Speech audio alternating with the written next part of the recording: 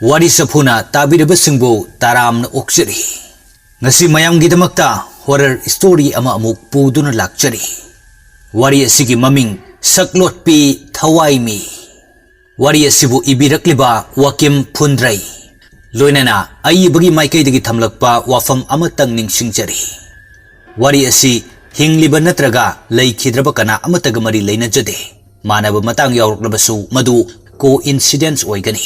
Ayibagi wakhalgi kalpana amadagi khut thajaba oibana asoiba aranba kaya yaurabasu nungsijaraba listeners singna pukchel chauna ngakpinaba haijari. Lobirasi ayiba WAKIM PHUNDREI gi SAKLOTPI THAWAI mi. Nong nganfung taurakpa aduaidani. Hostel aduda layriba satra mayamdu makutta lairik amamam paiduna hostel adugi lairik pafam adomda mari thoknaraktuna lairik panari. Sana kori machuna leitengba jum launa paliba laihau lairel pambidu kayadi ningthijai. Laihau lairel ki nungsiba manamda ngauroidaba taibang kanabu leiramgani. Amuksu yelakle laihau lairel adudagi humdorakpa nungsiba leinamna yelare nungsiba leinamgi nungsiba khonthokta tamna liri humliba namiba malangbana lairik panadunu leiribi satri mayamdu laihau lairelgi nungsiba leinamduda paramba lairiktu fat khumjinai. Holiba sordu fauba hongani khangda namli laihau lairelgi nungsiba leinam. Mainobi laihau lairel pambi duda mit kupta yengdun leiringai kanagumbi ama mit mangda leplar bugumna mami sami uraklami. Mainobi mitfam hongda yengdun leiramba misna anidu fat uisinki. Nungsiba leinamna sai thorakpada sana korigi laihau laireldu namthiba leinam amaga loinana humlai namthiba leinamda atiya pumbadasu nonggi mapaigumna pumnam namsilai. Nongsu thili chutharai. Lairik padun leiramba makhoi kharatu ngakna yengduna wa ama fawba ngangdana atiyaduda tathat yengnari. Karigidi ngakloi. Mahausa amukta thoktriba thodokni ngasi thoglakliba matau ase. Tanjaduda akhak araugum nongdu khongai. Mayamdu khangprek khangnaduna amana amada konsinnari. Adubu mainobidi kari sukirudi. Wakhalda khalaklami. Kaino asigi matausibo. Mahausa asigumnadi dokidri. Nongju thamatam sunati aduga karigino asina ita thajadana tawragliba matausina. Asi haiduna khalingai tanjaduda bench makhadagi kanagumbi amana pairak padawna mainobigi makhongdu tapari. Mainobi khangprek khangna mamaidu phat leithaduna yengli. Leiramde kanasu leiba ude. Mainobi sor mapi ama hondoktuna amuksu wakhalda khalai. Kaino thajadaba ngakta ngasi aingon tawruklibase. Aigi wakhalna oiramni. Wahi sikakta haituna amuksu mamaidu fat leithoraktuna yenglai. Adubu leiramdre. Phamlamdre kana amata lairik padun leiramba makhoi kharadudi nong khongbagi makholduda kiduna makhoi gi rumda changnakhrabani. Kari sukhanda kidaduna leiribi mainobi adusu mathanta ngairabadudadi masadu tu chungkhiba khanghaude. Masu hanna fawba yenglamda prap chensilai. Magi rum tamna lepte. Churiba nongdusu henna chuthari. Thingbinaba leitre haibagi matakum maning tamna nibaga sanaga dudi loire kibana makalak fawba niklabani. Ani sigi matawduda mainobisu kari sukhanda tapna hanglaklami. Bai, kaidawrage nakhoi anina adugi am kiridabo. Kasu tawroi kiganu se phajupse supselo. Nuksise su yam kana seleba. Asi haiduna athaba phaijup ama piduna aniduda suphali. Nibaga sanagadu mainobida tapna yenglai. Khanghaude tanjaduda nakal oirapna paliba thonautu fat haidokkiba matautuda kina leiramba anidu henna kisilakle masadu tasinduna phamlai maino bisu kibana di loirabani adubo karisu tawdaba saduna thongnau adugi mapada tapna changsili aduga thongnau du tapna thingjinge tawringai makut khudang duda kanano amana khangpai paisilai mainobi khangboy lakboy khanglau lauri ima asi haituna phamungduda sapu kan chensilai niba sana makhoi anisu mainobi na khanglau laurakpaduda makhoi anisu lauraklami niba sana amukka hena pakhatkre masadu cheng khaibagumna inik nikle sana mamit manadu tharo onkhatuna gyan mangna phamungduda haithari nibasu mamit mana chap yungkhai yengli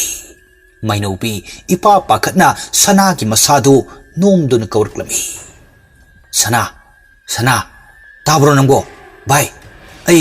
sar kawrukhige nang sana ga leminarmo niba hoi haibagum mangaktu nomi mainobisu aphing aphai tawna thangliba khong thangdu karamna thanglibanu khangdre pakhatpaga kibaga anidu ipun punsinna kiduna istiar adusu karamna chatlibanu khangde grong senthari waba khangde kibagi mayaina principal room du makhagi first floor da leirabani aduga student sing aduna 5 floor da thambani mainobi principal room du tamna lai mainobi principal room adugi thongjin du da leptuna nungsa sor thabet honduna principal ideal da haireklami sir sanadu kainom tore amta lao sir chair amada phamduna karino ama yengdun leirambani principal ideal du mainobi wadu da phuk haugatuna ha sanabo mainobi lao sarga asi haiduna mainobi ga ideal gadu chenchat tawna mathak lomda amuk prap chenkhalai aduga makhoina leiriba room aduda sangsillaktun yengli adubo sanadi hauzik phawba gyan laklamdri sanasi nibagiti yamna chanajabi magi best friend nibana haibada sanana su yadaba tawramde sanana haibada su nibana yadaba tawramde anisi yamna nungsi chanana tinarakpini langbadasu ngausinnabadasu lamba pabinaba kanasu leite aduna makhoi aninasu hostel asida leiriba satri amata singthanade makhoi gi mittadi satri khudingmak yeknaba amagumna khale mi sukaya usite karisu tawba ngamde haibagi matagom oja khainasu atopa satri singi wadasu thawoina lawde nibaga sanagana bo hairabadi aseng babu oiro seng da babu oiro chummi haina khanba oja ngaktani maino bida yengba midenga sanaga nibaga da yengba mideng dugasu khetnei masibo oja am oibagi matik chaba tawfam thokpa lichala adubo makhoi mayamna maino bibu yeknaba amagumna khalabasu maino bidi kari sukhanda arai bakaya puthoktuna harau nok na leiminai sanagi nakalda phamlibi nibadu makhol thokna kappa haurakle mainobi nibabu mathada chetna konsin bidun thamjanjai sar irel sanagi makut khubaktu noibiri adubu gyan di lakte inak nakna thamliba table adudagi ising bottle adu lawduna lawaida tapna thabiduna makhong khongpaktu amuk noibiri sana gyan kharadi laklaba mali mamitu khajik tapna pangthorai masadu tapna lenglai ireldu sor asangba amu hondoktuna sanada tapna hari phajana potharo nong nungsi sisu lepte asit awan tha matam sunati karigi nong sina itha thajadaba thongtok ama itau tawi sana nangbu khara gyan tarabo sana tare haibagum mangak tu nomi sar irel sanaga nibaga maino bigada yengduna niba maino bi nakhoi ani na sana se khara yengshin biyo ए थोंनाउसे करिगी हांदोलिनो थिंजिलु याद्रो सार थिंजिन बिरम लगेसे असी हाइदुना इरेल हांदोक्तुन लेरिबा थोंनाउदु चेटना लोनसिलमदुना room अदुदगी थोख्रे इरेल थोख्रबा मतुंग Icahn कानदना table अदुदा थमलिबा lyric सिंदो लैमाइदुदा तुप लाउना तरई पोथादुन लेरंब सनादु इखंग खंगना फुक हौगलई निबासु खंगप्रेबे खंगी मखोई अनी की अकीबा मतौदुदा माइनौबिसु कीरदुना खोंचल इनिक निकपा मखै हाइरई नखोई अनीना सुम कीरले नखोई अनी कीबदा कीबा फोरमदबा इसु कीरे माइनौबिगी वादुदा निबा ममित्तु फैना माइनौबिदि यंगलई वादी अमत्ता हाइरक्ते असुमना पुंग अनी अहुम हौख्रे चुरंबा नोंगदुसु हांख्रे मंगलंबा अतियादुसु मयेक सेंगना nganthorакले सिटलंबा भाइरलगी अंगावबा नामीबा मालंगबा नुंगसितुसु सिटखिद्रे नुमिदांग वाइरम संध्या या चंगलकपा अदुवाइदनी निबागा सनागदु मखुत्ता टावेल अमा पाइदुना washroom दुदा इरुजबा चंगलई खंगहौदे मतुंग लोमदगी हुमलकपा सहुम Amna मखुत्ता पाइरंबा टावेलदु हुमदोखिबा Niba ingak ngakna mangaktu tingak tingak yengduna tumina laikre mamangda grong grong chaliba sanadu matung phat onthoraktuna yenglakpani nibana chap leptuna lerambaduda karino khanna nokphet toun hari eh kaidoroge irujani haraga chap leptuna lerade lo thengkre class to matam su oraglani habine asi haiduna nibagi manak tamna changsilai niba yengliba mafam amada tuminna yengduna maraidu latla tauna hairi sana tu ai tawal sum dokre lo asianap tu khulu seba sana nokphet tauna e asigi ore nangna chuk cha kai tuminna leptuna reise lo se khulu rase asi haina duna humdok khirba tawel do khunduna washroom duda changlakuna irujakre sana wa amafawa ngangda tuminna luduna leri nibasu yauribani niba mamai mamitu sapon taisin kiduna kari amata udre makutuna ising maktu maduna thiri asum thirakpada mon laubu khutsa amada thenglure niba khanglau lauri ima sana asi haiduna khanglau laurakpani matungda leiribi sanadu khangprek e khangi khara sauna hari kaino ngawrab namgo adu kana lauridbo mina taraga karino haina khiduise nangna gyan tabra tada aina tabra tada asi haiduna saithali niba mamaidagi sapondu isingduna joy jam thoktuna ipa pakatna hari sana tu hauji aina mak thirakanda mon lauba mi makhut ama thengnarure sana ayam pakane mihun sisu kaino mitok towe yenguni thajadraga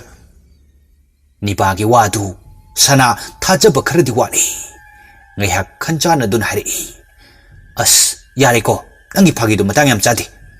matang chadana phagi tawbra haibo apai posin thomksani aduma taba yadabado kaino khangdi thajadaba haibe sisu thajadaba amani asengbo oirbasu sana thajadi haibadi washroom duda makhoi ani khaktani iru lujaminaribase aduna nibagi wadu sukha thajadi niba mana hariba wadu thajabide khanglasu amuksu hari sana aina haribase sengbani sidabo ainu nongonda phagi amuk tokidro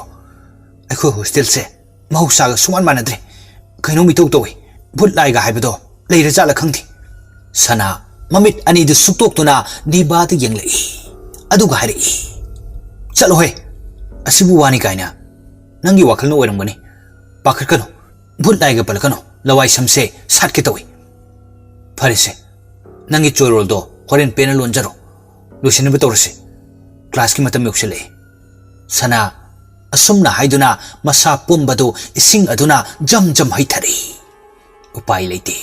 nibasu thaja bidraba aduda asum tauna ani du loiraduna thokminnari ising tariba teptu kongkang haina amuksu sanari niba sana Thanglamba khongthangdu chap leptuna matung phat onthorktuna ngaiak tuminna taduna lei. Niba sanada onsinduna hari. Aina haidra hostel se kainom tawi haiduna yam thajadaba natro. Aidi halaga changlubu ngamaro. Tiep se kongkang tawri se yeng suso. Sana noktuna hari.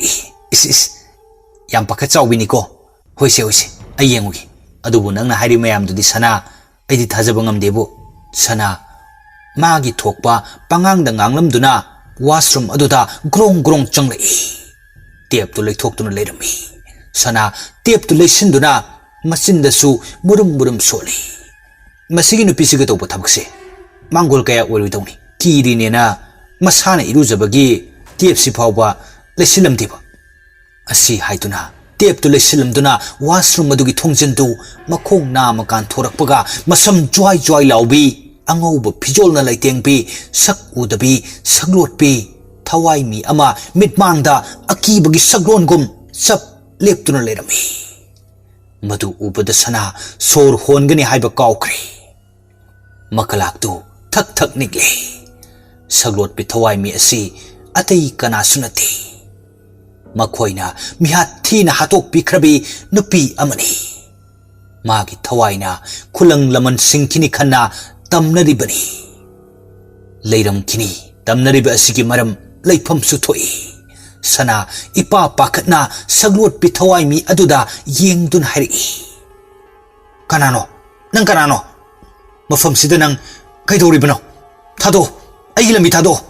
Ye saklotpi ay nahari sinangondani. Karigina saklolino. Asing musaktam do ulo. Nang buki dun chingado no pidudi ay dinate. Thado, ay setke. Asi haiduna sana mitfam hongda khongfam lengda yengli. Asum leptuna saklotpi thawai mi adu kari sukumlate. Mikoptoda saklotpi thawai mi adu swai launa mangki. Sana magi mitmang magtada tawrabaduda ngasai nibana haikiba wahai singtu achumba mag oiramlani haibasi haujiktada khalai. Sana akoibudu ngaiak tuminna leptuna koilei leidun yengi.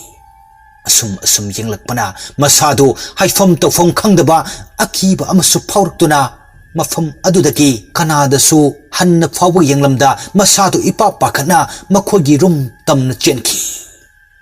Niba masam achotpadu tawel amana teikhoktuna samjet amana hatliba samjet tusu chetna paidabagir karino khangte laimai doda ta thokre.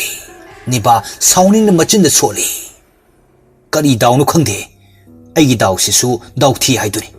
Yang samjet sifawa thadaba ngambini aise. Niba wahaidu haina makhada takarba samjetu khajik kunthaduna khungit ke tawringai kangthol makha adugi kangka adudagi phong saba manin gumlaba ama wang kaduna lerami. Matawduda niba ngakna yengdun hari. Kaino sidi maiga chakla jalo manin wawa karaklisibo. Aibo Mainobi amta chango sida. Asi haiduna Mainobidu amuk kausili. Mainobisu mapangi balcony duda pi phawduna leirambani. Nibana kaurakpadagi khonjeldu taraduna hathu kaduda changlai. Aduga nibada yengduna bai kai haige adu kana kauridubo. Niba makut khudom bidu thinduna taklai. Tu asi yengune. Asi haiduna yenghali. Mainobisu karisu khanda yenglubani. Adubo karisu leiramde. Leibasu udi. Mainobi mamittu khajik suktoktuna nebada yengduna hari. Kaino bai nangbu ngaudorabo. Sida kai leirage. Sidadi kaimta sulaitana. Mainobigi waduda niba mangaktu fat leithaduna amuksu yengli. Adubo handakti karimta tawdabi hanagi matawgumna hongdabi leirami. Mataw sida niba kari haigadoino haifam khangdre. Mana hairabasu thajabiroi haiba khangi. Aduna niba nukmi tawna hari. Mainobi aigi wakhang oirajani. Yare laik panaba tawruse. Usaga sungaiduna leiramani. Mainobi wadu khungge haina mayadu kathoklingai sanadu iping na kaduda aping apai tawna chensilai. Aduga sana ꯃꯥꯏꯅꯧꯕꯤꯒ ꯅꯤꯕꯥꯒꯗ ꯀꯣꯟꯁꯤꯟꯗꯨꯅ ꯍꯥꯏꯔꯛꯏ ꯅꯤꯕꯥ ꯃꯥꯏꯅꯧꯕꯤ ꯂꯩꯍꯧꯔꯦ ꯍꯥꯏꯕ ꯈꯪꯉꯤ ꯆꯩꯊꯦꯡ ꯐꯪꯂꯕꯤ ꯁꯥꯍꯨꯝ ꯅꯨꯡꯁꯤꯠ ꯆꯥꯔꯕꯤ ꯑꯅꯤꯗꯨꯗꯤ ꯑꯗꯨꯕꯨ ꯃꯥꯏꯅꯧꯕꯤꯗꯤ ꯊꯥꯖꯔꯝꯗꯦ ꯀꯔꯝꯅꯗꯤ ꯊꯥꯖꯒꯅꯤ ꯍꯥꯟꯅ ꯃꯃꯥꯡꯗ ꯃꯈꯣꯏ ꯑꯅꯤꯅ ꯉꯥꯡꯈꯤꯕ ꯑꯣꯏꯗ ꯄꯥꯗꯕ ꯊꯤꯈꯤꯕ ꯆꯤꯟ ꯇꯁꯦꯡꯅ ꯅꯤꯕꯥꯒ ꯁꯅꯥꯒꯁꯤ ꯆꯤꯟ ꯊꯤꯕꯗ ꯇꯣꯞ 10 ꯆꯠꯂꯤꯕ ꯅꯨꯄꯤꯅꯤ ꯑꯗꯨꯅ ꯃꯁꯤꯅ ꯃꯔꯝ ꯑꯣꯏꯔꯒ ꯍꯧꯖꯤꯛꯁꯨ ꯃꯈꯣꯏꯅ ꯐꯅ ꯀꯟꯅ ꯍꯥꯏꯔꯕꯁꯨ ꯃꯥꯏꯅꯧꯕꯤꯗꯤ ꯊꯥꯖꯕ ꯍꯥꯏꯕ ꯋꯥꯍꯩꯗꯨꯃꯗꯤ ꯍꯧꯖꯤꯛꯁꯨ ꯀꯩꯗꯧꯉꯩꯗ ꯉꯝꯗꯦ ꯃꯥꯏꯅꯧꯕꯤ ꯁꯣꯔ ꯃꯄꯤ ꯑꯃ ꯍꯣꯟꯗꯣꯛꯂꯒ ꯇꯞꯅ ꯍꯥꯏꯔꯛꯏ ꯀꯩꯅꯣꯃꯤ ꯅꯈꯣꯏ ꯑꯅꯤꯅ ꯈꯜꯂꯤꯁꯤꯕꯣ ꯃꯤꯕꯨ ꯅꯝꯊꯥꯛ ꯇꯧꯔꯒ ꯅꯈꯣꯏꯗ ꯀꯔꯤ ꯀꯥꯟꯅꯕ ꯐꯪꯒꯦ ꯍꯥꯟꯅꯗꯒꯤ ꯍꯦꯟꯅ ꯅꯈꯣꯏ ꯑꯅꯤꯁꯦ ꯍꯧꯖꯤꯛꯅ ꯈꯤꯇ ꯍꯦꯟꯖꯤꯜꯂꯦ ꯅꯆꯤꯟ ꯊꯤꯕꯁꯦ ꯑꯩꯗꯤ ꯑꯣꯏꯗ ꯄꯥꯗꯕ ꯆꯤꯟ ꯊꯤꯕꯁꯦ ꯃꯤꯉꯣꯟꯗ ꯅꯝꯊꯥꯛ ꯇꯧꯕ ꯃꯤꯁꯦ ꯌꯥꯝ ꯍꯩꯅꯗꯦ ꯇꯁꯦꯡꯅ ꯍꯥꯏꯔꯕꯗ ꯑꯗꯨꯒꯨꯝꯕ ꯃꯤꯗꯨ ꯑꯩꯗꯤ ꯂꯣꯏꯅꯒꯗꯕ ꯇꯨꯀꯠꯆꯩ ꯃꯥꯏꯅꯧꯕꯤꯒꯤ ꯋꯥꯗꯨꯗ ꯅꯤꯕꯥ ꯃꯃꯤꯠ ꯃꯅꯥ ꯆꯞ ꯌꯨꯡꯕ ꯃꯈꯩ ꯃꯥꯏꯅꯧꯕꯤꯒꯤ ꯃꯅꯥꯛ ꯇꯝꯅ ꯆꯪꯁꯤꯟꯗꯨꯅ ꯃꯃꯥꯏꯗꯨꯗ ꯈꯨꯄꯥꯛꯇꯨꯅ ꯊꯥꯒꯦ ꯍꯥꯏꯅ ꯇꯧꯔꯤꯉꯩ ꯀꯅꯥꯅꯣ ꯑꯃꯅ ꯅꯤꯕꯥꯒꯤ ꯃꯈꯨꯠ ꯈꯨꯗꯥꯡꯗꯨ ꯇꯥꯞ ꯐꯥꯈ꯭ꯔꯦ ꯅꯤꯕꯥ ꯉꯛꯅ ꯃꯈꯨꯠꯇꯨꯗ ꯌꯦꯡꯗꯨꯅ ꯃꯈꯨꯠꯇꯨ ꯐꯅ ꯀꯟꯅ ꯂꯦꯡꯅꯅꯕ ꯍꯣꯠꯅꯩ ꯑꯗꯨꯕꯨ ꯉꯝꯗ꯭ꯔꯦ ꯐꯥꯈ꯭ꯔ ꯃꯥꯅꯤ ꯁꯛꯂꯣꯠꯄꯤ ꯊꯋꯥꯏ ꯃꯤ ꯑꯗꯨꯅ ꯁꯅꯥꯁꯨ ꯅꯤꯕꯥꯒꯤ ꯃꯇꯦꯡ ꯄꯥꯡꯁꯤꯜꯂꯛꯏ ꯁꯅꯥ ꯃꯥꯏꯅꯧꯕꯤꯒꯤ ꯃꯅꯥꯛꯇ ꯈꯖꯤꯛ ꯆꯪꯁꯤꯟꯗꯨꯅ ꯃꯈꯨꯠ ꯑꯅꯤꯗꯨ ꯄꯨꯟꯗꯨꯅ ꯀꯔꯦꯝꯅꯕ ꯃꯤꯅꯣꯛ ꯑꯃ ꯅꯣꯛꯇꯨꯅ ꯍꯥꯏꯔꯛꯏ ꯑꯣ ꯅꯪꯅ ꯍꯥꯏꯅꯤꯡꯂꯤꯁꯤ ꯑꯩꯈꯣꯏꯗꯤ ꯆꯤꯟ ꯌꯥꯝ ꯊꯤ ꯅꯇꯣꯝꯇ ꯇꯣꯉꯥꯟ ꯂꯩꯅꯤꯡꯉꯦ ꯍꯥꯏꯕꯤ ꯋꯥꯅꯤꯅꯦ ꯑꯩꯈꯣꯏꯅ ꯍꯥꯏꯔꯤꯁꯦ ꯆꯤꯟ ꯊꯤꯕ ꯅꯠꯇꯦ ꯗꯥꯏꯔꯦꯛ ꯏꯃꯤꯠꯁꯤꯟ ꯎꯔꯕ ꯑꯗꯨꯅ ꯅꯈꯣꯏꯁꯨ ꯈꯔ ꯆꯦꯛꯁꯤꯜꯂꯨ ꯍꯥꯏꯖꯕ ꯃꯁꯤꯗ ꯊꯥꯖꯩꯒ ꯊꯥꯖꯗꯦꯒ ꯅꯪꯕꯨ ꯌꯥꯝ ꯐꯥꯎꯕ꯭ꯔꯣ ꯅꯪꯁꯨ ꯍꯧꯖꯤꯛꯃꯛ ꯑꯩꯈꯣꯏꯅ ꯍꯥꯠꯇꯣꯛꯄꯗ ꯀꯅꯥꯅ ꯀꯔꯤ ꯍꯥꯏꯗꯧꯔꯤꯒꯦ ꯅꯪꯒꯤ ꯅꯃꯥꯟꯅꯕꯤ ꯁꯅꯥ ꯋꯥꯗꯨ ꯍꯥꯏꯕ ꯂꯣꯏꯗ꯭ꯔꯤꯉꯩ ꯅꯤꯕꯥ ꯃꯃꯤꯠꯇꯨ ꯁꯅꯥꯗ ꯐꯠ ꯌꯦꯡꯂꯛꯏ ꯈꯪꯉꯤ ꯅꯤꯕꯥꯒꯤ ꯃꯤꯠꯌꯦꯡꯗꯨ ꯃꯔꯧ ꯂꯩꯅ ꯌꯦꯡꯂꯛꯄꯅꯤ ꯁꯅꯥ ꯅꯤꯕꯥꯒꯤ ꯃꯤꯠꯌꯦꯡꯗꯨꯗ ꯑꯥꯔꯊ ꯈꯪꯂꯨꯗꯨꯅ ꯋꯥꯗꯨ ꯊꯩꯗꯣꯛꯂꯝꯃꯤ ꯁꯤꯗꯩꯗꯤ ꯅꯪꯁꯨ ꯑꯩꯈꯣꯏꯒ ꯑꯃꯨꯛ ꯍꯟꯅ ꯄꯨꯜꯂꯒꯨꯝꯁꯤ ꯅꯪꯁꯨ ꯅꯊꯟꯇ ꯉꯁꯤꯗꯒꯤ ꯇꯣꯉꯥꯟꯅ ꯂꯩꯖꯔꯨꯔꯣ ꯀꯔꯤ ꯀꯥꯟꯅꯗꯕꯗ ꯑꯉꯥꯡꯅ ꯆꯩ ꯆꯥꯒꯦꯗꯅꯤ ꯃꯥꯏꯅꯧꯕꯤ ꯀꯔꯤꯁꯨ ꯈꯨꯝꯂꯨꯕ ꯇꯧꯗꯦ ꯑꯗꯨꯕꯨ ꯁꯅꯥꯅ ꯃꯃꯥꯟꯅꯕꯤ ꯁꯤ ꯍꯥꯏꯅ ꯄꯜꯂꯛꯄꯗꯨꯗ ꯆꯤꯡꯅꯕ ꯐꯥꯎꯔꯛꯏ ꯁꯅꯥ ꯋꯥꯍꯩ ꯈꯔꯗꯨ ꯍꯥꯏꯔꯝꯗꯨꯅ ꯃꯈꯨꯠꯇ ꯂꯥꯏꯔꯤꯛ ꯑꯃ ꯄꯥꯏꯗꯨꯅ ꯕꯦꯜꯀꯣꯅꯤ ꯑꯗꯣꯝꯗ ꯊꯣꯛꯈ꯭ꯔꯦ ꯅꯤꯕꯥ ꯐꯥꯖꯤꯟꯈ꯭ꯔꯕ ꯃꯈꯨꯠꯇꯨ ꯂꯩꯊꯦꯛꯇꯨꯅ ꯈꯥꯡꯉꯝꯗꯕ ꯆꯩꯅꯥ ꯑꯃ ꯄꯤꯕ ꯍꯧꯔꯛꯂꯦ ꯃꯤꯀꯨꯞꯁꯤꯗ ꯅꯤꯕꯥ ꯃꯥꯏꯅꯧꯕꯤꯗ ꯌꯦꯡꯂꯝꯗꯨꯅ 마수 사나기 마뚱도 젠크레 사나 토키바가 마이노비 마북닝드 칼레 그이노 마나 아한바다 이마나비 이 하이르가 잡리우 키즈나 아두가 거리기노 니바나 사나다 마밋 버깅럭리바 아이 징나다 방암디 사나나 하이게 떠오름리보 와도 마두나디 이키수 아이코이나 핫크레다나 하이게 떠오름바리 마니 아이기 이마나비 이키 THAWAIꯒꯤ best friend ꯃꯈꯣꯏ ꯑꯅꯤꯅ ꯍꯥꯠꯄꯅꯤ ꯐꯠꯇꯦ ꯑꯩꯈꯣꯏ ꯍꯣꯁꯇꯦꯜꯒꯤ ꯑꯣꯖꯥꯁꯤꯁꯨ ꯌꯥꯝ ꯐꯠꯇꯕ ꯃꯈꯣꯏꯕꯨ ꯁꯨꯝ ꯀꯪꯈꯠꯇꯨꯅ ꯊꯝꯕ ꯑꯩꯈꯣꯏꯕꯨꯅ ꯑꯔꯥꯟꯕ ꯇꯥꯟꯗꯨꯅ ꯐꯨꯕꯤꯕ ꯆꯩꯕꯤꯕ ꯋꯥꯔꯧꯏ ꯑꯩꯈꯣꯏ ꯄꯨꯝꯅꯃꯛꯄꯨ ꯃꯥꯏꯅꯧꯕꯤ ꯑꯩꯅ ꯋꯥꯔꯧꯏ ꯏꯃꯥꯟꯅꯕꯤ ꯑꯦꯀꯤꯅ ꯂꯩꯈꯤꯗꯕꯗ ꯃꯈꯣꯏꯒꯤ ꯃꯥꯏꯊꯣꯡꯗ ꯑꯋꯥꯕꯒꯤ ꯃꯃꯤ ꯑꯃꯠꯇ ꯇꯥꯈꯤꯗꯕꯅꯤ ꯅꯣꯡꯃꯗꯤ ꯃꯤꯍꯥꯠꯄꯤ ꯅꯈꯣꯏꯒꯤ ꯂꯤꯈꯨꯜ ꯁꯣꯏꯗꯅ ꯈꯪꯂꯛꯀꯅꯤ ꯃꯇꯝꯗꯨ ꯑꯩ ꯊꯧꯅꯥ ꯂꯤꯡꯖꯦꯜ ꯂꯩꯅ ꯉꯥꯏꯈꯤꯒꯅꯤ ꯑꯗꯨꯒ ꯑꯩꯒꯤ ꯏꯃꯥꯟꯅꯕꯤ ꯁꯤꯂꯩꯃꯒꯤ ꯊꯋꯥꯏꯅ ꯄꯦꯟꯅꯅꯕ ꯃꯈꯣꯏꯁꯤꯡꯗꯨꯕꯨꯁꯨ ꯑꯩꯒꯤ ꯏꯈꯨꯠꯃꯛꯅ ꯄꯦꯟꯅ ꯂꯃꯟꯁꯤꯟꯈꯤꯅꯤ ꯁꯤꯂꯩꯃ ꯅꯪꯗꯤ ꯌꯥꯝꯅ ꯋꯥꯖꯔꯕꯤꯅꯤ ꯑꯋꯥꯕ ꯀꯌꯥ ꯃꯥꯌꯣꯛꯅꯈ꯭ꯔꯕꯤ ꯅꯨꯄꯤ ꯂꯛꯇꯒꯤ ꯑꯊꯣꯏꯕꯤꯅꯤ ꯑꯗꯨꯅ ꯅꯪ ꯃꯄꯨꯒꯤ ꯂꯩꯀꯣꯜꯗ ꯏꯪꯅ ꯆꯤꯛꯅ ꯅꯨꯡꯉꯥꯏꯅ ꯂꯩꯌꯨꯀꯣ ꯃꯁꯤ ꯍꯥꯏꯖꯕꯁꯤ ꯅꯠꯇꯅ ꯑꯩꯒꯤ ꯎꯄꯥꯏ ꯀꯔꯤꯁꯨ ꯂꯩꯇ꯭ꯔꯦ ꯑꯁꯤ ꯍꯥꯏꯗꯨꯅ ꯃꯥꯏꯅꯧꯕꯤ ꯊꯃꯣꯏ ꯁꯣꯛꯅ ꯀꯞꯆꯔꯝꯃꯤ ꯑꯁꯨꯝ ꯇꯧꯅ ꯅꯨꯃꯤꯠꯇꯨꯁꯨ ꯇꯥꯁꯤꯜꯂꯛꯂꯦ ꯑꯍꯤꯡꯒꯤ ꯃꯇꯝꯅꯤ ꯃꯤꯆꯤꯛ ꯃꯤꯔꯥꯎꯈꯣꯟ ꯇꯥꯟꯅꯗ꯭ꯔꯕ ꯄꯨꯡ 2ꯃꯨꯛ ꯇꯥꯔꯛꯄ ꯑꯗꯨꯋꯥꯏꯗꯅꯤ ꯃꯥꯏꯅꯧꯕꯤ ꯇꯨꯝꯊꯕ ꯌꯥꯗ꯭ꯔꯦ ꯋꯥꯈꯜꯗꯨ ꯆꯔꯥꯡꯅꯗꯨꯅ ꯍꯣꯁꯇꯦꯜ ꯑꯗꯨꯒꯤ ꯕꯦꯜꯀꯣꯅꯤꯗꯨꯗ ꯊꯣꯛꯂꯛꯇꯨꯅ ꯆꯤꯌꯔ ꯑꯃꯗ ꯐꯝꯗꯨꯅ ꯍꯣꯁꯇꯦꯜ ꯑꯗꯨꯒꯤ ꯑꯀꯣꯏꯕꯗꯨ ꯃꯄꯤ ꯏꯔꯥ ꯆꯦꯟꯅ ꯌꯦꯡꯗꯨꯅ ꯂꯩꯔꯦ ꯃꯤꯠꯃꯥꯡꯗꯁꯨ ꯍꯧꯈ꯭ꯔꯕ ꯄꯨꯟꯁꯤ ꯋꯥꯔꯤ ꯃꯇꯦꯛ ꯈꯔ ꯑꯃꯁꯨ ꯃꯃꯤ ꯁꯥꯃꯤ ꯎꯔꯛꯏ ꯅꯨꯃꯤꯠꯇꯨ 2014ꯒꯤ ꯐꯦꯕ꯭ꯔꯨꯋꯥꯔꯤꯒꯤ date 11 Friday numit asidani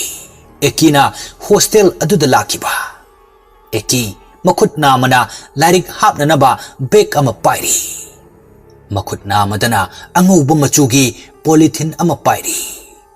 mabu pokpi mama binana makokta tarang ama thangatuna hostel adugi gate tu hangdoktuna hostel adugi campus manungduda mama macha ani tu changminnari aduga principal Irelna mama macha ani tu kausinduna wari watai khara sanare wari sanaba yaba khara sanaduna bina macha nupi ekida nungsina amuktang yengduna hari isa thoi lehoroko ozana takpu para pungning changna tasilu aduga hostel asida leiriba mairoi sing sisu namana bi makni khana nungsi sanan lemino ko langsinagano oza guru na haibi ilo makhoi ni yadaba thabakta khak tawge khaluno phare phare ima amuk chaluki ge ko bina wahai kharadu macha oibiduda hairaduna mamai du phat leithokduna khong thang du thangamda thangge honari ngai macha no pi ekina mama oibidugi phiji du yanduna kapli tawna hari ima nangai gi nak tuina lau ko ima gi nungsibi mai thong du udrabadi nachai di pham sida kuina leiba ngamni thajadi ima nang tuina lau ko eki kaptuna hairak pani bina macha gi wahi kharaduda mabuk ning nungsiman khiduna milu dagi pirang sinthare aduga macha gi makoktuda nungsina nan thabiduna wahi khara hairi isa thoi lakaniye ima isa gi nak tuina lakaniye se ima gi pisida yali bu kusado thado ima gi khongse thang bangam dre ni isa thoi kaple mama oibi madu ekisu thadok ningda paisiliba mama gi phiji tu tapna thadore mama oibi masu awaba polum puduna mayum tamna chatkre yeng hori macha oibi manati chatkhrabi mama bu mama macha anina tawriba sing somda leplibi mainobi loina oi aduna mainobi leptun leribi eki gi manak tamna sangsindun themjen biri kai kablino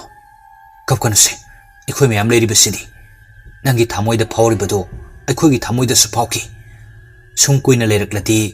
hainarakla dongni nongmani ni fawbadi nungsi khraba yumdo miss yam tobuni ado nangi mingdi kai kauke iki milu dagi pi do fat tai thoktuna hanglatli bud khumlai mingbudi iki kawe nangi di ai di maino bi kawe kailam dakino pangai dakine nangdi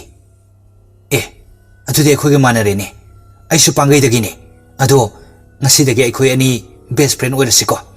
aisu hostel sida lerakpa chahi ohum phare adubo best friend di kanam leite hausikti ai laglabani na ai ga best friend oira dongni hoi adubudi adudi ki room so ai khoi ani pulase ai di ithanta leibadu nungai thi hoi punse adudi lao nangi tarang do ai pabirak lage ai gi room da changase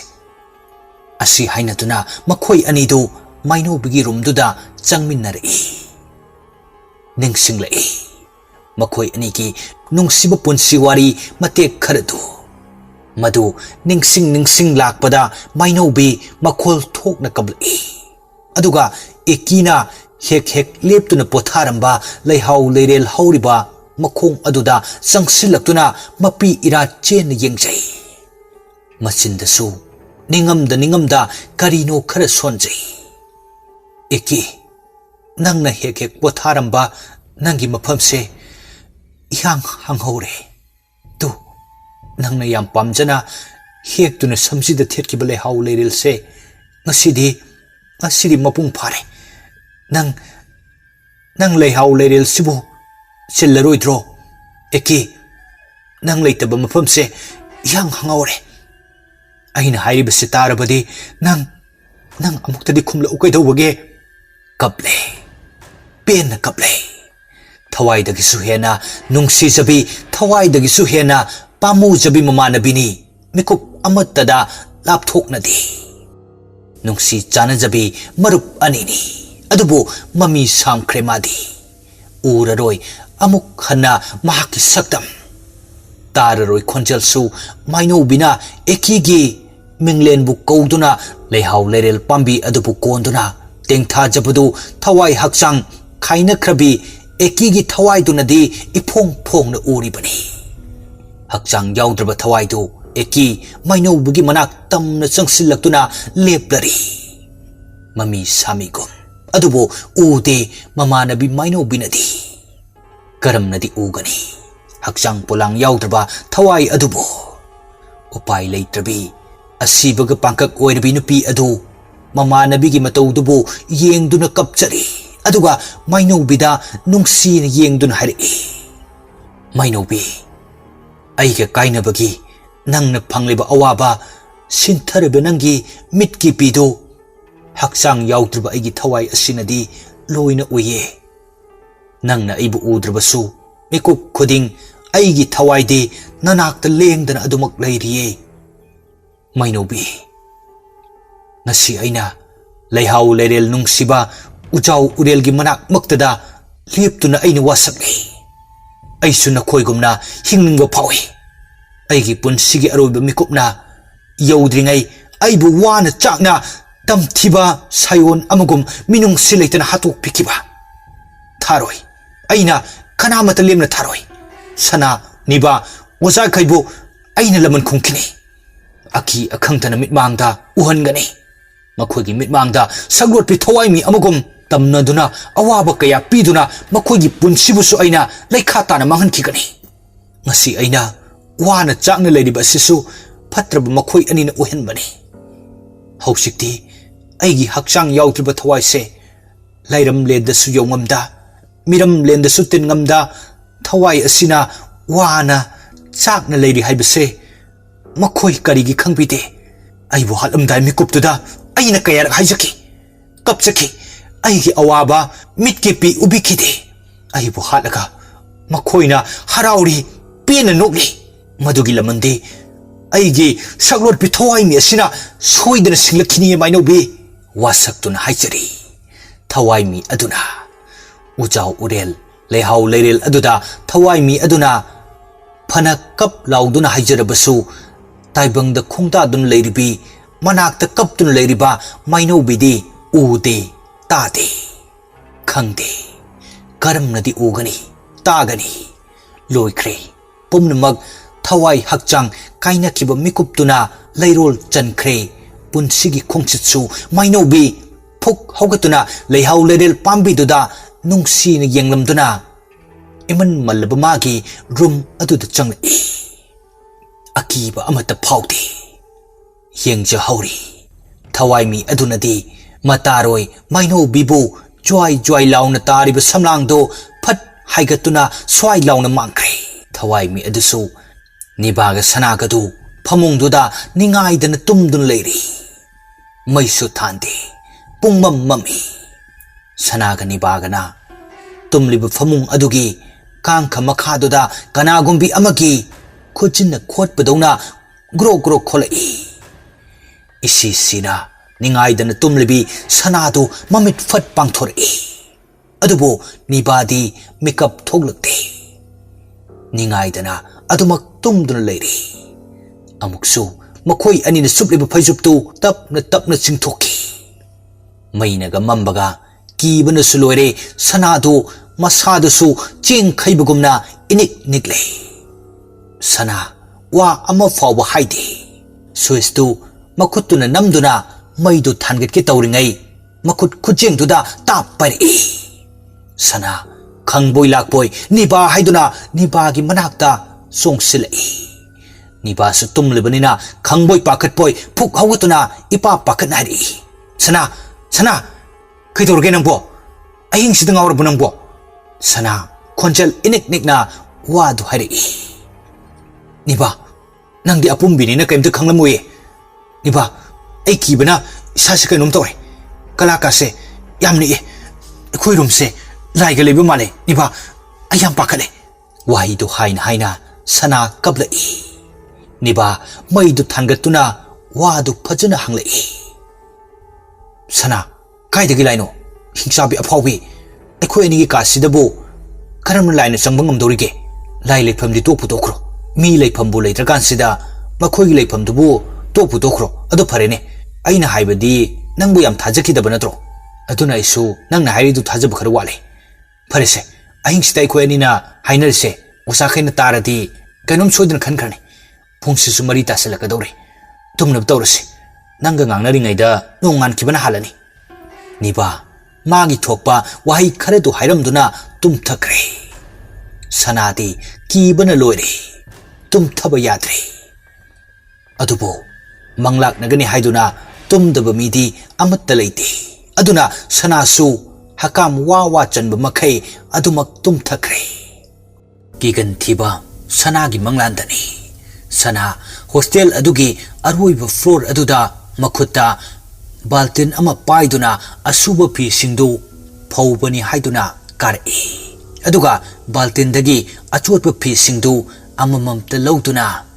sangna tingliba thori aduda lam duna phawri. Sana pi singdu phawba loiraduna makhongdu tagap thangduna istiar aduda kumthari. Sanana kumlingai tanja aduda matung lomda kanano ma inarakpadawna sot tawri.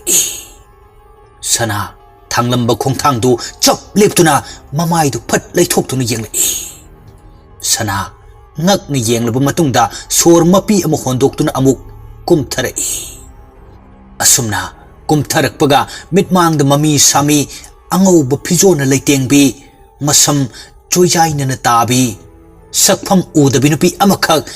kapli tawduna leptuna lerami. Madu ubada sana masadu pakatkre. Adubu sana akibadu tapna phathaduna leplibi nupi aduda onsinduna hairaklami. Kanano? Karigino? Nangna kaplidi? Arot pasaktamdu yenge. Nasam afabado amukta khomjilo. Asi haiduna sana mitfam hongda sor hongani khangda yengli. Adumak tokte. Kablibi nupi adusu hena adumak kaptuna leiri. Sana kablibi nupi adugi manak tamna changsili. Adubo sana changsilakpaga ihang hangawduna mangkre. Leptuna leirambi nupi du matawduda sana ngakna matung phat onthoraktuna yenglakpani. Sana na onthorakpaga mitchanaruba haigadra miteng mapamaktada mamit ngaurok ngaubi akibagi saktam onduna mamit khana saubagi mawongda sanada yamna munna yengduna lerami. Sana akibagi masak oirbi adugi mamaida tairiba angang ikeng adugi matawduda makhut anidu manakong aniduna mensinjaduna mamit mana usinduna khanglaw lori. Ima asi haiduna khara kanna lawrakpani. Mikap thokra male. Phuk haugatuna masa pumbadu thektuna phamli. Mamai mamitsu humang kangi. Nibasu aping apai tawduna phuk haugatuna sanabu konsinbiduna masadu phathabirami.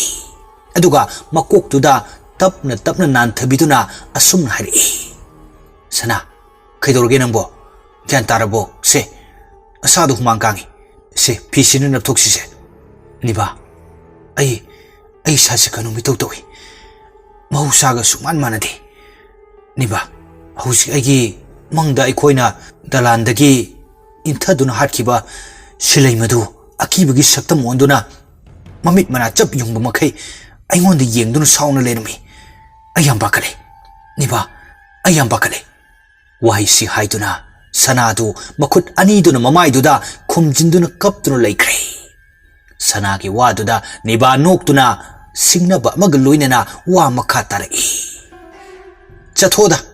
si khraba mibu sumning singlaga legadro. Matamduda aikoina mangonda kara haikige. Maduda mana yaramladi aikoina mabu halidu halamloi. Maralgi dandini. Aidine haujikta kem chakli khamra. Dolandagi intharaga halamdoi saru thang ama pairaga mangaktuda chabat yalaga halamladi kayada benjaramni. Mamani kainaga tawriduna kayadi nungsikidre. Haujikti athibi mamadusu ngawkhredana. Aidi kalaktum pelhe. Parese haugalase Brush tokthulurase. Lairik toknanaba. Ngasidi school su satwini tawrise. Ngarang ojana semu haiba sentence tu semdaba. Nungai dori ngasidi aisu. Nibana hairiba mayam adu sana tara su tasinnade. Tana khumlakte. Maramna kariki. Ikidi maral leijakidabani. Lalibadi makoi aninani haibasi sana masana masabu haujikta maral singdu yajarakle. Sana maral mapot farabi maral leiribi amagum mamaidu tuminna non thadun leiri. Makoi anina hainariba ngangnariba mayamdu minung sileitana maral suklai leitana mihat thina hatok pikrabi silei magi thawai mi adunadi uri. Khangli tawriba thabak khallibu wakhal ngangnariba mayam singdu. Yengli teng thaduna milu anidu pitana thumatle. Thawai amana iki nibaga sanagar udrabasu thawai adunadi loina uribanina niba makhori charamdu kanagumba amana milk pugumna mangaktu chena paisilai. Niba waga nangba ngamkidre. Mamitu mathak lomda tharo angkhatuna yengkhalai. Aduga mangak samaduda makut aniduna melak liba adu thadoknanaba fanakana honai. Adubu ngamdre. Yamna kanna chena paisin kibana upai leitre. Makhongdu phiding kauri. Mamai lukthaduna leiribi sanadu kangthondu phara hari. Kanna mamaidu phat nongkhatuna nibada phat yenglai. Niba makhongwa makhuto kauduna chongduna leirambadu sana wakhal tarang chatkre. Kaugani yengani haiwa fawa ngai haktuda pumnamak kauthokre. Gyan pumba mangkre. Akoibada leiriba potchai singdusu laimaiduda pop tarai. Wakhal tarang chatna leikrabi sanadu wakhal khanglak lai. Tanjaduda yuar habagumna laimaidu phara hairi. Niba chainadu khangba ngamdre. Masadu ilek thaduna laimaidudu tup launa haitharai. Sana ngai haktuda tawrakliba singdu ubada pakhat chawbi kigan thibi ma amuk ke head pakat kre. Sana nibabu hana yenglamba istiartu makhong launa thangduna principal room tamna chentaki. Satra mayam singdu lairik pabadi lairadana sanagi ipa pakatna senthaki ba mataudu ubada kari tawraba jano khana makhoi mayamdu lairik singdu phat khumjilamduna niba khoigi room aduda mari chenthanaki. Niba masasu sarai leiba mi amagum pring kauduna laimaiduda mamit mana tharo onduna leirambaduda satri mayamdu angakpa ama phawi. Satri kharana nibabu paiduna phamungduda thangatpiduna thamli. Satri khara amana chibon hainari. Kaino maibu sarai kangbaga leijalo. Aisu khangde ngasi urisini. Ado nahan kaidi sumaini tawdeko. Adudane aina gyan mamise. Ado sarai laiba mise mai singda yam sigale haibane. Satri kharasu asumna hainaringai amana amuk hainari. Asigi nupise yam phattabani. Uba khuding madagi oiningmani. Maram chasige hairuradi hanna phawu yengloidongni. Sibam nabam khangda sidorini. Asumna makhoi kharatu chibon hainari. Somda sana ipa pakatna principal aduda makhut anidu lonaduna kapli tauna hari. Sir nibadu kanong tahore. Principal irendo phone yengdun lerambani. Sana ki pautuda ngakna amuk hanglai. Ha kaidora habnu mabo. Sir adudi kai sukangdi. Magai ga tumba hukolaktuna brush tawrur sainari ngai ikhang khangudana makhong makhutu kaw chongduna torakpani. Sir amta lao ma phibam yam chahodreba sir. Hoi lao adudi sarenge. Asi haiduna ani tu prap mathak lom da kakhalai. Iriel ga sanaga room aduda hobe chensil latuna niba du yengli. Niba kharadi paramale. Masai makai sor hondok ba waru bagi haujikta sor tu sang na hondor i. Iriel niba da yengduna. Niba khara parbo nangbo kari tawruklinone nangbo niba irelda ira chelaba misna ani duna yengduna tapna hari sir kaisu khangde khonause khamet mesilak badongna tawi sor honbasu yam wai sir irel su kari haigadabuna khangtre aduna sor mapi ama hondokdaga tapna hari oh ado nangbu nangi hana naba anaba gati leite ko sir aina angang wiringaida toina toramba anaba amadi leye sor thingaga wa ngang ngamdaba aduga harsu yam sori sini aingonda leiba laina haibabu oh adu ma horli ojalo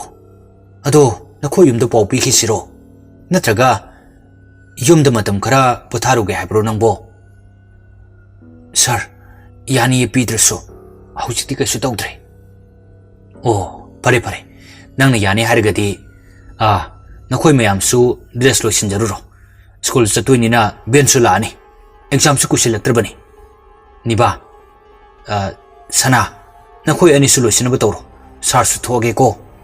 asi hairam duna irel du thokre room adu da lairamba satri mayam du su masa gi room da changna raktuna school chat anaba dress loisin kre niba ga sana ga su dress loisin jari ngai hakki matung school ben su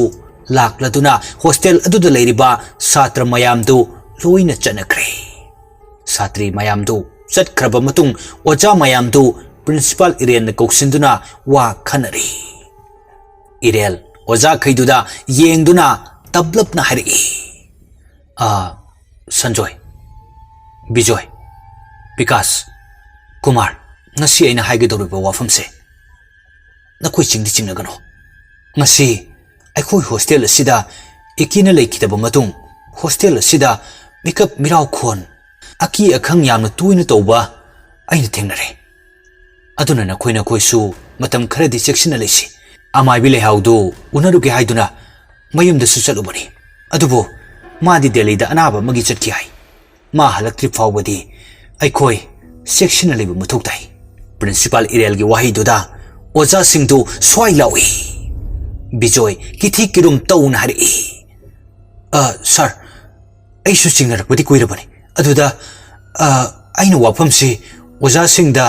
sar hoida hawduk lubada thaja biroi khana hawduk tabani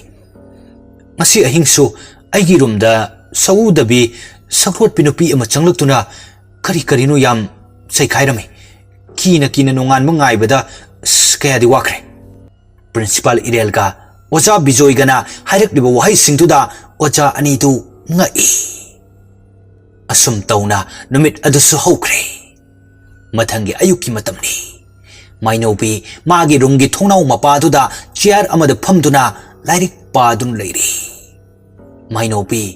ngaiak parba matungda pariba lairik tu bekta ningthi jan hapsili aduga nibaga sanaga makhoi anigi room da lai nibaga sanaga su phamung du da phamduna lairik padun leiringai tanja du da mainobi wadi ngangdi kauba tanbagir khangde thongdu dong thilai lairik padun leiribe ani du khangprege khangni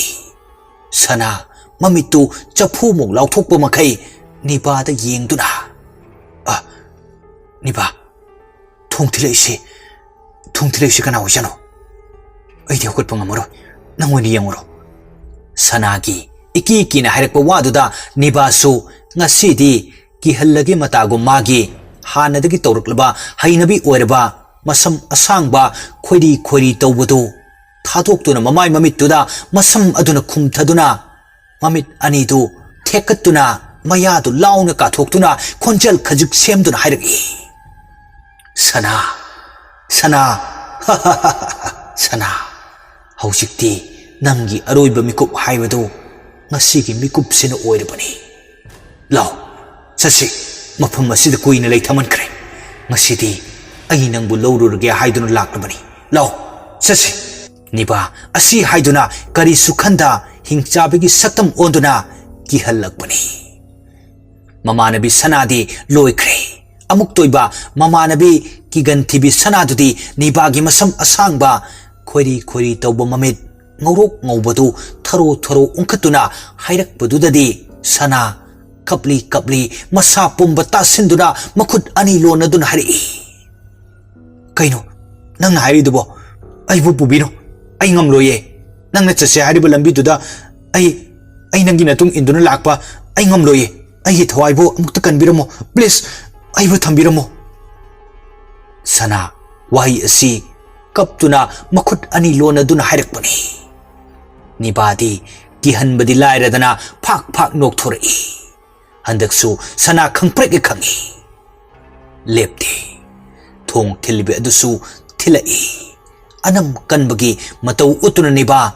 sana thilak liba thong adomda miteng thamlai niba sana da yengduna nokphet tawdun hari sana nang sidiba yam ki gan khraba kiradi kiro na isu But saraga kihaledana manbra hausikido manbra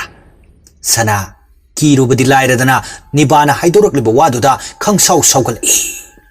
aduga machindu paithokduna makhut aniduna makhwang mapaduda metuna wa makha amuk tari oh gen bese dumai to boire he machanda no pi nang suwande nongmadi khulang mansinge Mihun taun gase alari pakta karam do kita ngaida as kanano sina khangte khangadi kokchat kro kina kibane sumthile ho kanano narul thoktro narige khatra bunangbo chalo thongthile se kanano amti yongso o kini nangti hoi hoi yare ayengorke asi haituna nipadu phuk haugatuna thongdu tapna hangdoktuna longlaga yengi Mainobi oirambududa khara saurap nahari nang ware aikhoida nahandagi geliside thongse thilaktrasu korpo yadro naronga thoktrabo nasin bandu yetumnaga phosin grabo kariginu nang thongthilaide Mainobi khumbadi yam khumningle adubo makhoiga manaba tanbagi ra karino khumdabi kithik kirum tauna wahai amakakde hari nahan ayi notebook lokhibedo wahai si haraga tumin na leptuna leri niba mamitu phaina yengtuna ngak lermo ai puthoraki kadaga di sankano aikoi kasida nangi ne haibada khongpham amu pawu tanbe yaroi maino bisu upai leite hoi haibagum mangak tu nomi niba magi bag tagi notebook tu lokthok tuna yamna usitana notebook tu makhutuna thongsin adomda laktana langthori aduga thongdu gamlaung thingchinki lang thorak pada lemai da takrba notebook tu kuntha dunu khulli aduga ira chelaba mitlu ani duna yamna waruna mamai du khajik leithok duna niba khoigi ka tu di yenglei taibang mioi bana udrabi asibagi thawai mi saglotpi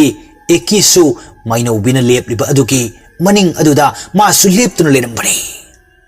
maino bina niba khoigi room aduda yenglakpaduda mangon dara khana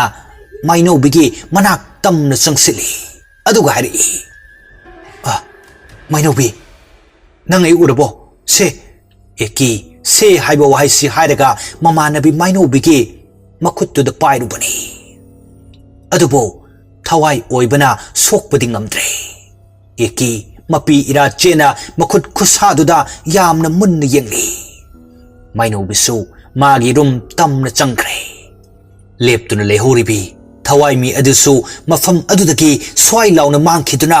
nibagi rum manungduda amuk leptuna mamit khana nibaga sanagana tawribadu yengli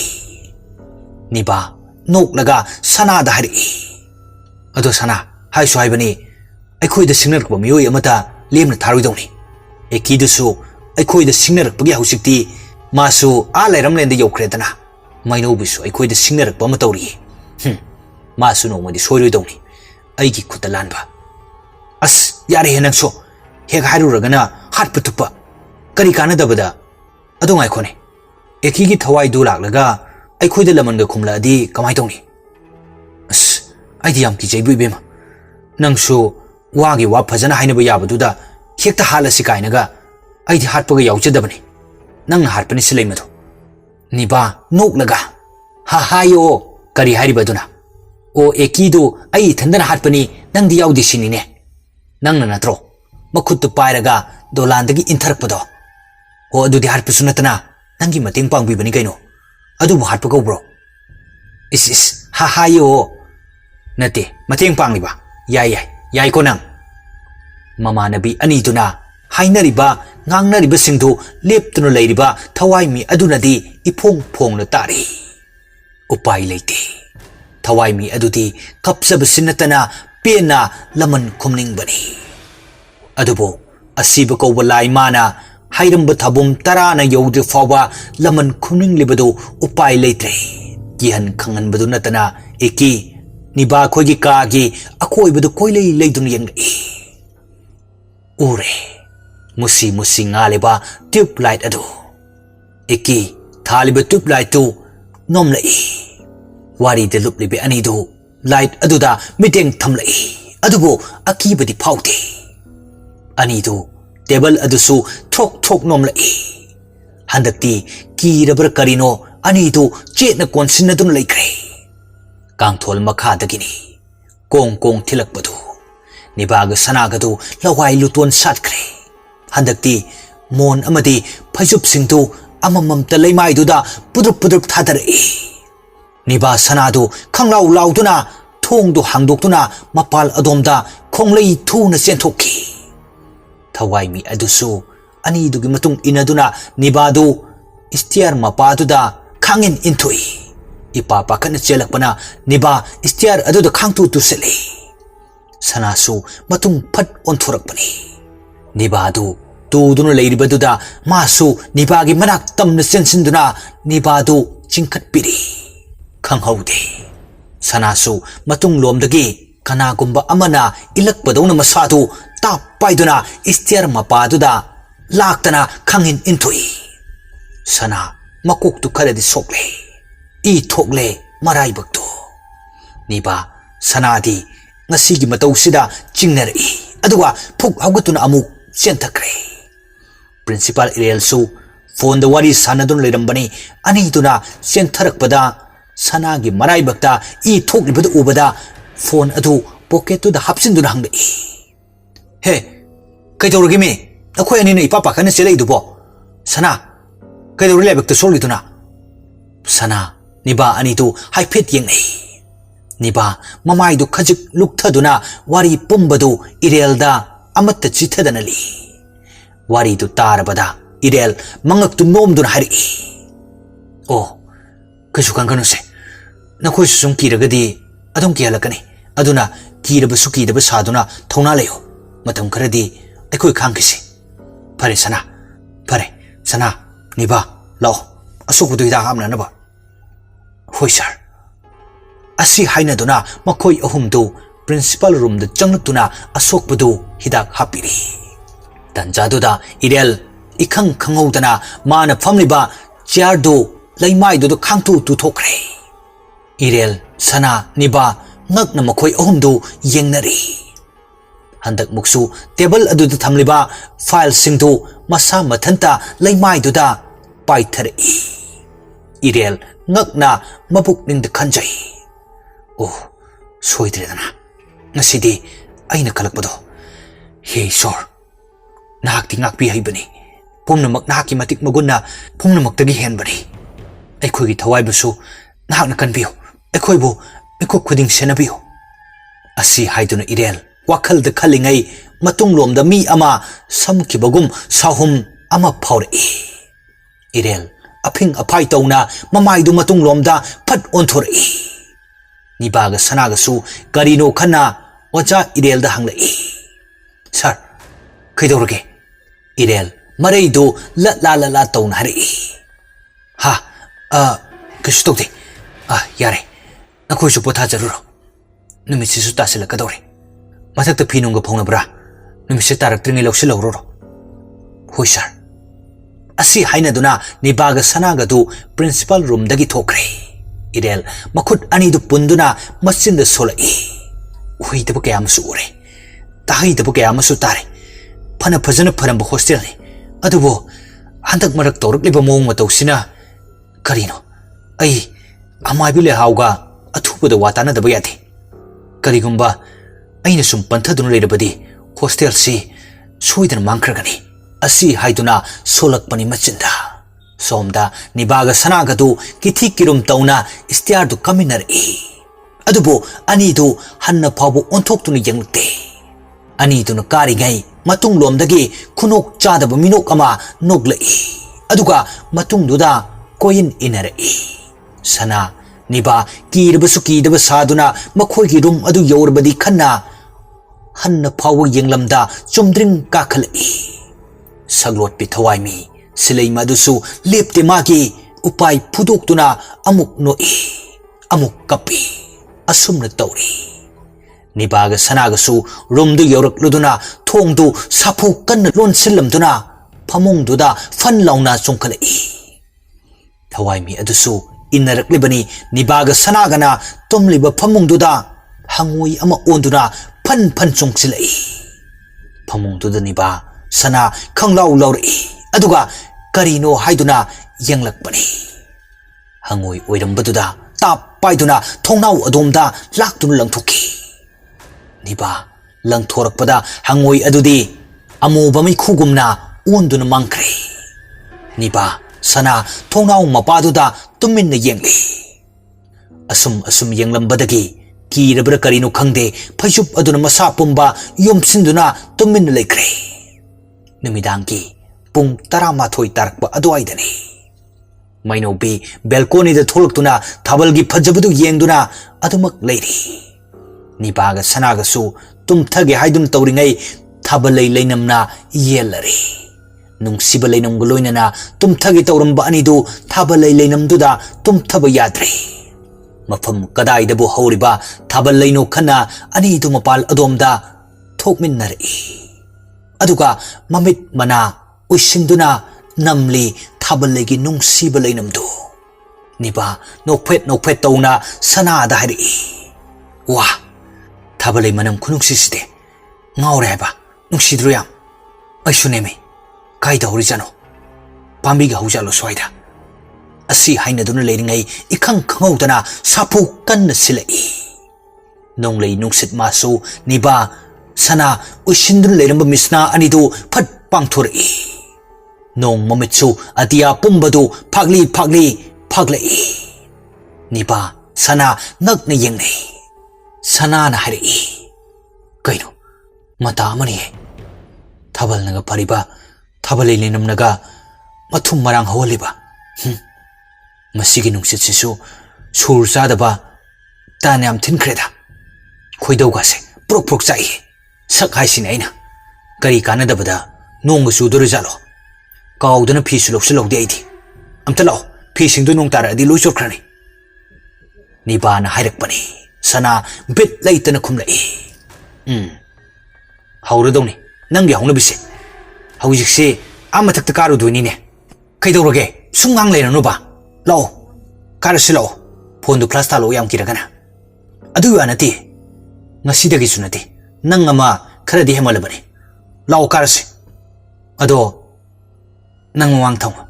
Aidi ngamaroi. Isis yam kibui wanine. Handakti laining balai heloi bu oro tinmu lain bu oro manata changsilaga ainu ina kihalagi. Ha hayo naril mata duga lao yengagi. Horendi nang nan chenkini. Chenbiruine ai togi lakta launi. Asi hainaduna anidu ahing athengba michik mirau kol tanadrabasida phi loksinbani haiduna 5 floor tamna kakhalai. Asum karakpana yaurakle ngasaidi phajana phorambani phi singdu adubo kanana kamdongna tawribanu khangde. White chart singdu makhada loina tadun leramle. Leikhomsu taire phi singdu. Niba phi singdu khungatuna sauna machinda solai. Kanana bulang thrijano ne. Asuk wana suraga saita pila bazane aidi. Kanana bulang thadorige. Nang nadi phajana phoromdraga. Haujik nungsit kana sitpaduda masana paithari oramni. Usu udana nang ama pangangda ngangadana. Anidu ngaiyak wathi tongna dun leiringai amuba pijolna leitengpi masak udabi makhongsu udabi nupi amakha mitmangda leplare. Madu ubada sana mafam lengda sap leptuna ꯂꯦꯞꯂꯤꯕꯗꯨꯗ ꯇꯨꯃꯤꯟꯅ ꯌꯦꯡꯗꯨꯅ ꯂꯩꯈ꯭ꯔꯦ ꯉꯁꯥꯏꯗꯤ ꯌꯥꯝꯅ ꯐꯥꯎꯈꯤꯕꯅꯤ ꯅꯤꯕꯥꯗꯨ ꯃꯤꯠꯃꯥꯡꯗ ꯑꯁꯦꯡꯕ ꯑꯣꯏꯅ ꯊꯣꯛꯂꯛꯂꯕꯗꯨꯗ ꯃꯥꯁꯨ ꯀꯤꯔꯦ ꯃꯀꯂꯥꯛꯇꯨ ꯊꯛ ꯊꯛ ꯅꯤꯛꯂꯦ ꯅꯝꯕꯔ 1ꯁꯨ ꯆꯤꯁꯤꯜꯂꯛꯏ ꯇꯟꯖꯥꯗꯨꯗ ꯁꯅꯥ ꯍꯣꯜꯂꯤꯕ ꯁꯣꯔꯗꯨ ꯋꯥꯡꯅ ꯋꯥꯡꯅ ꯍꯣꯜꯂꯛꯏ ꯃꯈꯨꯠꯇ ꯄꯥꯏꯔꯤꯕ ꯃꯣꯕꯥꯏꯜ ꯑꯗꯨꯁꯨ ꯂꯩꯃꯥꯏꯗꯨꯗ ꯇꯥꯊꯣꯛꯈ꯭ꯔꯦ ꯅꯤꯕꯥ ꯀꯔꯤꯁꯨ ꯍꯥꯏꯗ ꯆꯦꯟꯒꯦ ꯇꯧꯔꯤꯉꯩ ꯃꯈꯨꯠ ꯈꯨꯇꯥꯡꯗꯨꯗ ꯌꯥꯜꯂꯛꯏ ꯉꯥꯏꯈꯣ ꯀꯗꯥꯏꯗꯅꯣ ꯅꯪ ꯆꯦꯟꯒꯦ ꯇꯧꯔꯤꯕ ꯑꯩꯒꯤ ꯋꯥ ꯇꯥꯗꯅ ꯅꯈꯣꯏ ꯑꯅꯤ ꯑꯃꯠꯇ ꯂꯦꯡꯕ ꯌꯥꯔꯣꯏ ꯁꯅꯥꯁꯨ ꯃꯇꯨꯡ ꯐꯠ ꯑꯣꯟꯊꯣꯔꯛꯏ ꯋꯥꯗꯤ ꯑꯃꯠꯇ ꯉꯥꯡꯂꯛꯇꯦ ꯇꯨꯃꯤꯟꯅ ꯌꯦꯡꯗꯨꯅ ꯂꯩꯔꯤ ꯅꯤꯕꯥ ꯈꯨꯔꯨ ꯈꯨꯗꯛ ꯀꯨꯟꯊꯔꯛꯇꯨꯅ ꯀꯥꯆꯤꯟ ꯑꯣꯏꯔꯞꯅ ꯆꯦꯟꯁꯤꯜꯂꯤ ꯁꯛ ꯎꯗꯕꯤ ꯃꯀꯣꯛꯁꯨ ꯎꯗꯕꯤ ꯃꯈꯣꯡꯁꯨ ꯎꯗꯕꯤ ꯑꯗꯨ ꯀꯞꯇꯨꯅ ꯍꯥꯏꯔꯛꯏ ꯃꯤꯐꯠꯇꯕꯤ ꯍꯤꯡꯆꯥꯕꯤ ꯅꯈꯣꯏꯗꯤ ꯃꯤ ꯅꯠꯇꯦ ꯅꯈꯣꯏꯗꯤ ꯁꯥꯗꯒꯤꯁꯨ ꯍꯦꯟꯅ ꯇꯝꯊꯤꯕꯤꯅꯤ ꯑꯩꯒꯤ ꯀꯔꯤ ꯏꯔꯥꯡꯅꯣ ꯅꯈꯣꯏ ꯑꯅꯤꯅ ꯑꯩꯕꯨ ꯑꯁꯨꯛ ꯇꯝꯊꯤꯅ ꯍꯥꯠꯂꯤꯕ ꯍꯥꯏꯌꯣ ꯈꯨꯝꯃꯣ ꯅꯆꯤꯟꯗꯨꯅ ꯀꯔꯤꯒꯤ ꯈꯨꯝꯗꯦ ꯀꯔꯤꯒꯤ ꯇꯨꯃꯤꯟ ꯂꯩꯔꯤ ꯉꯁꯤ ꯑꯩꯅ ꯋꯥꯅ ꯆꯥꯛꯅ ꯂꯩꯔꯤꯕ ꯑꯁꯨꯝꯅ ꯅꯈꯣꯏꯁꯨ ꯑꯩꯅ ꯋꯥꯍꯟꯒꯅꯤ ꯑꯩꯅ ꯅꯈꯣꯏꯕꯨ ꯂꯃꯟ ꯈꯨꯝꯈꯤꯅꯤ ꯑꯩꯒꯤ ꯑꯔꯣꯏꯕ ꯃꯤꯀꯨꯞ ꯑꯣꯏꯔꯝꯗꯥꯏ ꯑꯩꯅ ꯑꯩꯕꯨ ꯑꯃꯨꯛꯇ ꯀꯟꯕꯤꯌꯨ ꯍꯥꯏꯗꯨꯅ ꯀꯌꯥꯔꯛ ꯍꯥꯏꯖꯈꯤ ꯑꯩꯒꯤ ꯃꯤꯠꯀꯤ ꯄꯤꯕꯨꯁꯨ ꯅꯈꯣꯏ ꯑꯅꯤꯅ ꯈꯪꯕꯤꯈꯤꯗꯦ ꯎꯕꯤꯈꯤꯗꯦ ꯑꯗꯨꯅ ꯑꯩꯁꯨ ꯅꯈꯣꯏ ꯑꯅꯤꯒꯤ ꯃꯤꯠꯀꯤ ꯄꯤꯗꯨ ꯌꯦꯡꯅꯤꯡꯗꯦ ꯑꯩꯒꯤ ꯃꯤꯠꯃꯥꯡꯗ ꯎꯠꯂꯛꯀꯅꯨ ꯄꯥꯞ ꯆꯦꯜꯂꯕꯤ ꯅꯈꯣꯏ ꯑꯅꯤꯒꯤ ꯃꯤꯂꯨ ꯄꯤꯔꯥꯡꯗꯣ ꯈꯪꯉꯤ ꯑꯅꯤꯗꯣ ꯇꯥꯛꯂꯤ ꯋꯥꯍꯩꯗꯨꯅ ꯁꯛꯎꯗꯕꯤ ꯁꯛꯂꯣꯠꯄꯤ ꯊꯋꯥꯏꯃꯤ ꯑꯁꯤ ꯃꯈꯣꯏꯅ ꯃꯐꯝ ꯑꯁꯤꯗ ꯂꯧꯅꯝ ꯇꯧꯗꯨꯅ ꯃꯤꯍꯥꯠ ꯊꯤꯅ ꯍꯥꯠꯇꯣꯛꯄꯤꯈ꯭ꯔꯕꯤ ꯁꯤꯂꯩꯃꯅꯤ ꯍꯥꯏꯕꯁꯦ ꯀꯞꯂꯦ ꯄꯦꯟꯅ ꯀꯞꯂꯦ ꯅꯤꯕꯥꯒ ꯁꯅꯥꯒꯗꯨ ꯍꯧꯖꯤꯛꯇꯤ ꯃꯈꯣꯏꯒꯤ ꯊꯋꯥꯏꯕꯨ ꯀꯟꯕꯤꯌꯨ ꯍꯥꯏꯗꯨꯅ ꯃꯈꯣꯏ ꯑꯅꯤꯗꯨ ꯃꯈꯨꯠ ꯂꯣꯟꯅꯗꯨꯅ ꯍꯥꯏꯖꯔꯛꯏ ꯏꯀꯦ ꯑꯩꯈꯣꯏ ꯂꯥꯜꯂꯦ ꯇꯁꯦꯡꯅ ꯑꯩꯈꯣꯏ ꯅꯪꯒꯤ ꯅꯐꯝꯗ ꯌꯥꯝ ꯂꯥꯟꯖꯔꯦ ꯑꯩꯈꯣꯏꯅ ꯅꯪꯕꯨ ꯂꯧꯅꯝ ꯇꯧꯗꯨꯅ ꯍꯥꯠꯄꯤꯈꯤꯕꯅꯤ ꯍꯧꯖꯤꯛꯇꯤ ꯑꯩꯈꯣꯏ ꯏꯁꯥꯅ ꯏꯔꯥꯜꯁꯤꯡꯗꯨ ꯌꯥꯖꯔꯦ ꯑꯩꯈꯣꯏꯕꯨ ꯑꯃꯨꯛꯇ ꯉꯥꯛꯄꯤꯌꯨ ꯏꯀꯦ ꯍꯥꯏꯒꯦ ꯄꯥꯡꯗꯕꯤꯅꯤ ꯄꯥꯡꯗꯕꯤ ꯃꯤ ꯑꯃꯅ ꯃꯤ ꯑꯃꯒꯤ ꯊꯋꯥꯏꯕꯨ ꯀꯔꯤꯁꯨ ꯃꯃꯜ ꯂꯩꯇꯅ ꯈꯟꯗꯨꯅ ꯇꯝꯊꯤꯕ ꯃꯑꯣꯡꯗ ꯁꯔꯥꯛ ꯇꯝꯕꯤꯕ ꯅꯈꯣꯏꯅ ꯇꯧꯖꯔꯨꯕꯒꯤ ꯃꯍꯩ ꯂꯥꯛꯂꯕ ꯃꯇꯝꯗꯅ ꯅꯈꯣꯏꯒꯤ ꯅꯔꯥꯜꯁꯤꯡꯗꯨ ꯅꯁꯥꯅ ꯌꯥꯖꯔꯦ ꯍꯥꯏꯕꯁꯤꯗꯤ ꯄꯥꯡꯗꯕꯒꯤ ꯃꯆꯠꯅꯤ ꯅꯨꯄꯤꯅꯤ ꯍꯥꯏꯕꯗ ꯂꯦꯝꯖꯗꯦ ꯑꯦꯀꯤ ꯑꯁꯨꯝꯅ ꯍꯥꯏꯗꯨꯅ ꯀꯔꯦꯝꯅꯕ ꯃꯤꯅꯣꯛ ꯑꯃ ꯅꯣꯛꯂꯒ ꯈꯪꯍꯥꯏ ꯈꯪꯖꯤꯟ ꯇꯧꯔꯛꯏ ꯀꯔꯤ ꯅꯈꯣꯏꯕꯨ ꯉꯥꯛꯄꯤꯕ ꯑꯩꯒꯤ ꯊꯋꯥꯏꯕꯨꯅ ꯀꯔꯤꯁꯨ ꯂꯩꯇꯅ ꯈꯟꯗꯨꯅ ꯑꯩꯕꯨ ꯍꯥꯠꯇꯣꯛꯄꯤꯔꯒ ꯍꯧꯖꯤꯛꯅ ꯅꯈꯣꯏꯕꯨ ꯑꯩꯅ ꯉꯥꯛꯄꯤꯕ ꯉꯝꯂꯣꯏ ꯑꯩ ꯅꯈꯣꯏꯕꯨ ꯉꯥꯛꯄꯤꯌꯨ ꯉꯝꯂꯣꯏ ꯑꯩꯅ ꯋꯥꯅ ꯆꯥꯛꯅ ꯂꯩꯔꯤꯕ ꯑꯁꯨꯝꯅ ꯅꯈꯣꯏꯒꯤ ꯅꯊꯛꯇꯁꯨ ꯁꯣꯏꯗꯅ ꯑꯋꯥꯕ ꯆꯩꯊꯦꯡ ꯀꯌా ꯄꯤꯒꯅꯤ ꯃꯇꯝꯗꯨ ꯅꯈꯣꯏ ꯅꯤꯡꯁꯤꯡ ꯈꯥꯡꯉꯨ ꯁꯅꯥ ꯀꯔꯤ ꯍꯥꯏꯒꯗꯕꯅꯣ ꯈꯪꯗ꯭ꯔꯦ ꯀꯞꯄ ꯅꯠꯇꯅ ꯑꯗꯨꯕꯨ ꯂꯧꯅꯝ ꯍꯩꯕꯤ ꯅꯤꯕꯥꯗꯨ ꯂꯩꯇꯣꯟꯗ ꯁꯔꯨ ꯄꯥꯟꯗꯦ ꯍꯥꯏꯕꯒꯨꯝ ꯄꯥꯎꯈꯨꯝꯁꯨ ꯋꯥꯠꯇꯦ ꯃꯥꯒꯤ ꯊꯋꯥꯏꯕꯨ ꯀꯟꯖꯅꯕ ꯑꯔꯩꯕ ꯎꯄꯥꯏ ꯐꯨꯗꯣꯛꯇꯨꯅ ꯍꯥꯏꯔꯛꯏ ꯏꯀꯦ ꯅꯪ ꯑꯩꯈꯣꯏꯕꯨ ꯉꯥꯛꯄꯤꯔꯔꯣꯏꯗ꯭ꯔꯣ ꯇꯁꯦꯡꯅ ꯑꯩꯈꯣꯏ ꯅꯐꯝꯗ ꯃꯥꯏꯊꯤꯔꯕꯤꯅꯤ ꯉꯥꯛꯄꯤꯐꯝ ꯊꯣꯛꯇ꯭ꯔꯕ ꯑꯩꯈꯣꯏꯒꯤ ꯏꯔꯥꯜꯁꯦ ꯅꯪꯅ ꯑꯃꯨꯛꯇ ꯉꯥꯛꯄꯤꯌꯨꯕ ꯄ꯭ꯂꯤꯖ ꯏꯀꯦ ꯐꯅ ꯍꯥꯏꯔꯕꯁꯨ ꯐꯅ ꯀꯞꯂꯕꯁꯨ ꯇꯥꯕꯤꯒꯗꯕ ꯃꯥꯅꯗꯤ ꯇꯥꯕꯤꯗ꯭ꯔꯦ ꯃꯈꯣꯏꯒꯤ ꯉꯥꯛꯄꯤꯌꯨ ꯍꯥꯏꯕ ꯋꯥꯍꯩ ꯄꯤꯔꯣꯏꯅꯕ ꯑꯁꯤꯗ ꯊꯋꯥꯏ ꯃꯥꯒꯤ ꯃꯐꯝꯗꯗꯤ ꯍꯦꯟꯅ ꯂꯛꯅꯕ ꯑꯣꯏꯅ ꯊꯣꯛꯂꯔꯦ ꯑꯗꯨꯅ ꯁꯤꯂꯩꯃ ꯀꯔꯤꯁꯨ ꯈꯨꯝꯂꯛꯇ ꯁ꯭ꯋꯥꯏ ꯂꯥꯎꯅ ꯃꯥꯡꯈꯤꯗꯨꯅ ꯅꯣꯡ ꯑꯣꯏꯅ ꯁꯥꯐꯨ ꯀꯟꯅ ꯆꯨꯊꯔꯛꯏ ꯇꯥꯟꯖꯥꯗꯨꯗ ꯃꯩꯗꯨꯁꯨ ꯃꯨꯠꯊꯣꯛꯈ꯭ꯔꯦ ꯅꯣꯡꯗꯨꯒꯤ ꯃꯔꯛꯇ ꯅꯣꯡꯂꯩ ꯅꯨꯡꯁꯤꯠ ꯃꯥꯁꯨ ꯌꯥꯎꯔꯤ ꯑꯅꯤꯗꯨ ꯄꯥꯅꯈꯤꯕꯅ ꯁꯥꯊꯤꯅ ꯇꯝꯊꯤꯕ ꯃꯑꯣꯡꯗ ꯆꯨꯔꯤ ꯁꯤꯠꯂꯤ ꯅꯣꯡ ꯅꯨꯡꯁꯤꯠ ꯑꯅꯤꯗꯨ ꯅꯤꯕꯥ ꯁꯅꯥ ꯀꯣꯟꯁꯤꯟꯅꯗꯨꯅ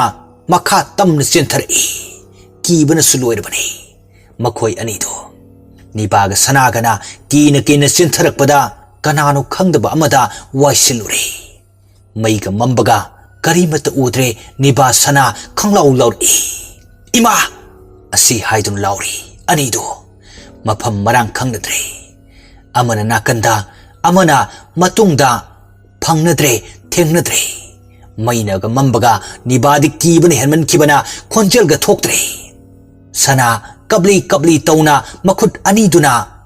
ꯃꯥꯗꯨꯅ ꯑꯃꯝꯕꯗꯨ ꯊꯤꯔꯤ ꯃꯇꯥꯔꯣꯏ ꯅꯤꯕꯥꯗꯨ ꯅꯤꯕꯥ Niba, kai lege, Niba, tadro, chalabo nang. Niba, sanana kaplaga hairapadu loina tai, adubo khumbadi ngamdre. Sana, makuttuna, maduna thirakpana, makuttuna marakliba mafam aduda phamduna lermi. Sana, mana pairibi, phamlibi aduda pai. Phamlibi aduda pai dun hari. Niba, kaino amambasida sum phamleiri dubo. Lao, changase. Akhoi rumda, Niba. Aidi kaimtu utre mitkase. Masen marang loin thangi. Kaino, angna khumdabi tawrisibo. Kina kibane lao haibane. Sanana hairibasi Niba danate. Thawai mi adudani. Mana paiduna hairibadu. Niba di konjal thokidre. Khumbangamdre. Sana Niba ni khanna pairiba thawai mi adu sumdring haugatuna kumthakre. Aduga Nibana lepliba aduda sangsillaktuna leplari. Sana ngakna hari. Niba, kumabo, ngaiko, aiga puna kuminasi Niba. Asi haiduna sana, paglang duda, maduna kumthare. Niba su, sana bu maduna thire. Tanja chana bahai gadra, manakta leplibi aduda, kangpai silure. Aduga sana ni khanna, makutu, samduna, jingduna kumai. Thawai mi adu, Nibagi makhajai duda kupaktuna sapu kanna thare. Aduga makhol khara hauba posak ama laimai duda sapu kanna thadare. Niba sana khangpai khangi. Sana makhol thokna kabli. Aduga Nibabu amukka kauri. Niba mipatabi nang khangni nabuk chenyam pikpa. Asi haiduna kapna kumthare. Tanjaduda churamba nong dusu hangkre. Silamba nungsit dusu sitkidre. Mutluraba may adusu tanjaduda lae. Niba istiar aduda phamduna makut ani punduna kaptuna leiri. Sanasu kumtharakpani. Nibana istiar mapaduda phamlaga kaplibadu ubada sauning lambadu loina kokre.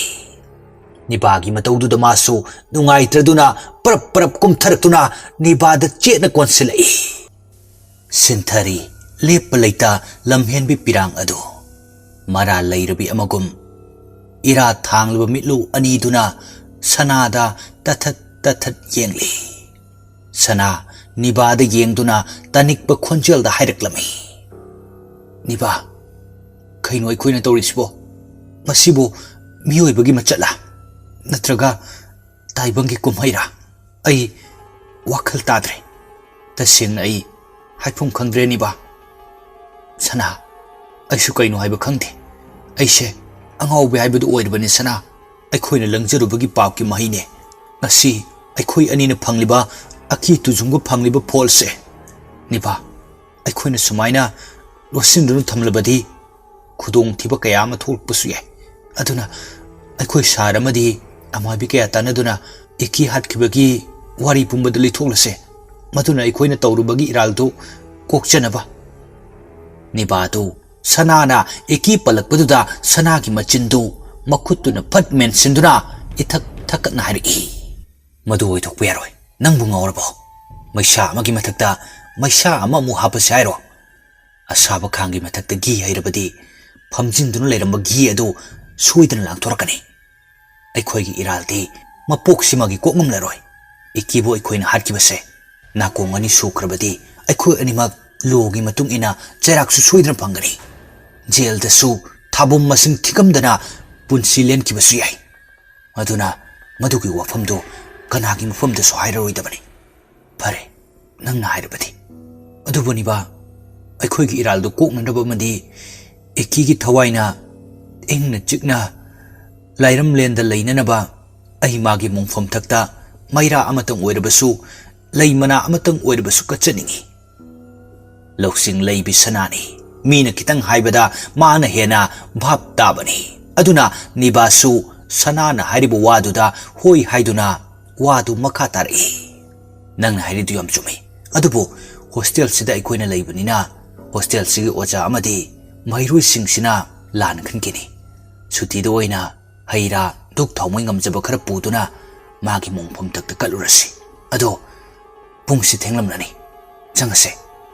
asi haiduna ani room aduda changlai sana mon maya da leiriba phone adu sat lokthokuna pung kaya tarabano haini yengli matamdi phana hauramle pung ani taramle sana nibada yengduna tapna hari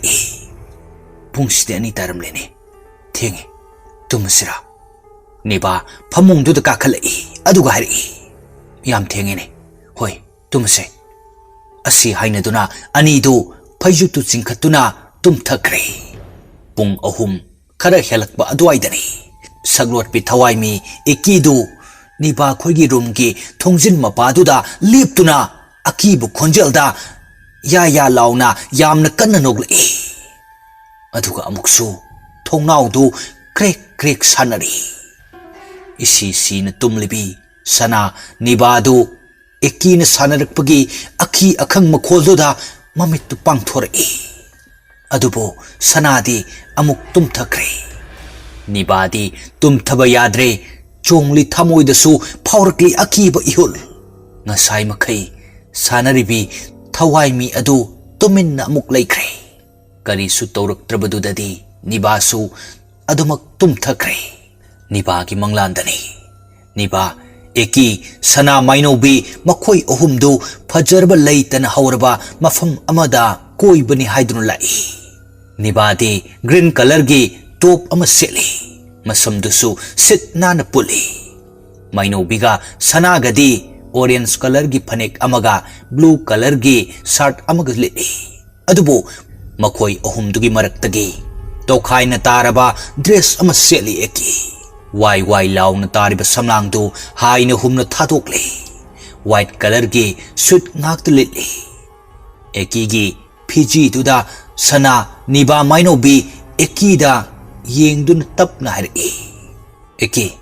kainu nangdi ekhoi mayam go manadaba asiba mina setoba dress ka seliduna horror gi film ga namdau leibro nangbo asi haiduna asumna hairakpani makoi ahumduna eki da adubo ekidi kari sukumlakte makoi ahungi mamang thaduna awang ba chingdol adu kaduna grong chatkre niba sana mainobi makoi ahumsu eki gi matung inaduna kakre aduga khara phajaba asongba mafam amada changsinduna makoi kharadu photo ga kapminari niba sana da yengduna nokphet tawna hari se ai phone sidagi photo kapo ai post makeba sana pirak libu phone adu lawduna noksin adun hari post tu tawge haradi yongna pan charam dai ki haraubu mongdo adumai toro sana ki wahai duda maino bino niba mamit tu phaina yengduna aibu maya mangsida ikabe piriro yare photo ga mata nambirano yare photo ga loi khajare asi haiduna phone du sana ki makhutaki tap muli sana machindu khajik sukatuna nangnabu yare hairadi aisune adum yar bazani kai haino khangdemi mina phagi to buga se amti yadramani magi makok chakpi amuk lekhet pise adum tawradoni kadaino phone do piro kapagi nipa ngaiha khanjana rab matung phone ado amuk sanada pitun hari se bhajan namoko thiramladi nungani nang asi haiduna ani du photo khara kaptuna leiri maino bisu manakta leptuna leiri ngai haktuda phajabagi mayaina lukhra male bukning wakal singtu photo kap loiruduna hannanaba tawringai eki leiram dabaduda makhoi singtu eki du khangning ningsing lei aduga khonjel kalapna kaurak-lami haima eki di kadai chakrajano aikhoi di photo do ngauringai da maga loi kauthoreni eki kai lege as tadeba eki asi haiduna koiko kouri chingmai do makhoi ahungi khonjel tana pumnin nile numitsu tasilakadore sandia ya changlakpa haibadu oire niba sana mainobi makhoi ahumdu thiri ekibu adubu phangdre sukphang phangdrabadudadi niba wakhalda karino ama phauruktuna hari sana mainobi asigi lamlong uhum phangum leirise ꯑꯁꯤꯗ ꯁꯣꯏꯗꯅ ꯆꯠꯂꯝꯗꯧ ꯃꯥꯜꯂꯤ ꯃꯥꯏꯅꯧꯕꯤ ꯅꯪꯅ ꯃꯃꯥꯡꯒꯤ ꯁꯤꯗ ꯆꯠꯂꯣ ꯑꯗꯨꯒ ꯑꯩꯅ ꯁꯣꯝꯗ ꯆꯠꯂꯒꯦ ꯁꯅꯥ ꯅꯪꯅ ꯑꯁꯣꯝꯒꯤ ꯁꯤꯗ ꯂꯥꯛꯑꯣ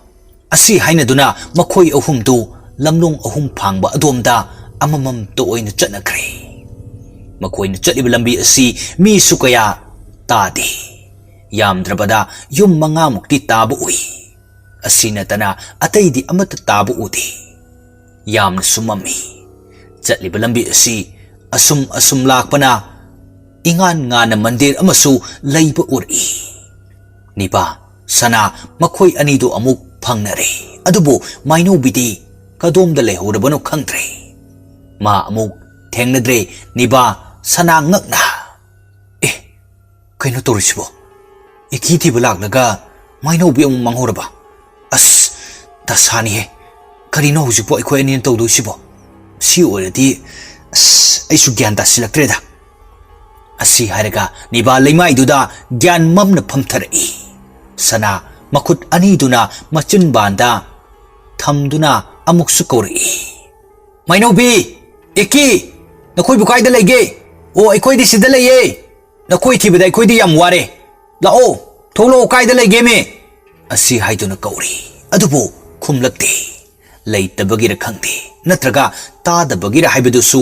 ꯈꯪꯕ ꯉꯝꯗ꯭ꯔꯦ ꯀꯣꯔꯧ ꯃꯥꯁꯨ ꯃꯌꯨꯝ ꯆꯪꯈ꯭ꯔꯦ ꯉꯥꯂꯝꯕ ꯊꯥꯕꯜꯁꯨ ꯆꯪꯈ꯭ꯔꯦ ꯅꯨꯃꯤꯠ ꯄꯨꯝꯇꯥ ꯇꯥꯁꯤꯟꯈ꯭ꯔꯦ ꯅꯨꯃꯤꯠꯅ ꯇꯥꯁꯤꯟꯈ꯭ꯔꯕꯗ ꯑꯉꯥꯟꯕ ꯀꯔꯤꯃꯠꯇ ꯎꯈꯤꯗ꯭ꯔꯦ ꯁꯅꯥꯒ ꯅꯤꯕꯥꯒꯗꯨꯁꯨ ꯀꯤꯔꯛꯄ ꯑꯃ ꯐꯥꯎꯔꯛꯏ ꯑꯗꯨꯕꯨ ꯀꯤꯕꯗꯤ ꯇꯧꯗꯦ ꯅꯤꯕꯥ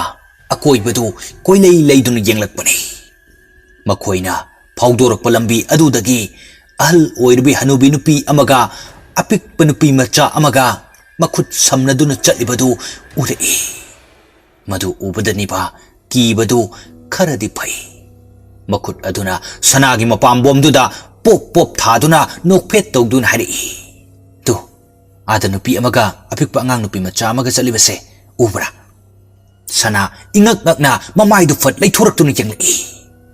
ꯎꯔꯦ ꯆꯠꯂꯤꯕ ꯅꯨꯄꯤ ꯑꯅꯤꯗꯨ ꯁꯅꯥꯁꯨ ꯅꯣꯛꯐꯦꯠ ꯇꯧꯅ ꯍꯥꯏꯔꯛꯏ ꯍꯣꯏꯅꯦ ꯑꯁꯤ ꯑꯣꯏꯗꯤ ꯈꯔ ꯀꯤꯗ꯭ꯔꯦꯗꯅ ꯀꯤꯕꯒ ꯂꯣꯏ ꯐꯈ꯭ꯔꯦꯕ ꯑꯗꯣ ꯑꯁꯤꯒꯤ ꯍꯅꯨꯕꯤꯁꯦ ꯃꯕꯨꯡ ꯃꯄꯥꯎ ꯌꯥꯝ ꯐꯔꯝꯅꯤ ꯉꯁꯤꯗꯤ ꯑꯩꯈꯣꯏ ꯑꯅꯤ ꯍꯅꯨꯕꯤ ꯑꯁꯤꯒꯤ ꯌꯨꯝꯗ ꯑꯍꯤꯡ ꯂꯦꯛꯈ꯭ꯔꯁꯦ ꯂꯥꯛꯑꯣ ꯑꯝꯇ ꯇꯥꯟꯅꯔꯨꯁꯦ ꯅꯠꯇ꯭ꯔꯗꯤ ꯆꯠꯈ꯭ꯔꯅꯤ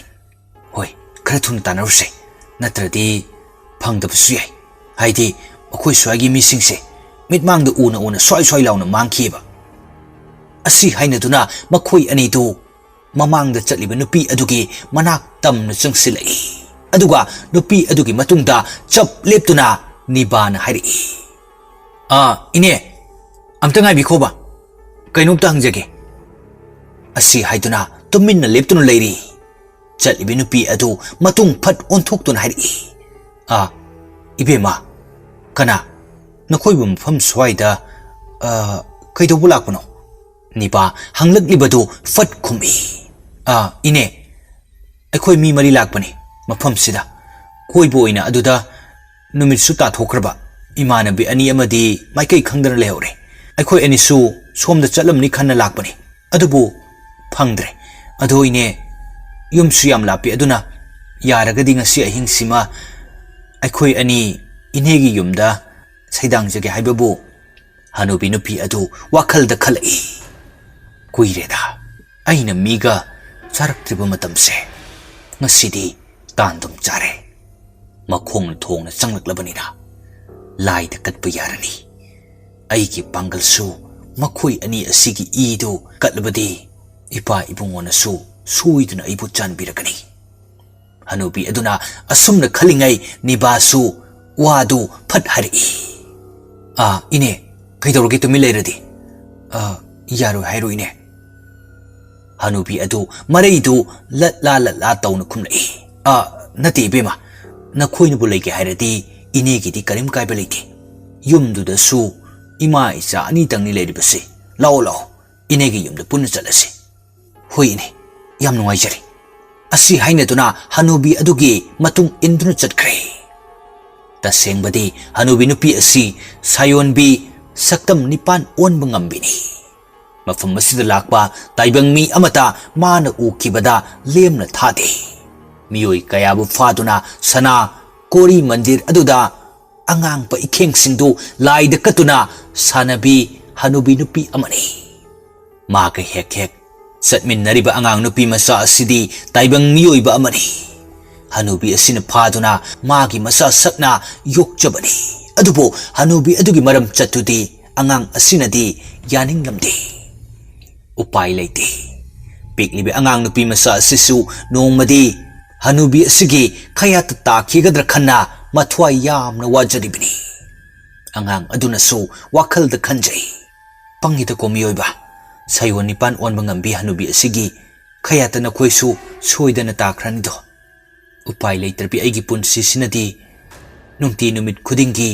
nijabani taibang mapuda aibu mafam asidagi kanbiyu haina naraibak onthokna thida nakhoi anigi laibak sisu khanjari piklibi angang adugi wakhal dasu makhoi maridu asum lakpana hanubi adugi mayum adu yorakle hanubi adu sumang adu leptuna nibaga sanagada yengdun hari yengo nupi masasa yumse hanubi ayaki piklaba khangpok sangni nakhoi bu leiba hainaga doribra niba sana makhoi anidu yumduda misna ani singduna yam luthana yenglei yum adudi maisu thande kana su leiba ude pungmam mami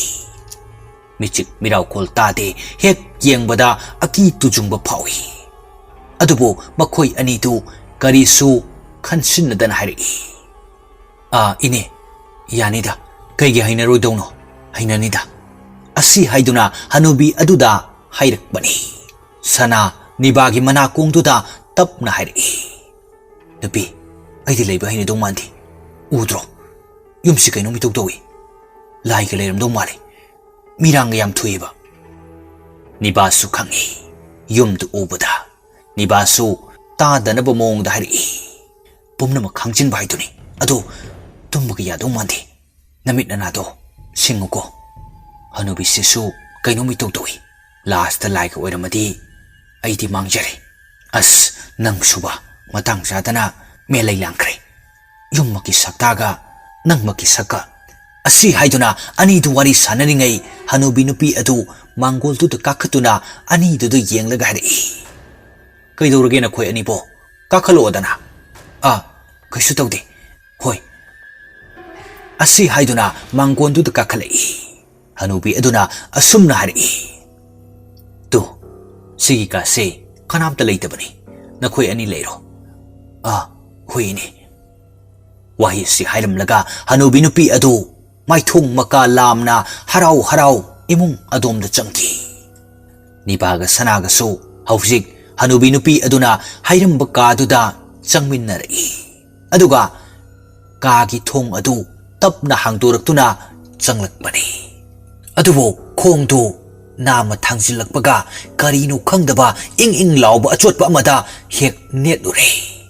niba ikhang khangna phone maidu thanduna karino haina yengni ure ka aduda tap tariba angang ba ikheng singdo madu ubada sana niba angakwa phawi sana masasu tu chungkiba khangaude makalak inik nikpa makai niba da yengduna tapna hari kaino sidi ingaktane niba aisingna tabangamde wakal sisu sarang narakpadong tawi hanubi asi miga hala sabazala natraga sasangi karbarga tawjalo as aikhuigi laibak sidiba sakki laibak haiduni ado aisu sumkiri chalobuna phadokjala chalena khalone numidang sida kadaidonoba aikhoi anina leirudoisibo khangdreda as onthokpada sa haiduni parese thoba lakjarani asi ahing sidi wan suwana len krasi hayeng nong anpung torokpa adwaida chalawrasi ani tu sikira changira makhui tokpa leijawrani pare nangna hairibaduna ngasi ahing se lekrasi adu aidi khidi kijakre mitchingnase lawa changse ani tu ngahak wari sanarba matung kaduda kitik kirum tauna changminnarei niba sana makhoi ani du kibagi mayaina pothaba yadre wakhalda pangkanda khalai ahing michik mirau khol tanadraba matamni ngasai gi angang nupi machadu hanubi lai nupi aduna tumthakiba tanja yengduna tapna nibaga sanaga leidiba kaduda changlai mainaga mambaga karimta suudi adubu amambada lakhiba nupi macha adudi mamit singi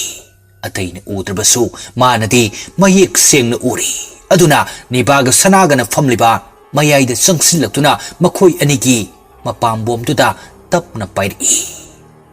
sana niba khangpreg khangi angang nupi aduna tapna sumna hari ise pakat kano aishu taibang miyoi bani adubo laibak thiba amana mafam sida na khoina lakpasini hanubi gi saktam olibi nupi asidi taibang miyoi banati phatrabi hingchabi lai nupi ni taibang miyoi ba kayabu phaduna sana kori mandir da mi adugi I singdu lai da katpani na khoi soidana thawai manglani adu na khoi ani na thwai hingjanaba housing mafam asi thadukuna sakro maduna na khoi ki achumba lambi oigani karigumba lai nupi asina haugalaknabadi na khoi ba hatok pikhiba tare nibaga sanaga do kina leirambaga angang nupi asina hairakliba waduga hena akiba phawri sana mamit mana chap yungba makai yengduna tapna hairi ha hanubi adu minateba oh chumledana aikhoina kanbado bem nangdi kaideno mato karamna hanubi asiga taibang mi nangadi leminarino nangondadi karimta tawdabra bem se da hayoba aikhoi anina pangba ngamgadaba mateng oiradi nache aikhoina bemgi mateng soidana pangani ye nupi machado harauba nungsiba anina punsinna kibana ihore milu pirang mahakto sinthari lepalita pirang madu angang adugi mittagi sintharakliba mitki pidu sattai thuktuna wadu makha muktari pare tasengna na khoina aigi iteng pangbini hairagadi wari pumba aili rage asi haiduna mamangda thokiba thogdok kaya singdu nibaga sanaga dalirei aina chahi tara mapung pharakpa adwaidani aikhoi khul aduda amaibi kunti kowi nupi ama leirami magi haijaba laiwa sonduna miyoi kayabu mantra kaya sijinnaduna phatraba lambida singsinki aigi apokpe anibasu mahai jadu tawsinduna hatokpiki namito numidangi michik miraukol tanadraba pung ahingi tarani thoi tarakpa adwaidani rina angang oijarabasu tumthaba yadri masado ichok sokthare thabalsu yamna pai purnima gi ahingni rina mangonda tholaktuna dari aduda mathanta tarak famduna hangsit langduna leire tanjaduda amaibi kunti adusu makhoigi yenakha aduda leipaki chapu amaga kari no khangduba potlam kharaga candle ama thanduna machinda murum sonduna lai khurumduna lei amaibi kunti na tawribadu rina na mangondagi ure rina ngakchana na masinda solai asibu aikhoi makha thangbagi amaibi kunti du natrane kaino mana torisina sapusu thamline haima candle ga thandana masinda su murum soline aibu lummaga yengusirane hoide phaglang murum sidagi tumina lenglage asigi amaibi kuntise yam phatabi amaibi ni mayamna su yam phaten haini magi se aikhoi yumsida tinmu lainu phataba kayama thajindawi tawri male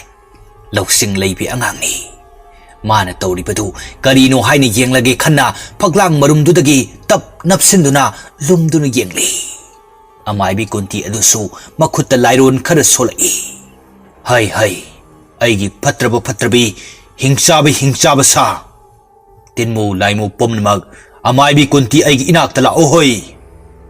Nakhoibu amaibi kunti aina phigau sana kauriye su su mantra kaya se machinda sonduna kauri amaibi aduna solba lewa aduki matung inna magi fatrabi hingchaba kaya du manak tam sangsilatuna mitmang de leplare amaibi adusu mamitu tap na pangthori aduga layam singdugi thakadaba chinjak singdu thadoktunna hari ngasi yai pharaba purnima gi menglaba thabalgi ahingsida aina na khoi kauri basgi maramdi na khoi khanglaroi se ai haige yengo yum masida lairiba mama macha mapa makhoi ahumbo na khoi singna kihan khanganduna makhoi bu hatkadabani masi amaibi kunti agia thangi aduga amana angang nupi macha aduna ibadau marjing khumbong singda lainubi nupi ama leiramgani madugi hanubi aduda mahakpu sinako hayum sidaba pauta khara sipiduna layam singdu chatlan kre sapu aduda kari no khara haptuna cherang amuba amada yom sinduna tokthoktunna leiriba guha machaduda phomjilli madu loirapa matung laiwa ama sonduna khurumi amaibi kunti adu yum aduda amuktang yenglamduna nokphet tawrumlaga chatkre phaklangda napsinduna leiribi rinadu amaibi kunti chatkibaga masu fatthoklaktuna amaibi kuntina phomjilnamba mafam aduda sangsillaktuna khuru kunthaduna phamtharai aduga machinda kari no khar swari kari no hujikidaba daiwasu yamna solambani saphuduna kari gi phomlamliba aibu hekta khogairaga yengmasirane hoida hekta khogairaga yenglage wahi kharasi machinda sonduna amaibi kuntina phomjilamba leibaktu makhut atuna khogaiduna yenglage khanna yamna wana khogairi asum khogaibana ngasai phomjinkiba chapu adu ure rina ngakchanana sapu adu da yenglaga paige tawringai kanagumbi ama mitmangda samkibagum mami sami uri rina matunglomda mamaidu fat onthoraktuna akoibadu yengli adubu kana sulairamdi rina sapu adu paikhatuna chetna kisilamba cherangdu hangdokli tanjaduda matunglomdagi akibagi khonjalda nupi amana hari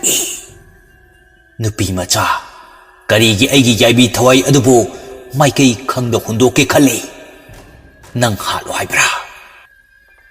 rina kithik kirum tauna ithak thakna hari kanano nang kanano saudabi na sagenge karigi na saglolino saglotpi khonjal tamaktari binupi adu rina na lepliba khongpham adudagi khajik handoktuna soai launa thoglakli binupi asiba thawai ni amaibi kunti gi manakta mayamna tareng leibi tawduna tamthibi sahing chabi phut nupi amagum ohen kibani nupi asi kuchumoi mamiti ngauruk ngawi masam sangi joy launa tai amuba phijol seli maya chaurup tawi hek yengbada akiba phawi madu ubadarina kibana maklak nikle khangprek hek khangi khonjal kalapna ima haina lauraduna makhut pairiba chapu adu langthoklamduna imung tamna sensinki sapu adusu nung amada tasinki mana machet kaire rina mapangi thongdu gam launa thingjinlamduna magi kada changlatuna phamungduda hipthari mapanda leptuna lehuribi thawai adusu lau khongduna thong adu thilai thonghango thonghangdo thong sang haibane asi haiduna thong adu dang thili rina kibana waga amata ngang ngamdre masa pumbadu cheng khaibagumna inik nikle subliba phaijup aduna masa pumbadu kupsinduna waga ngangdabi tuminna suksinduna leiri thawai adusu sawbuna mai hore leplambadagi swai launa mangkhiduna rinagi kaduda swai launa thuklei aduga rina na hipliba phamung adugi kok oirapna thamliba table du makhong aduna grong grong kauthare phaijup suptana leiribi nupi adu khangprek gi khangna mangak tu leithokuna yenglai mi leipati odi leimai tu da ta dun leiriba table adudi ure Rina na asum yengdun leiringai kang khadagi kok kok launa thilai Rina pabung haiduna leimai tu on thare ki bage mayaina mamit ani dusu uisin kre Rina leimai du famduna leiringai maring chum aduda tap launa pari handak surina khangprek khangna lauri ima pabung ima asi haiduna laurak pani ningai dana tumliba mama mapa ani tu machana laurak pagi khonjel lu taraduna hathu hathu phamung adudagi kumtharakuna machana pirina gi kada ipa pakhatna changlai machana pirina na angau bi amagum leimai du da phamlaga kaplaga leirambaduda mama mapa ani tu ngakchana na tapna hanglai bem isa thoi kaidorage isa bo ha si hayoba mama ga pabungada Rina mama mapa anida chetna konsilai Sagel macha ki makokta nungsina nan thabidun hari bem kaidorage isa bo ahing sida nangna toramni sibo karino se pabungda hayo se Rina kaptuna mama mapa anida yengduna thokiba wari pumbadu chaurakpa ama liduna khanghali Rani Sagel ngakna mangak tu nomduna machabu mathada chetna konsin biduna Sagel hairi oh amai bi kunti makna aigi yumda khangani amai bi kunti nangsu Sagel haina kari tawbu ngambage haibado nangsu namit thitna yengo Sagel wahi kharasi machinda sauna solai Rani su mapuroiba Sagel ki maram chat phajana khangbanina Sagel ki asaubudu phathabu oina wahi khara hairi akhoi babong amta tapta kwase ahing sida mina ukraga phajaba wali isa thoi lao imaga changase akhoi babong changase asi haina duna mapa mama macha ahum du imung du da changlakuna pothana krai ahing ki pung ahum mukta silakpa adwai dani Sagel khoi ki yum adugi tin mathak aduda grung grung chenduna layam singtu harau tayamna sanari amuksu phan phan chongduna khek lauduna kapnari layam singtu ki maraktaki khara pikpa thawai amana tin mathak tudagi phan launa laimai tu chongthari hausi phan launa chongthakibagi makhol du Sagel taraduna mamit ani du phak phakladuna tin mathak tuda miteng thamlai Sagel na yengdun leiringai midmangda mami sami gumna thawai mangana noktuna mamit khana yenglibtu ure Sagel pisum ani du suksinduna yamna munna yengli adubo Sagel di kirubu tawdi thawai manga adusu makutta nungjreng paiduna tin mathaktuda joy joy launa chaidun sanakrai matawdu Sagel wakhal da khanjai kari matawno ngasi aigi imit sida uhan biriba mayam sibo nung sida ngan kisano amai bi kunti gi manakta hayeng chatuna wa chap chapa mangang naruke Sagel wakhal da khandun leiringai maitei ki inat ki pijol setuna layam singdu jagoi sari amuksu akibegi saktam onduna laimai tuda paitharak i kari sukhanda leiramba Sagel tu akiba phaurai tancha tuda musi musi ngalamba thaumai tu muthokre Sagel khangprek ge khangi magi loina birani bo haudok lasida haina amuksu khalai adubo haudok larogi khalai maramdi karigi makhoiti nupini kigan thibini aduna wafamsi mana hairabadi pakhatkini khanna haudok tabani Sagel manakta thamliba table aduda makhut nama lithoktuna makhet adu ma duna thiri adubo phangdrei Sagel na makhet thiribadu lai singduna di ure layam singdugi maraktagi khwaidagi hingchabi amana Sagel gi makut kudang du tap pharai Sagel makut ta pairak baduda lawai luton satkre masadu khirum tawbudona tukhongsingdu chap chap yumkhalai adubu Sakhelti nupa oibanina kirabasu maringjen kali masu upai ama thiduna maikhet tu thiri mani mariba aduki na chek oirapna leire makhet adu Sakhel makhet adu tap paikhatuna kheli mai aduki maingal tuda layam singdu kiduna mafam adudagi mangkhre Sakhel mai adu thawmai aduda chukhatuna machinda murum murum soli khangbra hingchabisa hojik yengse Sakhel agi thongna lingjel masi pumnamak amai bi koti nangna loina sinma ngantani adun nangsu aina laman soidan khongkini Sakhel wahi kharadu machinda murum murum soladuna tumthakre ayukki matamni Sakhel mi kana so hongna dringai cycle ama thoduna amai bi kunti gi mayum tamna chatkre Rina Rani makhoi ani tu tumba hogoluktuna brush tawruraga imungda changlakpada mapuroiba Sakhel leiramdabaduda macha nupi Rina bu kauraklami Sathoi Sathoi launi nangbo Rina mangol dugi chidaida phak ama thaduna phak adugi mathakta phamduna lairik paduna leirambani Mama Rani na sakhumdagi kaurakpagi khonjel adu taraduna imung lomda chensilai aduga Mama Rani da yengduna hari Ima kaidorge adu kana kauri dubo Hey nakhoi pabungdu leiramdremi Ha Ima nakhoi pabungdu amabi kuntigi manaktaga sakhisalo Hoine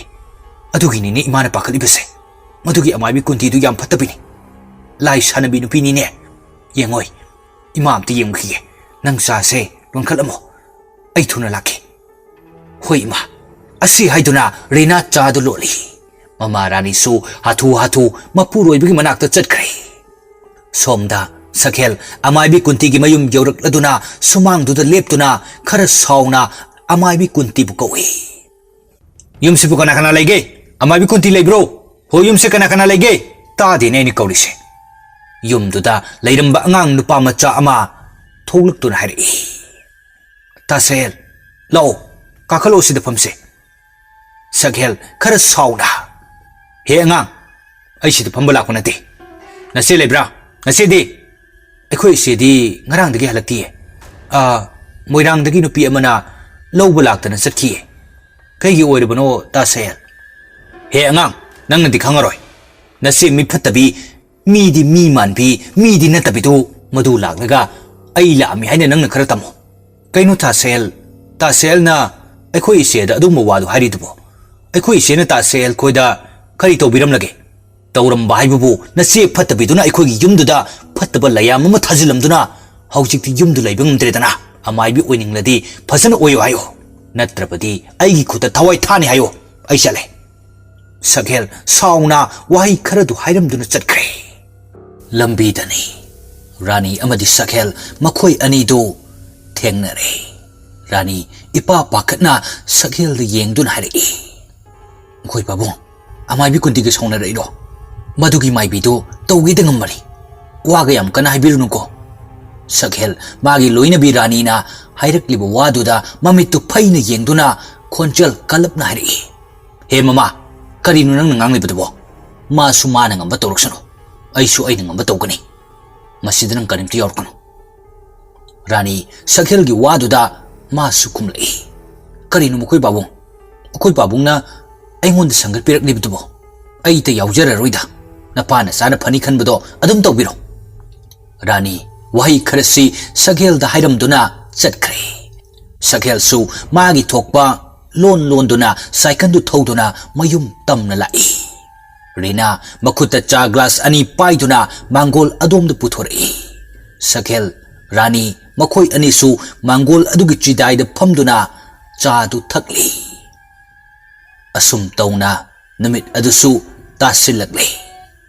numidangi chak ising tokluba matung makhoi gi kada changnaratuna pothanakre adubu Rina di thenglaba adu fawba tumdaba makhai magi kagi akoibada thariba sofa aduda phamduna lairik pari thabalgi menglaba hingduda yelare nungsiba leinamda Thabalai magi nungsiba lainam. Rina Thabalai lainam duda lairik pari badu na changdre. Thongnau adu hangdoktuna Thabalai pambi duda yengli. Rina Thabalai pambi duda yengduna lairingai kanagumbi sakhangdabi nupi ama phi ama induna changkibadu ure. Rina ngakna machinda soli. Kanano side amai bi kunti ki lai ga oira jalani mi sumali lai sumali yeng luragana kari torba yeng dragana kari kale chei kandre chei haidu thokladra nei bo lai di makhong pande haina bani asidi makhong pali mi oiramni lai di mande ba lai oiradi mana ilibu phisi iloida as khangre da tawri ko kang hawi asi khanduna ngayhak tumin leiduna yengli asum yenglambadagi Rina kari wakhalbu khalakbano khangde magi kagi thong adu hangdoktuna akoibadu koilei leidun yenglei aduga Thabalai pambi manak tamna sangsinduna kanano haina yengli adubu leiramdre changkiba nupi adu Rina na machinda solai kadai sarkajano hausiktanida mana changkhrise somda lambi leibasida phawraga sarkhajalane onthongna thukreda Rina wahi kharasi murum sonduna matung onthoktuna yenglai michana ruba haigadra khangde mana yenglakliba adomda masam choijainana tabi nupi ama mamitu chapu muk lauthokpa makhai mangonda yengduna lerami Rina kiboy khangboy laimai duda khangtu tu sili nupi adu mamai khasik lukthaduna Rina da michi phairap yengduna hari thado ai lambi thado natrabadi nang suna thwai logani ai lambi da eight apan yekna khurau tharkano phattabana thallaba taibang pansida mikup amata ai leiningde leplip nupi adu wai kharasi hairamduna Rina ki mitmang maktadagi mangkhre Rina di kibana kham thengle kari ki dani magi mitmang maktada angak pathoktuk ngakta thoklaragabu Rina kibana henman kibana mapi su sinthari aduga Thabalai makhong adudagi kaplaga chalakbani mitmang dani leisabi gumlabi nupi macha amana mamai mamit khumjinduna pakhatun leiramba Rina amukka hena pakhatkre mitmang da leptuna kaplibi nupi adu kapna hari nang chatkiba yaroi aigi iteng amukta pangbiramo aigi iteng pangamdana nang chatkiba yaroi karigumba nang na aigi iteng si pangamdana chatkiba targadi nang bo aina hatkani Rina di tasengna angau bi haibadu oire gyan mamna makok tu paiduna phamthare leplibi nupi adu Rina gi hakchang da sangsin kre Rina phamlambadagi phuk haugalai aduga mamitu onduna khara sauna iping na mayum tamna sangsin kre aduga mapana tumliba ka adu dong launa kauthori aduga ningai dana tumduna leiriba mapa sakhel adu phamung adudagi makhut khudang du paiduna soro mapal adumda chingthori sakhel di khangdabanina machanupi Rina gi makhajai tuda khupak tuna sapu kanna thajili aduga khara saunari bem kaino nang napa ingon tawri bese ha karino haibane nang napa isa halagi khalabo Rina mayadu siksinduna sauna mamitu phaina yengtuna khonjal kalabna hari kari aibo nangi bem aduga nang saigi pa ha ha nok tum nok seni kreda hoi chumi nang na harido hatkani aina imung asigi miyu simu tumna hatkani na khoi kanamta ingonda airapan pirakano Rina wahi singdu haituna hauna angau bi amagum noi bhap tada mathong maram khangda machagi khajaida tharuba sageldu hausikta bhap tare machanupi asigi mathwaida changkhre haibasi aduna sagel imung lomda prap changsilaktuna magi loina birani po nom dun hautukle Rani aping apai tauna phuk haugatuna hari kaidorge adukana law khongbidu bidubo ngaudora bro mokoi pabungbo Mama, ngau panati, nasano pise, lai sangine. Ha, sa thui po. Kari, lai sange ba? Hoine, nasano pigi thawai da lai du sang kreme. Lau, nasano pigi lai minano mo. Ay amai ba damai kaurukige. Asi haiduna Sakhel magi cycle adu thoduna hobe amai ba adugi mayum tamna chatkre. Rani amadi Rina makhoi ani du yum du da lehui. Machanupi phibam murti du da mama Rani di loikre. Rani kaptuna machagi makok du da tapna nan thabi du na hari. Imagi bema karino nang tori basibo. Isaki matause ay yeng ngamdre ne. Asi haiduna kapli gyan ta da leiribi thawai changduna sanaribi Rina du Rani gi wahi mawung mataududa nokduna khumlai. As chathoda yam paksilaktre swai kaptoi saru namana pa sikibado lairamlenda tananaba among phomda chalaga kapuso so aidi taningteba nangna kapado aidi adum nokningeba. Upai leite Rani su kapsaba sinatana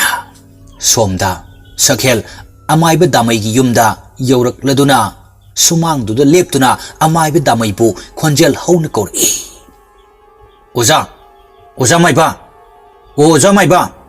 thong se amta hangdokpio. Amaiba damai du taraduna thong du hangdoktuna thoglai aduga hari. Ibungo kana kari leiragene ahing sida ibu kauri badi. Oza maiba ai awang khundagini mingna Sakhel ichanupi du lai tongbu mali mathanta pangmukta nui yaragadi oza maiba na mukta yengbiu ba. Oza maiba du mangak tu nomi. Phani bungo ado ai phi poche yam ta lokthokhi ge ngai hak ngai biramone ko. Hoi oza maiba. Amaiba damai du magi maiba gi khulai khai du pai du na puthoroktuna mangkol du thoglakle. Aduga Sakhel ga makoi ani punna Sakhel gi yum tamna lakminari. Asum tauna makoi ani du Sakhel gi yum adu yaurakle. Amai ba damai du Sakhel gi cycle adudagi hek kumtharakpaga phong saba mafam amada makhong nama nelure. Amai ba damai du mamit ani du khangui usinki. Yum adugi thokliba thodok aki akhang singdu maiba aduda phauri pumnamak khangle. Maiba damaina thongal aduda chap leptuna lehobududa Sakhel matung phat onthoraktuna amaiba damai dari. Oza maiba kaidoroge somda lakpio. Amaiba du mamitu tapna pangthorei aduga yum aduda hana miteng thamlai. Aduga magi pektagi tairel masa ama lokthораktuna lairon tirol khara sonduna tulasibongduda prang kale. Aduga Rani da asumna hari. Nupi macha nakhoigi imungse awaba tarwa haiba ama leire. Ising jaisel asengba matang buthorau ngasigidi oza phathabiramlage. Rani Sakhel amaiba aduna haidorkliba wadudha ngai. Rani kari su hairamdana imung lomda changlaktuna saisel amada ising haptuna puthoraktuna amaiba aduda pirei. Pirakliba ising adu amaiba aduna lauduna thamli. Aduga tulasibongduda yangkok ama thaduna yangkoktuda potlam khara haptuna laiwa khara sonduna khurumli. Sakhel amadi Rani su yauribani. Laidu khurumba loidaduna amaiba aduna Rina ki makok amadi masa pumbaduda tairel aduna ising aduda luptuna padrat kanduna hari. Hayo nupi macha nangna imung asidagi pamlibasi karino. Hayo ne Rina gi thawai da changlibe thawai adu amaiba aduda mamit khana yengduna phi kamduna hari. Aingodana khoi kanamtana ayetba pirakano. Karigumba nangsu yauna aigi ithakta yengna khurau tharaklabadi nangsu na thwai logani. Amaiba nang hausumak angang oningbra. Kaple mama oibidu masagi ngasigi matau sida. Amaiba adu kiba tauti. Magi ngamjaba lairol tirol sonduna phu kamli. Sakhel Rani bu themjin biri.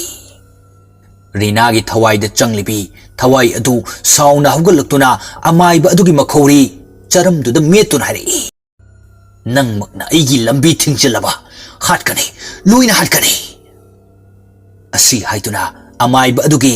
makhutu maya duna sikthali amai ba adu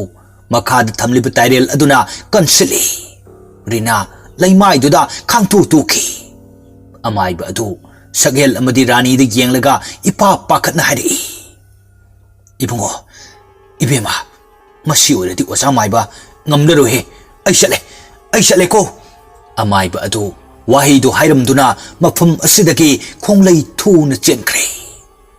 Sakhel rani upai leite thawai adu amai ba aduna chatkhriba matung haun noglei aduga Sakhel amadi rani makhoi anigi manak tamna sangsingduna amamam tamakhori charam du metuna hat pahori Rani wakhal tarang chatna laimai du da haithare Rani makok tu nong machin tumba amada yeiduna makok tu ina tap sinthare magi mapuroi be Sakhel su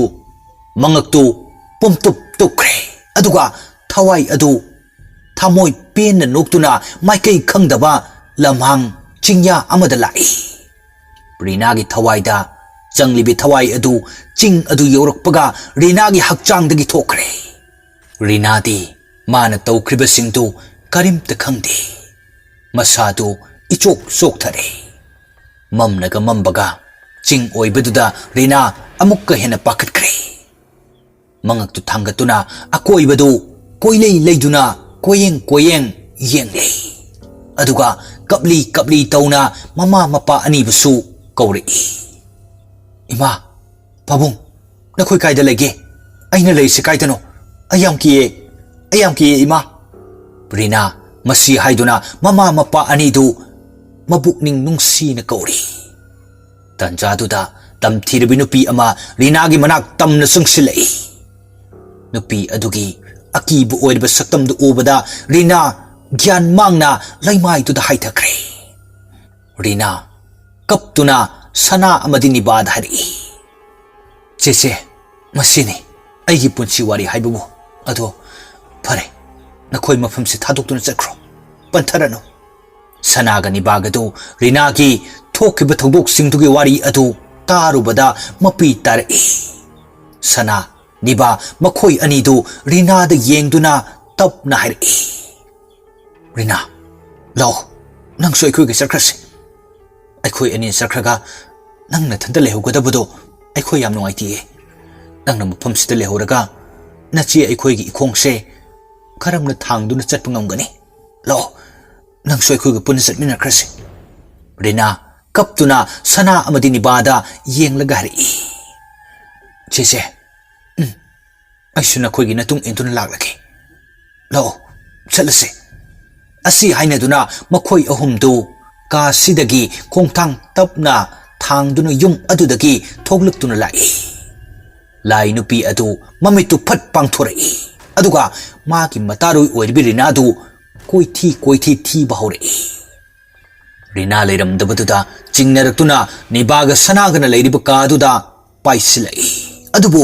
makhoi ani su leiramdre kanamta leiramdrabaduda lai nupi adu makhadang aduda makhut ani duna mesinduna khara sauna machinda solai oh aigi itaru orbi nangsu aingonda longnam lang thaktuna nupi ani dubu nangna puduna chatkraba bai khangari do nakhoi ahum lai nupi aigi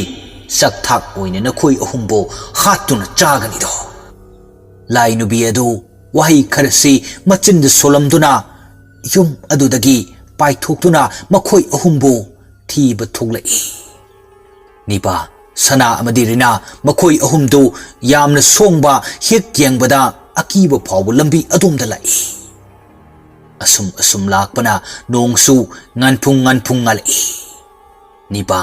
sana Rina makhoi ahumna lakliba lambi adugi chidaida chahi manga muki chang oikidabi angang nupi macha amasu makut ani duna mamai du khumjinduna hikna kaptuna lerami madu ubada makhoi ahum tu chap leptuna yengi nipa kaplibi aduda yengduna kithik kirum tauna hari rina sana ngasidi akhoi ahum soidre asida kabse kapo ilam loi kapsina bu soidan oiram gani mi sumandi lai oiram ni lo songi lambi se phawraga sarkrase aidi sida samlaga sarpa ngamaroi niba khaktana ti kiri base sana rina makhoi anisu maklak niklabani kiman bana aduna sana su khonjal inik nikpa makai hairi nang hari tu chumba mali lai soidan oiram ni tawru bu thengnaru bu khuding si tingkhangi lambi ngak tu oiram lao songi lamlong ani phangba somda chakkrase kamning kapse sani sigi su si jawra sani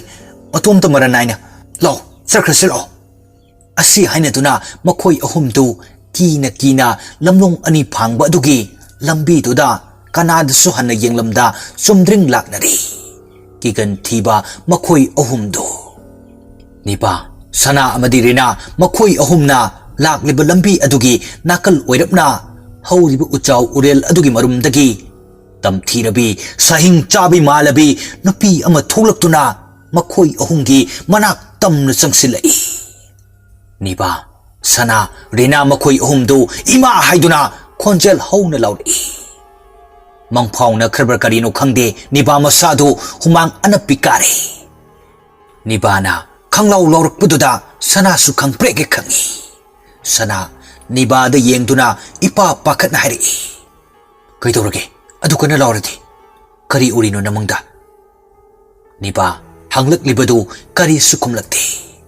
ngaiha tumin laiduna tapna kumlai sana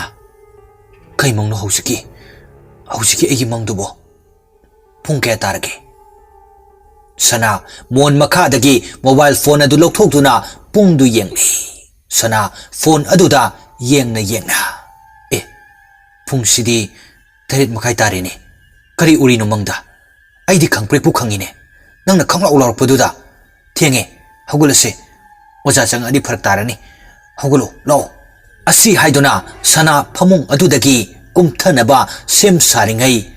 nibana sanagi makhut khudangdu tap phari aduga son thangnana tapna hari ngaikho sana aigi mangda nang ai amadi eki akhoi hum singamadu koiba chali haina tawi chingduda eki do anguba pijon setuna lai adudagi masu khanguduna mangkhre akhoi anina mabu kauduna koithi adubu phangde ma thiba chatpada amisu tasinki adudagi amamba lambi amada lainubi amagi yumda akhoi ani saidangdu leirame yum aduda rina ko binupi macha amana lainubi do taibang mibu phaduna sana kori mandir da mi adugi isingdu bukatli haina akhoi ani dharki aduga nakhoi mafamsi thadukduna chatkro panthara no haina harakpadagi akhoi hum yum adudagi thokminaraki tanja aduda ujau urel amadagi hingsawi nupi ama tholaki adudagi adum mangphauna khre sana ayam kiji eki dusu mangda toina lai hausi ai kaidogadabono khangdre sana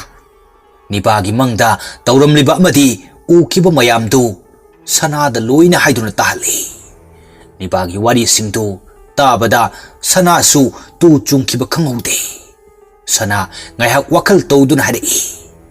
oh leire sumai torse amai bile hautu guwahati dagi nahandu tholakle haigum tawi magi manakta chalaga jantra kari kara khara semalase mamangda thokiba aikoina tokiba singdu madusu amai bile hauta amata chitadana lirase amai bile hautu sikiba thawai singdu kawraga wariga sananba ngami haibani ekigi thawai mido madu kawraga wari watai ngahak tawduna aikoigi akpipam thoktraba iral singdu ngakpiyu haijawrase sanana hairakliba wadudaniba hoi haibagum mangaktu nomdun hari aduna parani adu hostel sita lairiba mairoi sing amata da wapamse haidokomse law principal irial dagi nongmanini suti laururase hoi law asi haina duna niba sana makhoi anidu mamai ka tadabi tumba hugulakpaga principal irial gi room da changlai Principal Irel su magi VIP chair aduda phamduna file ama yengduna leiri. Nibaga sanaga su thongjin lomdagi tapna hari. May I come in, sir? Come in. Kari leirge na khoy nibo. Niba sana sor mapi ama hondok tuna mari tu la tauna hari. Sir, I khoy ni se yum de sat yada ba malay ba aduda sar dagi date 6 pawbadangi suti lawjage haiduna sar gi nakta. Niba sana wahi du haiduna Irel da yengli. Yarak kadra yarak loidra khana yengli bani. Irel nokpet tauna hari. Oh, pare. Satta yadre hari bani na saluro. Niba sana yamna harauna nokpet tauna hari. Thank you, sir. Asi haiduna nibaga sanaga su principal room dagi thokre. Principal Irel su mathau da mai onsin kre. Somdana maino bimagi kagi nakal da thamliba chair aduda phamduna leiri.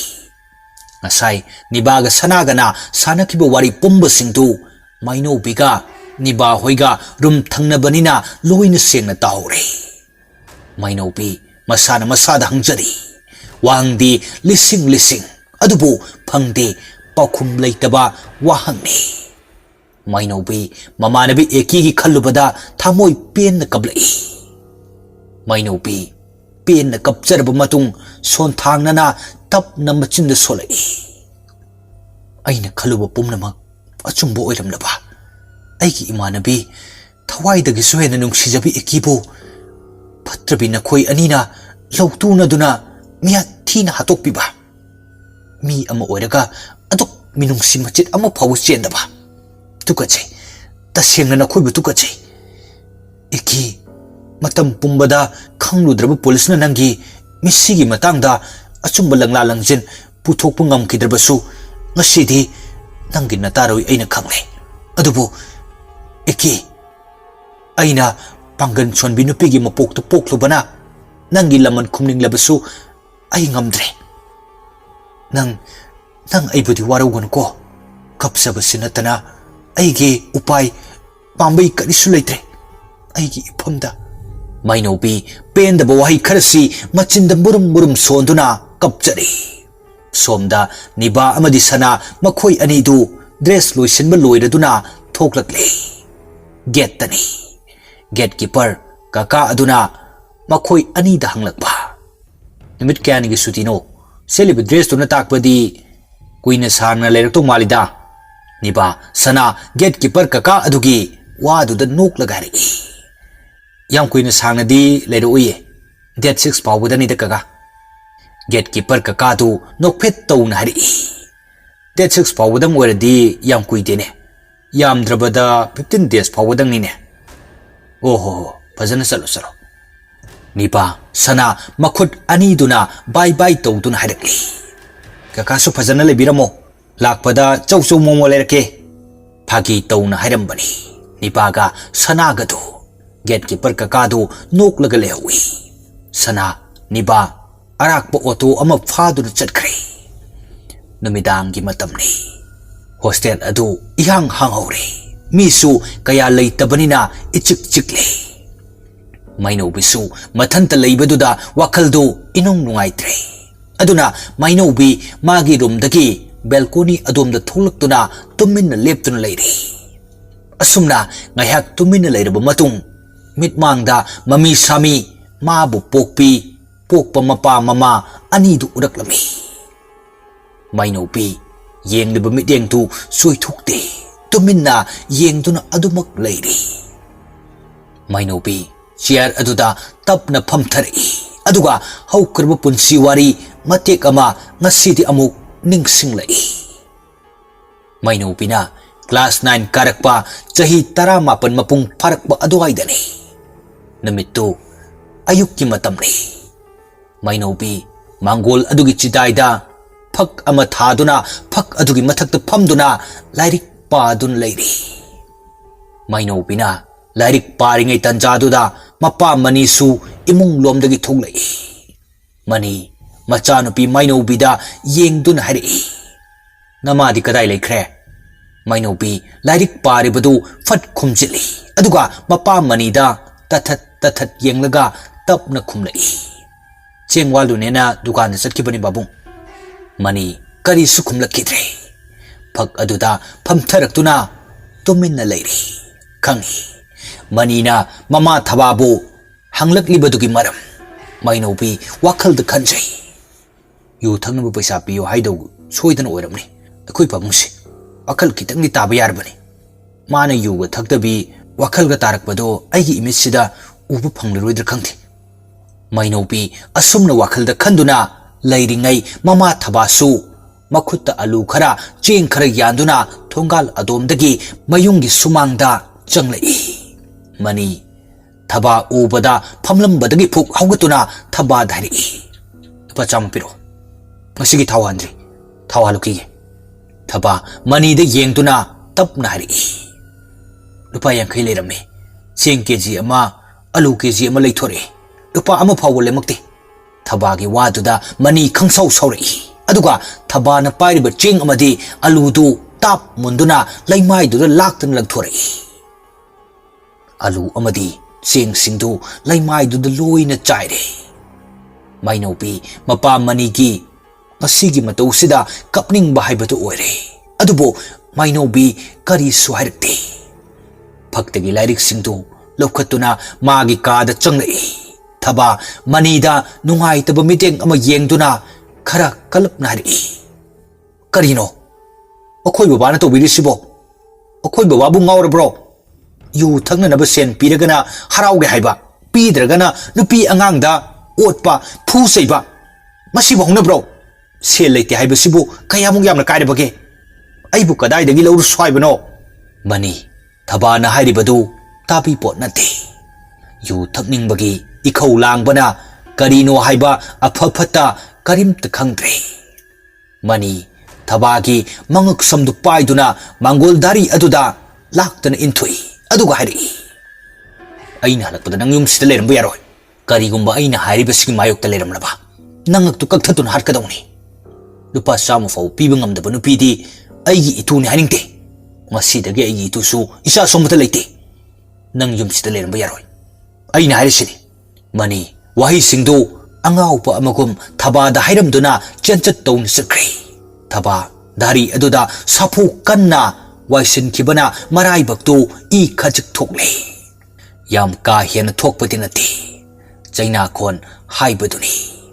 Thaba mapuroiba manina Satkrabada laimai duda koichai chai duna tariba cheng singtu Fiji machi aduda khomjimduna hapli. Aduga thaba mapuroiba manina satkriba maikei adomda yengjaduna ningamdana pirang sinthari.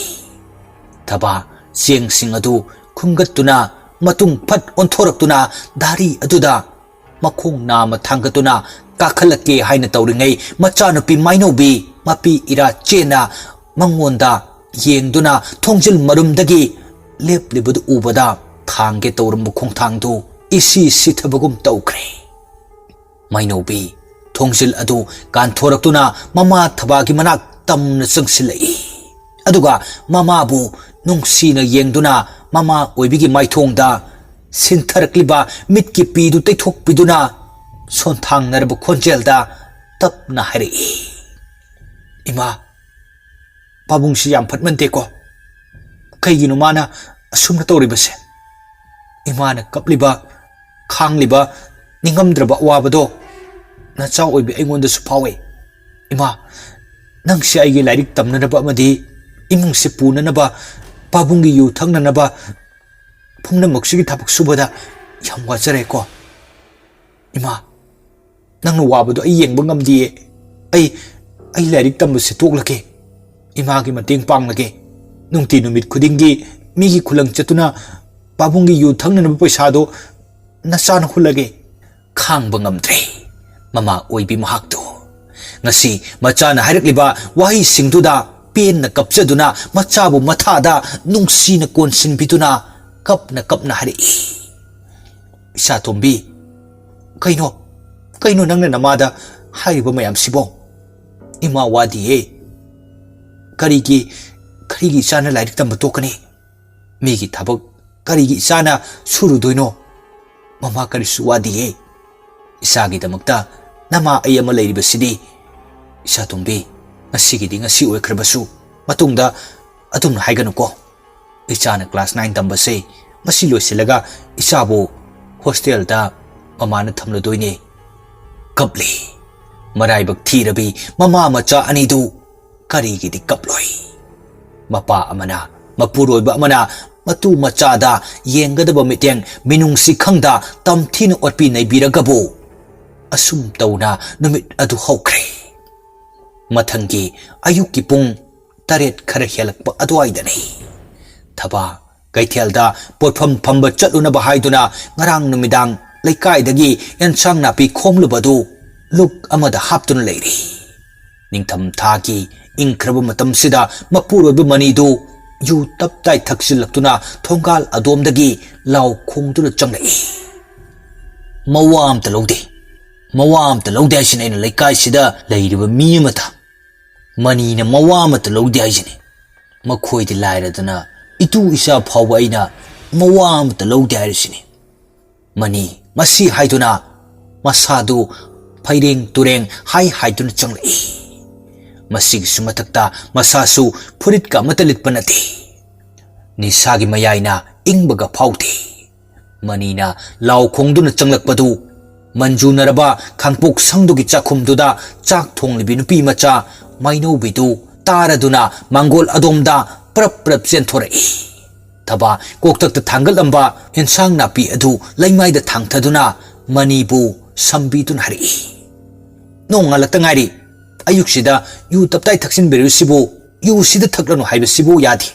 hekta thaksilakpa sakhaugadu amada yararo loi patpa tare mani thabana samlaklibadu makhutuna phat kanthokuna phaireng tureng marol iphai phaibu makai hari oi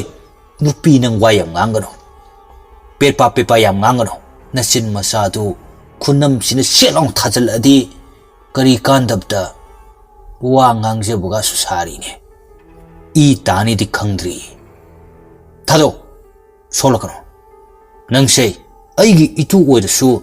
ꯑꯩꯅ ꯅꯋꯥ ꯑꯝꯇ ꯂꯧꯗꯦ ꯑꯩꯅ ꯅꯋꯥ ꯂꯧꯗꯦ ꯍꯥꯏꯈ꯭ꯔꯤꯁꯤꯅꯤ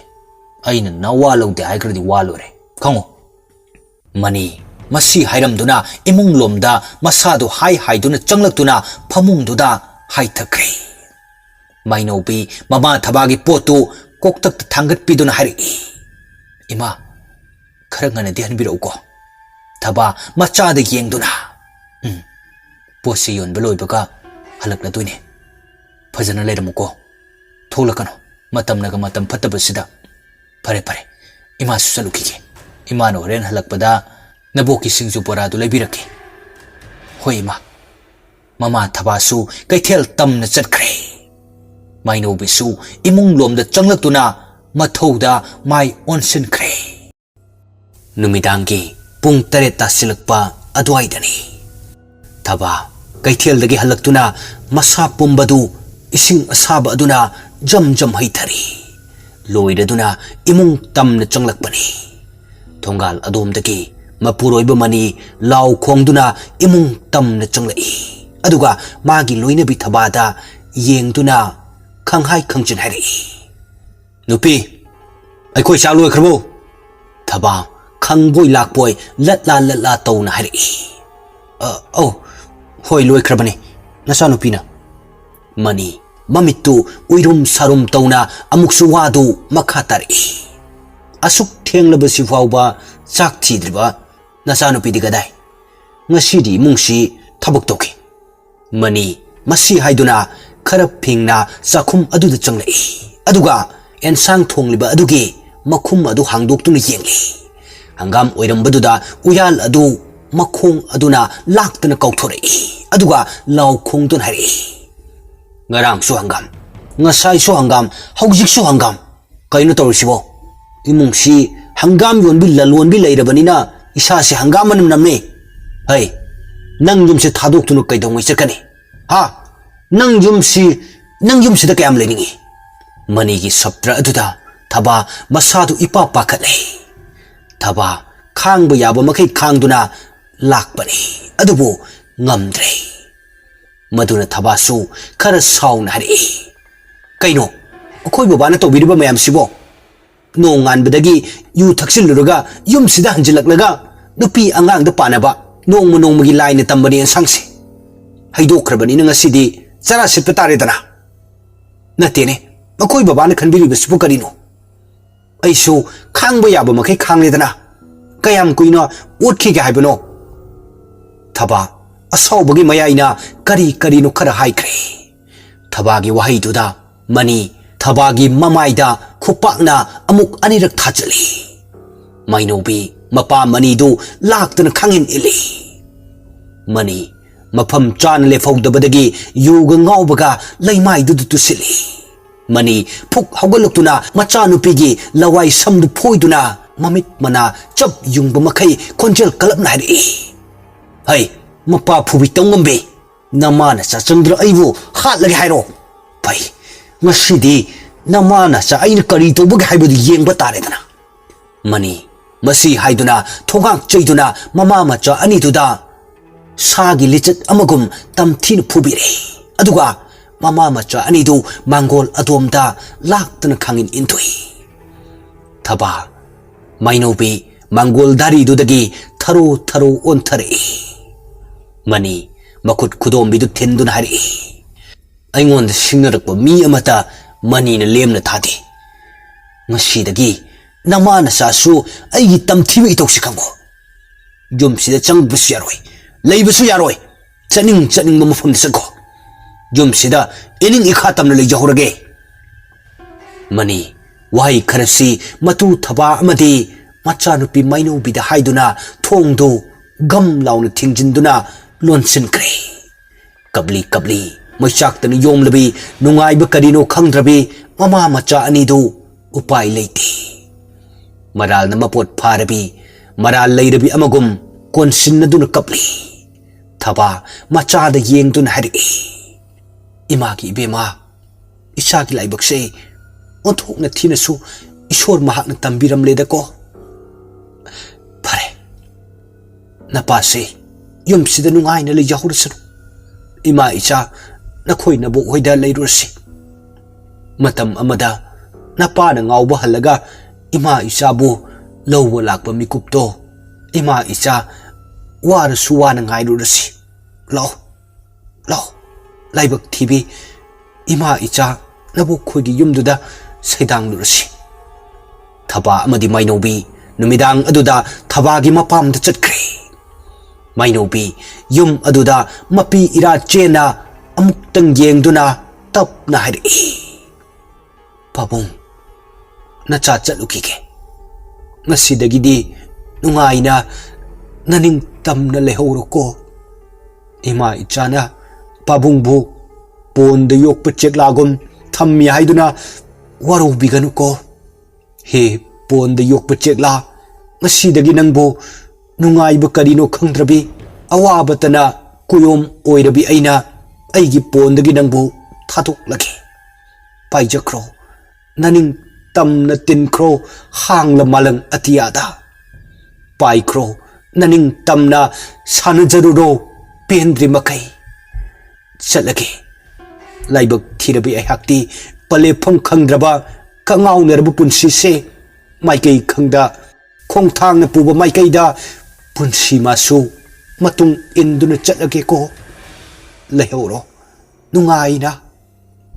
सोलम खिबनी पेंदना कपचा खिबनी थामोय पेना माइनोबी mama थबा मखोय अनिदु मखुत समनदुना मबुक खोइदलाई माइनोबी हौख्रब थौदोकसिंग अदु निंगसिंगलकपदा मिलु पिरांग तारे पेना मखोन थोकना कबलाई माइनोबी करी वाखलबु खलकपनो खंगदे असुक यामना वांगबा दोलानदु मंगा सुब फ्लोरदु तमना चेनखलाई अदुगा मपी ताना अवांगबा मथक्तुदगी लैमाई तमना येंगथरई माइनोबी सिरगी खन्ना खोंगफमदु चप लेवख्रे माइनोबी चोंगथगे हाइना तौरिङै कनागुम्बी नुपी अमना मतुंगदगी खंगफा फरई माइनोबी मतुंगदि ओंथोरक्ते कपना कपना हरि खामगनो अइबु खामगनो हिंबद कानद्रबी पू पांग सुद्रबी अइना मालेम सिदे हिंदुन लेरदी मालेम सि हेन हेन अवाबम ओइरनी हिंबद कानद्रबी अइदी सिखिबन फरे अइ कनागी मफम द सुयत पामद्रे अइबु खामलनो मसी हाइदुना हिकना कपचरी माइनौबी मतुंग लोमदा फट येंगलई अदुबु लैरमदे लेपलमदे कनासु माबु खामलको मिसक अदुदी थवाइने पोंथा ओइख्रबी ममानबी एकीनी माइनौबीना एकीगी थवाइ अदुबु उद्रबसु एकीगी थवाइ अदुदी माइनौबीगी मिटमांगदा लेपतुनु लैरी माइनौबी अकोइबदु येंगदुना असुमना हरि कनानो अइबु खामलिबा हायो अइगी पुनसिबु कनबिरिबा नाहकपु कनानो माइनौबीना हाइरिबदु एकी ताई अदुबु थवाइ ओइबनिना करमनदी अइसे नंगी नतानी हाइने खुमलक्कनी एकी कबलक्ले मागी मता माइनौबीगी ngasiगी अहोंग सकलोन सिदा उपाय लेत्रदुना असि थवाइगी थवाइ लाकपा मपारी अदुबु मखुत लोनदुना एकीना कौदुन हरि ताइपंगबु सेंबिरिबा थवाइ लाकपा इपा इबुंगो नचा आइना वाना चाकन ngaijरपा थाबुम तरादु ngasiगी मिकुपसिन ओरे अइगी थवाइबु ताइबंग मियोइबद उहनबिदुना ngaihaktang पुकमेन पाउमेन नजरके थवाइ लाकपा इपा इबुंगोना अइना ngaijरपगी महिदु पीनबिरो एकी थांगै सेंना थवाइ लाकपा अदुदा हाइजरी थवाइ लाकपा असि थवाइ अदुना एकीना निजरिबा अदुगुमना एकीना सेलिबा असिबगी फिजोलतु ताइबंगदा सेनबा फिजोल ओइना खुदोल तंपिरक्ले अदुगा एकीदु माइनौबीना ओरे माइनौबीना येंगलबा मिदेंग मपादुदा मतारो एकीदु लेपतुना nganthoi leplare एकीगी सकतमना माइनौबीगी मिटमांग लेपलरबदा माइनौबी ngakpana loire वखल तरंग चना मिदेंग अमा फावो चोइथोक्ता एकीदा येंगदुना अदुमक लैरी एकी माइनौबीदा येंगदुना लैरी अदुबो संगसिलक्ते हाइबदी थवाइ अदुना थवाइ पानबा मियोइबा अमगी मनाक्ता संगसिलुबदा चाइना फावी मैसा लांगी अदुना एकी मतारोइ ओइरबसु संगसिलक्तबनी एकी माइनौबीदा येंगदुना तपना हरि माइनौबी अइने नंगी नतारोइ एकीदुने तो येंगो अइ एकीने माइनौबी वखल तरंग चलुबी नुपी अदु एकीगी वादुदा ज्ञान तारदुन हरि एकी लाओ अइने नंगबु कौबुदु नंग ताबरो से हायो एकी कबले पेन कबले मतारोइ अनिदु ngasi ahanba unaba mikupsida adubo mainobidi angakpa mafawi ngasigi numitse eki kaplaga tai nangna koba aibu mikup khuding soliba khuding makto loina tai aina thawai oijarabasu aigi thawai sidi nangi nanakta lengdana adubak leye mainobi adubo अइदि थवाइ ओइखिबना नंगनदि अइबु उबिखिद्रे नंग अइबु वारौब्रो खुमु माइनौबी नंग अइबु साउनिंब्रो माइनौबी कपलगा हा वारौबा साउनिंबा कनादा करिगे एकी मदुगी वांगदुबु करि Wangno Southey वारौदिए नंगदि अइगे using इमानबीने अइगी इता एकीने लाओ चंगलो लाओ नंगी नुंगसिबी माइथोंदो उरक्तब चही मसिंग यामलक्ले ngasidi imit pen na yengsake eki lao nang changaglaroi khalabo wahang ni wahang khumbangam laroi daba wahang eki kaplaga hari mainobi nang saurano अइगी हक्चांगदी थांगोइ ताना चाख्रे अइना हक्चांग अदुगी थवाइ करमना हक्चांग याउद्रबा अइगी थवाइ असिना नखोइगी नरकता चंगलक्कनी माइनौबी मतम चुप्पदा ꯑꯩꯕꯨ ꯅꯤꯡꯁꯤꯡꯕꯤꯌꯨꯀꯣ ꯈꯨꯟꯒꯤ ꯑꯃꯗꯤ ꯆꯍꯤ ꯈꯨꯗꯤꯡꯒꯤ ꯍꯔꯥꯎ ꯀꯨꯝꯍꯩ ꯂꯥꯛꯄ ꯃꯇꯝꯗ ꯑꯩꯒꯤꯁꯨ ꯑꯩꯒꯤ ꯏꯇꯥ ꯅꯪꯅ ꯁꯔꯨꯛ ꯀꯟꯕꯤꯌꯨꯀꯣ ꯑꯩꯒꯤ ꯊꯋꯥꯏꯁꯤꯅ ꯂꯥꯏꯔꯝꯂꯦꯟꯗꯒꯤ ꯃꯃꯣꯟ ꯅꯣꯛꯅ ꯌꯦꯡꯖꯔꯛꯀꯦꯀꯣ ꯑꯁꯤ ꯍꯥꯏꯗꯨꯅ ꯑꯦꯀꯤ ꯀꯞꯂꯤ ꯃꯇꯥꯔꯣꯏ ꯑꯦꯀꯤꯒꯤ ꯋꯥꯍꯩꯁꯤꯡꯁꯤꯗ ꯃꯥꯏꯅꯧꯕꯤꯁꯨ ꯀꯞꯂꯤ ꯃꯥꯏꯅꯧꯕꯤ ꯅꯣꯛꯁꯤꯟꯅꯗꯨꯅ ꯍꯥꯏꯔꯛꯏ ꯀꯔꯤꯒꯤ ꯀꯟꯗꯅꯤ ꯑꯗꯨꯕꯨ ꯃꯥꯏꯅꯧꯕꯤ 이반이는 레사 무풍 파락바 허민 까민 너르키바 분시기 누가이브 까야도 로이크레고 하우크레고 풍목도 칼루보다 분시세 헤나 아와바 모이르레 에키 마이노비다 이라 탕르바 미루 아니두나 눅시니 옌두나 따닉부 콘젤다 하리 하우크레 로이크레 봄누막 아까우버기 이롤 눅다 봄막 룩크레사노 मधुबु ngasi aina lelibu punsi mahingse nangi nafamda thoktabu oyuko aigi thawai asina lairam lenda yawraba kan ingna chikna laibu oijake ko mainobi nangi awa ana pumnamak aina puduna chalage nungaina lehawro ko ai chalage mainobi ai chalage phaduna thamningbani ngaikho hainasu hainingbani lengdana leikho hainasu hanjin hainingbani pen banaida kauningbani adubo chatkre mangkre eki gi thawai adu mainobi eki ni chatkraba matung khuru kunthaduna hikna kaphori matam mabu phaduna khamdun thamningbani matam mabu khamba yaramlaba phaduna punduna thamlamgani nungaiba manglanda nungaiba asada asum tauna numit adusu hokre mathangi ayukki matamni niba sana makoi anidu phonda wari sanari asomdagi niba na hari chatpadi kananga sasi haino akoi ani dangoina chalasiro sana akoi badu kana leiri haini yenglaga tapna khumlai chatpadi akoi ani dang chatoini mi yawn bu yaponate amai bile haudo dong e tai dorakpani berani madui nupido aduna ai koi ni tang chaladabani mi yauradi mi dugi mamang da haidorakladi ai koi ani se mi hatpini soidana sarak sakini niba noklaga yaini aduso tawra saradi ingna chingna tawse ado thamake ko hangsit ayuktu nganta ai koi da lao thame imana kauri masi haiduna ani du kol adu thamnakre numidangi matamni eki gi thawai adu niba khoi gi sumang duda swai launa thoglai aduga niba gi ka oiriba tin mathak aduda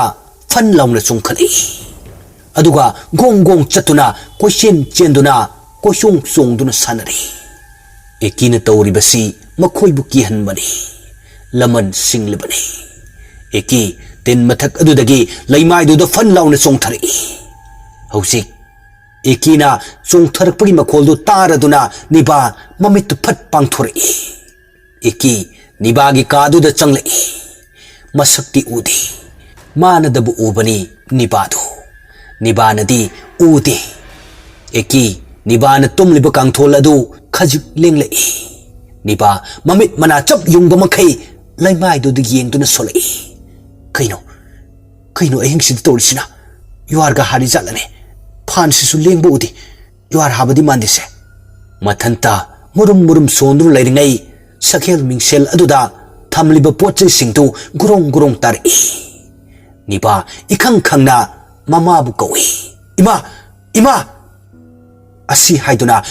khanglau laurakbani machana laurakpagi khonjelu taraduna mama ibe mathariksu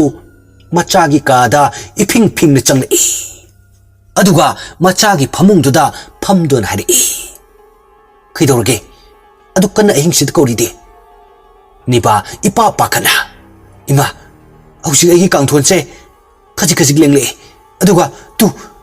sakhel michel da thamli bu pochai sing su makhada masa mathanda tari ima ayam pakale ki suyam ki machanu pi niba gi wasida mama ibe mathariksu ipa pakat lurabani yang bu machagi wasida nok lagari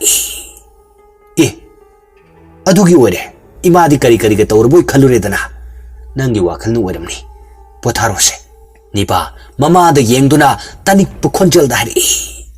औसिकी दुबो वाखलनु ओगेद्रने इमा असेंगबने अगी वाखलनु नतेमे याम थाजद्रबो नचाना आरिबसे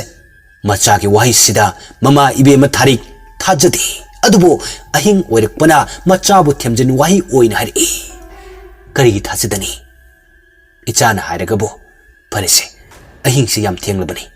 पोथाउरो इमा तुमदुरगी को थारिक वाही खरसी मचादा हायरमदुना मचागी कादुदगी थोख्रे mama थारिक न थोखिबगा एकीगी थवाई अदु mummy सामी निबागी मिटमांग चेनकी निबा ममितु चफू मुक लाउथोकप मखै Tumin येंगदुना फमली अमुकसु कांखदगी Coke Coke लाउना थिलै निबा अफिंग अफाई तौना कांख मखादुदा मंगक्तु खजिक लैथदुना येंगलकपने अदुबो लाइबक थीबा हाइगद्रा हेक मायोक नरुरे एकीगी मखुतु कांख अदुदगी थिंदोरे निबा खंप्रेक खंगना लाउदुना मपान अदोंद चेंथोकी लेप्ते थवाई मी सगलोटपी अदुसु मतुंगदुदा सुरु सुरु इनदुन लाई निबा थोंजिल मयादुदा लेप्तुन लैरी कीबन सुलोरे वादी ngang सगलोटपी थवाई मी अदु निबाना लेप्लिबा अदुगी मतुंग लोमदगी निबागी चोइजाइनन तारिबा समलांगदु मचिंदुना फू फू कामलै निबा इमा हारगा मतुंग लोमद फट ओंथोरे निपान मतुंग ओंथोरकपदा एकीगी थवाई मी अदु अकीबगी सकफमदा मंगोंद ममित खान येंगदुन लेरंबदुदा हंदकसु निपादु मागी कादुदा यामना कन्न चिनसिलै अदुगा कागी थोंदु गम लाउना थिंजिनकी उतोंग अहोबद हैबा इसिंगदुबो थनब नाइगद्रा नाइरोय अदुना थवाई अदसु नुंगसित कुमबनी ओइनिंगबा मोंगदा ओइबा ngami साननिंगबा मोंगदा सानबा ngami असुमना अहिंगदुमा एकीगी थवाई अदुना निबाबु किहन खंगदुना नुमित अदुमसु अदुमक हौख्रे अयुक्की मतमनी निपा अमाइबी लेहाउ खोइदा चटुनबा हाइदुना ड्रेसिंग टेबल ममांगदुदा फमदुना तप ताब मखै केथरी यामन केसिलबदी तौद्रे निबान ड्रेस लोइसलिंगै मागी फोनदा कॉल लाई कॉल अदु लोखटपगा यक लाउब खोंजेलदा हेक्ता लाक्थरई ताब्रो निबा नंग लोइसलेबो आइसु लोइसले लागे थमेको निबा वागा हाइबा नंगहौदे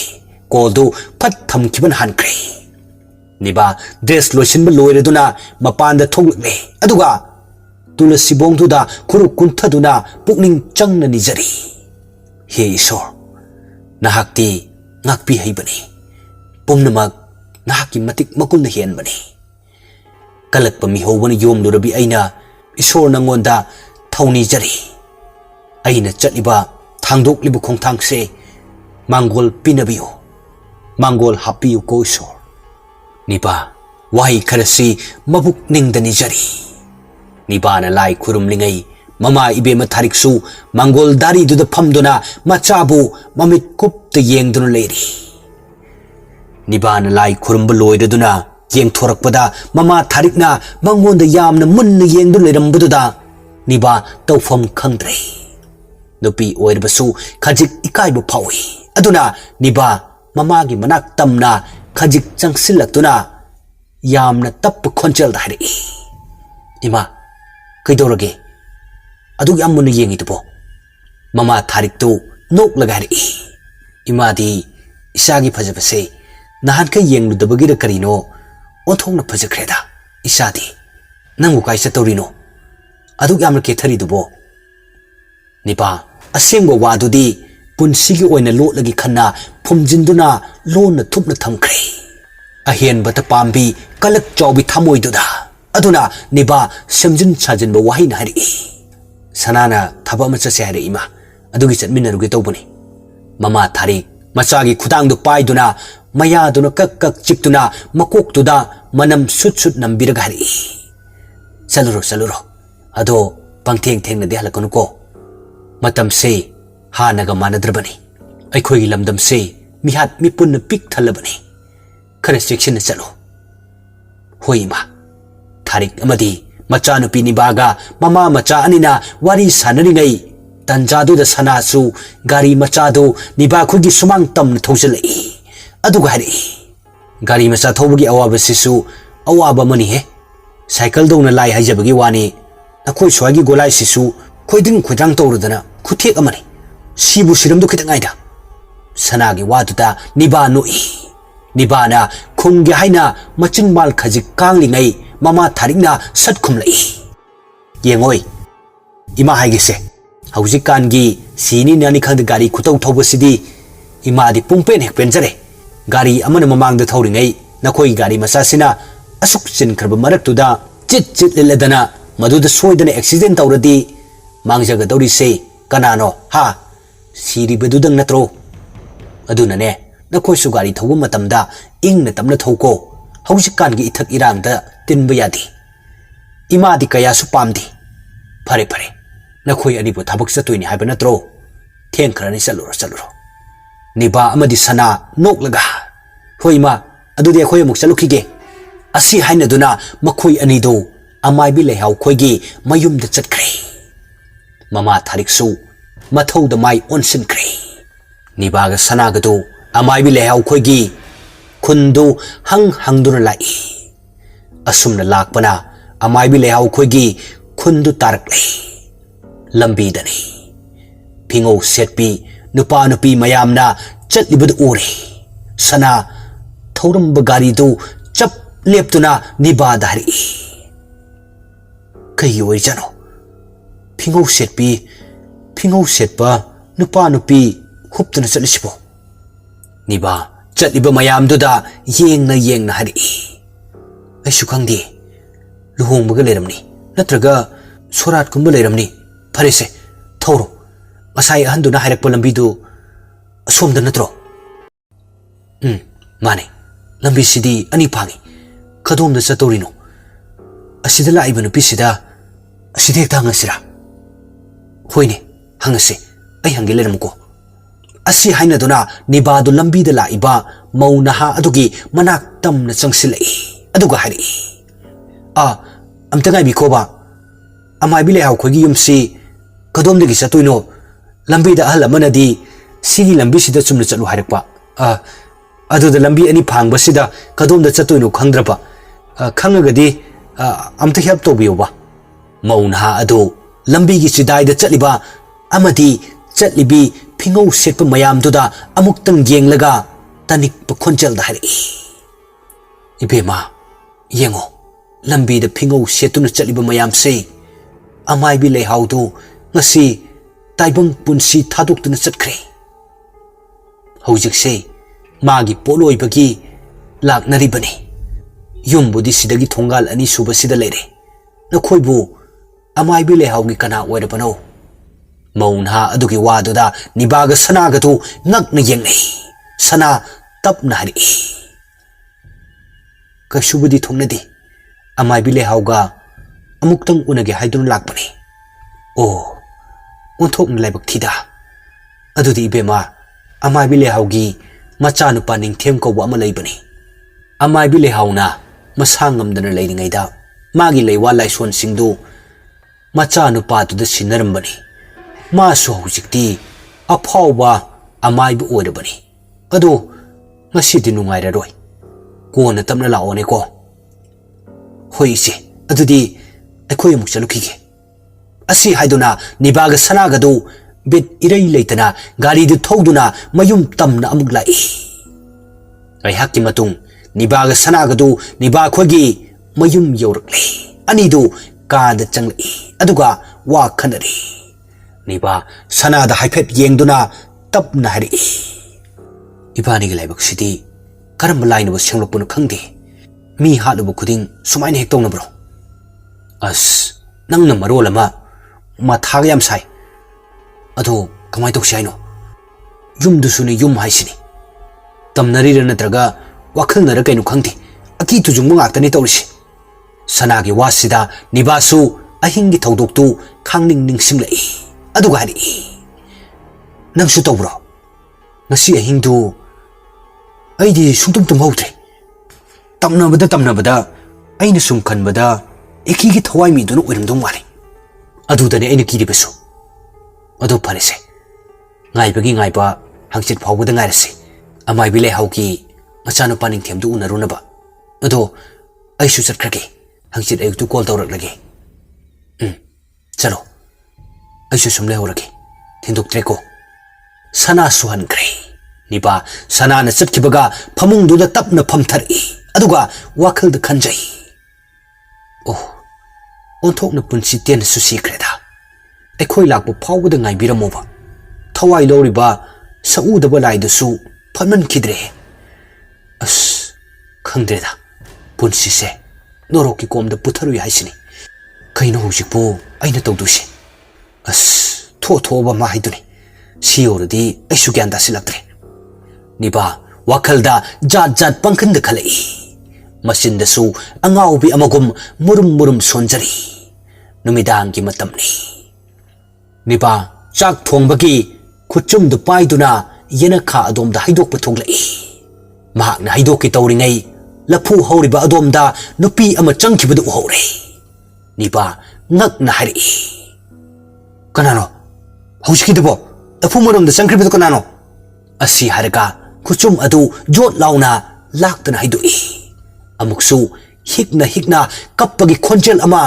ꯅꯥꯀꯣꯡꯗ ꯁꯣꯟꯊꯥꯡꯅꯅ ꯇꯥꯔꯛꯏ ꯅꯤꯄꯥ ꯀꯤꯔꯦ ꯃꯇꯧꯁꯤꯗ ꯃꯈꯨꯠꯇ ꯄꯥꯏꯔꯤꯕ ꯐꯣꯟ ꯑꯗꯨꯅ ꯐ꯭ꯂꯥꯁ ꯊꯥꯟꯗꯨꯅ ꯌꯦꯡꯂꯤ ꯅꯤꯄꯥꯅ ꯐ꯭ꯂꯥꯁ ꯊꯥꯟꯕꯗ ꯃꯃꯤꯠ ꯃꯨꯁꯨꯛ ꯃꯨꯕꯤ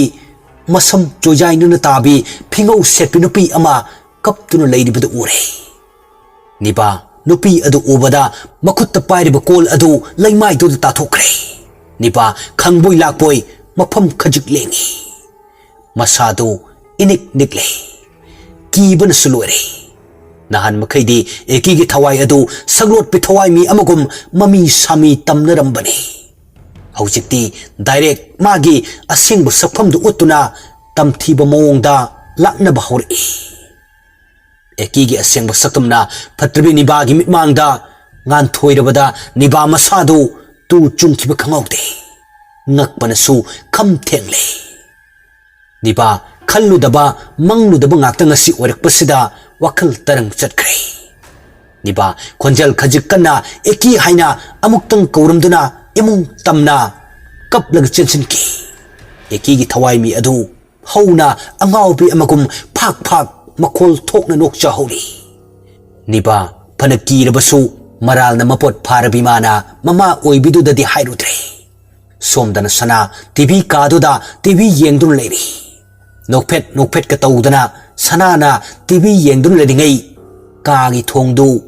ꯇꯞꯅ ꯀꯦ ꯍꯥꯏꯗꯨꯅ ꯍꯥꯏꯗꯣꯛ ꯍꯥꯏꯖꯤꯟ ꯁꯥꯟꯅꯔꯛꯏ ꯑꯗꯨꯕꯨ ꯇꯤꯚꯤꯒꯤ ꯁꯥꯎꯟ ꯑꯗꯨꯅ ꯈꯔ ꯀꯟꯈꯤꯕꯅ ꯊꯣꯡꯗ ꯁꯥꯟꯅꯔꯤꯕꯗꯨ ꯇꯥꯗ꯭ꯔꯦ ꯇꯤꯚꯤ ꯂꯩꯔꯤꯕ ꯑꯗꯨꯒꯤ ꯆꯤꯗꯥꯏꯗ ꯃꯃꯤ ꯁꯥꯃꯤꯒꯨꯝꯂꯕ ꯑꯃ ꯀꯥꯔꯤꯕꯗꯨ ꯎꯔꯦ ꯁꯅꯥ ꯇꯤꯚꯤ ꯌꯦꯡꯂꯤꯕꯗꯨ ꯐꯠ ꯃꯨꯊꯠꯂꯒ ꯃꯃꯤ ꯁꯥꯃꯤ ꯀꯥꯔꯤꯕꯗꯨꯗ ꯆꯞ ꯌꯨꯡꯕ ꯃꯈꯩ ꯌꯦꯡꯂꯤ ꯃꯤꯠꯃꯥꯡꯗ ꯎꯈꯤꯕ ꯃꯃꯤꯗꯨ ꯃꯥꯡꯈ꯭ꯔꯦ ꯁꯅꯥ ꯀꯔꯤꯁꯨ ꯈꯟꯖꯤꯜꯂꯨꯕꯗꯤ ꯇꯧꯗ꯭ꯔꯦ ꯇꯤꯚꯤꯗꯨ ꯑꯃꯨꯛ ꯊꯥꯗꯨꯅ ꯌꯦꯡꯗꯨꯅ ꯂꯩꯈ꯭ꯔꯦ ꯃꯨꯠ ꯑꯃꯗ ꯂꯩꯔꯤꯉꯩ ꯃꯩ ꯑꯗꯨ ꯐꯠ ꯃꯨꯠꯈ꯭ꯔꯦ ꯇꯟꯖꯥ ꯆꯥꯕ ꯍꯥꯏꯕꯗꯨ ꯑꯣꯏꯔꯦ ꯃꯩꯅ ꯃꯨꯠꯈ꯭ꯔꯕꯗ ꯁꯅꯥ ꯃꯩ ꯂꯥꯛꯂꯤꯉꯩꯗꯗꯤ ꯀꯔꯤꯁꯨ ꯀꯤꯔꯝꯗꯕꯅꯤ ꯍꯧꯖꯤꯛ ꯄꯨꯃꯝꯃꯝꯂꯕ ꯀꯥꯟꯁꯤꯗꯗꯤ ꯃꯁꯥꯗꯨ ꯂꯩꯇꯥꯔꯛꯇ꯭ꯔꯦ ꯈꯪꯍꯧꯗꯅ ꯃꯁꯥ ꯄꯨꯝꯕꯗꯨ ꯇꯨ ꯆꯨꯡꯈꯤꯕ ꯈꯪꯍꯧꯗꯦ ꯇꯟꯖꯥꯗꯨꯗ ꯆꯤꯌꯥꯔꯗꯨ ꯃꯤ ꯑꯃꯅ ꯆꯤꯡꯕꯒꯨꯝ ꯒ꯭ꯔꯣꯡ ꯆꯤꯡꯂꯛꯏ ꯁꯅꯥ ꯁꯣꯐꯥ ꯑꯗꯨꯗ ꯃꯁꯥ ꯄꯨꯝꯕꯗꯨ ꯇꯥꯁꯤꯟꯗꯨꯅ ꯀꯤꯊꯤꯛ ꯀꯤꯔꯨꯝ ꯇꯧꯅ ꯂꯩꯔꯤ ꯍꯟꯗꯛꯁꯨ ꯃꯊꯛꯇ ꯄꯥꯜꯂꯤꯕ ꯐꯦꯟ ꯑꯗꯨ ꯍꯥꯏꯔꯛꯏ ꯐꯨ ꯀꯥꯝꯕ ꯈꯣꯟꯖꯦꯜ ꯑꯃꯁꯨ ꯇꯥꯏ ꯁꯅꯥ ꯀꯞꯅꯤꯡꯕ ꯍꯥꯏꯕꯗꯨ ꯑꯣꯏꯔꯦ ꯑꯗꯨꯕꯨ ꯈꯣꯟꯖꯦꯜꯗꯤ ꯊꯣꯛꯇꯕꯤ ꯃꯨꯔꯨꯝ ꯀꯤꯅ ꯁꯣꯜꯂꯛꯏ ꯍꯧꯔꯕꯣ ꯅꯨꯃꯤꯗꯥꯡ ꯈꯨꯗꯤꯡꯒꯤ ꯇꯝꯅꯕꯤꯁꯦ ꯀꯃꯥꯏꯅ ꯇꯧꯅꯤ ꯑꯩꯗꯤ ꯑꯩꯈꯣꯏ ꯃꯥꯁꯨ ꯄꯥꯕꯨꯡꯁꯨ ꯂꯩꯇꯦ ꯃꯩꯁꯤꯁꯨ ꯇꯟꯖꯥꯁꯤꯗ ꯄꯦꯜꯂꯕꯖꯥꯠꯅꯤ ꯑꯩꯗꯤ ꯁꯅꯥ ꯋꯥꯍꯩ ꯈꯔꯁꯤ ꯃꯆꯤꯟꯗ ꯃꯨꯔꯨꯝ ꯁꯣꯟꯖꯩ ꯑꯁꯨꯝꯅ ꯉꯥꯏꯍꯥꯛ ꯂꯩꯔꯕ ꯃꯇꯨꯡ ꯁꯅꯥ ꯐꯣꯟꯒꯤ ꯐ꯭ꯂꯥꯁ ꯂꯥꯏꯠ ꯑꯗꯨ ꯊꯥꯟꯗꯨꯅ ꯇꯤꯚꯤ ꯀꯥꯗꯨꯗꯒꯤ ꯊꯣꯛꯂꯛꯏ ꯑꯗꯨꯒ ꯃꯈꯥꯗ ꯀꯨꯝꯊꯔꯛꯏ ꯃꯈꯥꯗꯅ ꯀꯤꯆꯟ ꯑꯣꯏꯕꯅꯤ ꯇꯤꯚꯤ ꯔꯨꯝ ꯑꯗꯨꯒꯤ ꯅꯥꯀꯟꯗꯅ ꯃꯥꯒꯤ ꯔꯨꯝ ꯂꯩꯔꯕꯅꯤ ꯁꯅꯥ ꯏꯁꯇꯤꯌꯥꯔ ꯑꯗꯨ ꯀꯨꯝꯊꯔꯛꯄꯅ ꯀꯤꯆꯟ ꯑꯗꯨ ꯌꯧꯔꯛꯂꯦ ꯀꯤꯆꯟꯗꯅꯤ ꯃꯃꯥ ꯁꯥꯟꯇꯤ ꯃꯥꯂꯕꯤ ꯅꯨꯄꯤ ꯑꯃ ꯆꯥꯛ ꯊꯣꯡꯗꯨꯅ ꯂꯩꯔꯝꯕꯗꯣ ꯅꯨꯄꯤ ꯑꯁꯤꯁꯨ ꯁꯥꯟꯇꯤꯒ ꯀꯔꯤꯁꯨ ꯈꯦꯠꯅꯕ ꯂꯩꯇꯦ ꯁꯛꯇ ꯆꯨꯗ ꯆꯞ ꯃꯥꯟꯅꯩ ngasai mama santi na set kiba dress tu ni haujiksu set libase sana saksangi thongjin adum dagi hari kana no sak thongi do namai du som do thoro nupi adu sana da phat yeng lei sana ki na ki baga nupi adu matung dagi yeng lubada mitok malu bani mama santi oiram baduda marai du lat la taun hari ima nang oire kayam kuirage halakpa sanana ima haina kauribi adu mabu pokpui mama dinati eki gi thawai aduna mama gi saktam on bani eki su haidoktre sanada mama santi gi khonjelda noksin nadunu khumlai thida angau biside ima di halakpu kuirena nati nangbu kadai da leirurino ima na kawba lakpaga tadri dubo sana kari sukhanda tapna hari TV ka da TV yeng lubani volume full da lekhalaga yeng badu da ta da boiramni ado ima pabung di kai le horage eki ngaiha khanja naraga nok phet taun hari na khoi pabung do office ki mi khara unani haidan le horabani ima di auto da lai phare sak su lore insang thang ngau dok da ngai ado ngai khone ima gi ka da nangi pirot khara lerak pagi phabung mathak ta thamlambani madu amta lokthoro sana magi dress leri haibaduda harau ha asengiru ima hoi ai lorukige sana wahaidu hairamduna mathak lomda harau mamagi kada changlei sakhumda mamagi saglo lodun lehobi ekidu sana thokr matung masagi aseng saktam du onduna sakhum adudagi sanagi manak tamna paiduna chatkre sana mamagi kadu da changlaktuna phi du yengli adubo leite phangde leiba udi sana machin solai kadai no ne ekhoi manai gi dress leirei phamung da thamlami haidubo leisu leitabasi kayam wana thiali no ba khangni da imana masi haiduna sana khara phingna kadu da gi thoglakpani thongjin mapandu da eki gi thawaina leptuna lerami haujik eki gi thawaina mitmang makta da lep lerabada sana makhut ani duna mana kong adu da mention duna khanglau laure ima asi hairaga laurakpani eki gi thawai mi adu makhut ani punduna sana da minok amanok sili michi amasu phat khachili eki gi ngasi gi matau sida sana manga chap manakre sana makalak thak nikle sana amamba duda hobe chakhum lomda amuk kum thakre eki gi thawai mi adu sithab makai nokli sanana chakhum lomda kumlakpada ngasai chak thongdun lehoba mama santi du leiramdre sana ki boy lakpoi mama bu kaure sanana mama bu kitchen aduda kau tuna angau bi amagum law khongduna tawri badu eki gi mamittadi uri eki gi thawai mi adu santi gi saglonda amuk onthораktuna dress jawu polythene ama makutta paiduna puthare sana mama santi ubada sensillaktuna makut khudangda chetna konsin bidun hari ima ayam kiye ai bom takan biyo nasagi ralse ayya jare ima ai bu lobu lai nasa bom takan biyo asile baktuda ai sirfangam loye ai ngam loye eki gi thawai mina mama santi gi saglon lorbasu eki sana gi kap lauba mit ki pi du ubada khangsau saugal aduga makhudangda chena konsilaknibi sana du laimai duda laktana langthorei eki laimai duda khangthu tusili makok tu khajik yai kibana i khara thokle i thokliba mafam aduda makhutuna paiduna yengli sana makuta i khajik thoglak baduda masadu hena pakat-kre sana mamit mana chap yungba makai mamani khanjarubi eki da yenglai sana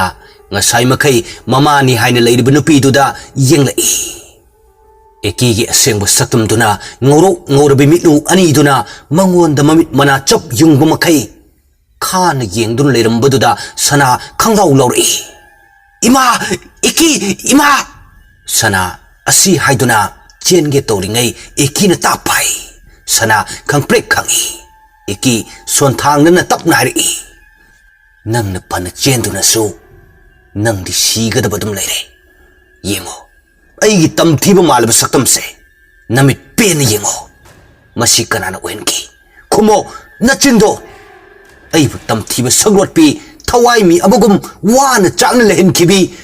nakhoi ani su ai lem na amata tharoi ai nakhoi da kari lan kibalai nakhoi gi lonam langda thu kibi apang bi ai gi iral oigadra hayo kari gi tat ki toksinaba pi sinthari ai nakhoi gi mit ki pi yengde ai gi mit ki pi nakhoi nu ubi ki de khang bi ki de kayarak ai bu kan bi na balau saki hai jaki adubu nakhoi na tabi ki de khang bi ki de ngasi de ai nang bu lau bu lak labani chelo nang chen ga da ba mai kai de chelo nang gi thawai di ai gi khubam nung ta pai shin du leiri chelo naning tamlo ekegi maru leiraba akiba wai singsida sana makhol thokna kablak ngasidi magi aroi oidra khanbada hena mi pai chaurak le sana makhut ani lona duna khuru kuntha duna haijar le ai lale tasena ai nangi na pham da yam lan kre ai gi ngak pi pham thoktra ba iral singto pukchil chawbi ekina phatra be gi iral sibu nangna amuk ta ngak piyo aina thamoi sek na haijare ai bo amuk ta ngak piyo ai bo taibang pan sida matam khara tang di thambiramo ai lale ai nangi na pham da yam lan kre eki sana na haibu mayam du karimata ta di sana gi wahi singsida hena pap langsin bo oina thoklare eki gi thawai mi du da aduna eki sana gi bakhongdu ta paiduna soro chingduna mathaki ising tenki leiriba adomda pukhlai aduga sana gi mangtu paiduna ising aduda namseli sana pring kauri khangli maichaktu ngaihak makhong adu kauram laga sana gi aroiba thawai hakchang khaina kiba makeup haibadu adumak oikre eki sana bu tenki aduda laktra langtharamduna mafam adudagi swai launu mangkre somdana sanagi mama santi amadi mapa kunjo makhoi anidu office tagi mayum tamna hanminari gari manungdani anidu wahi amma faw hainadana tumin laknari adubo santi ki yet ki mitli oi gi mapambomdu prang chonglei santi itha thajadana mapuroi be kunjo da yenglaga ngakchanan hari makhoi baba yet ki mili ogi pambom se yam chongini kari bu thoglaga ba gari du khar kana thobiyo yum tu dana sanupi mathantan leuri do hoi asi haina duna matai manau ani du mayum phawdi york kunjo kar adu get mamang du da khamlaga horn khongli kunjo na gari gi horn khongli basi get tu macha nupina hangdor na bahaina khongli bani adubu yum du dadi kana su tholakti tadi kunjo na gari gi horn khongli badu upai leideroi khanna kunjo gari adu dagi prap kum thaduna get tu mana oina hangi aduga kar adu mayung gi sumang fawa thogsili aduga matai manau ani du gari adu dagi punna kum thaduna imung tamna changlei santi machabu kau duna istiar adu kakhlei Sathoi nang bukai lege imala tu isana imada toina chaning haiba chicken lollipop tu ngasidi imana isagi lede lao kai lege minangbo asi haituna mama santi du machanupi sanagi kadu da changlei adubu leiramdre santi chana na bakharadu machanupi sanagi table adu thamlamduna मागी कादा चंगलक्तुना मफी मरोल होंदोकली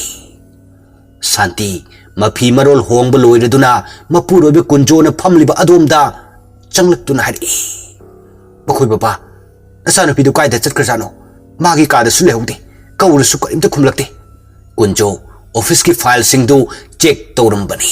मागी लुइनबी शांतिना हाइरक्लिबा वादो सोर मपी अमा होंदोकलगा तपना हारि नचानुपीबु लैतेबा mama नबी निबा खोइदग लाकपुरा हंगुने होय होय आई phone तौके असी हाइदुना शांति निबाद कॉल तौरई निबा कॉल दु सट लौखलक्तुना नाकोंग तपना थमी शांति वा मखा तारई इबेमा सनादुना खोइदग लाकप्रो इमा अखोइददी लाक्तिए करी तौबु यावरगे कैसु तौते इमागा नखोइ बाबागदो ऑफिस ता लाक्तु यादे हाइदना चलुबनी युमदा मा मतोम लेहौबनी अदुदा मादी युमदा लेरमद्रेने नखोइदा चलंबा यायेदना कॉल तौरक्लिसिनी सनागी ममा शांतिना हाइरक्लिबा वादुदा निबा खरा चिन्नरप तौई अदुबो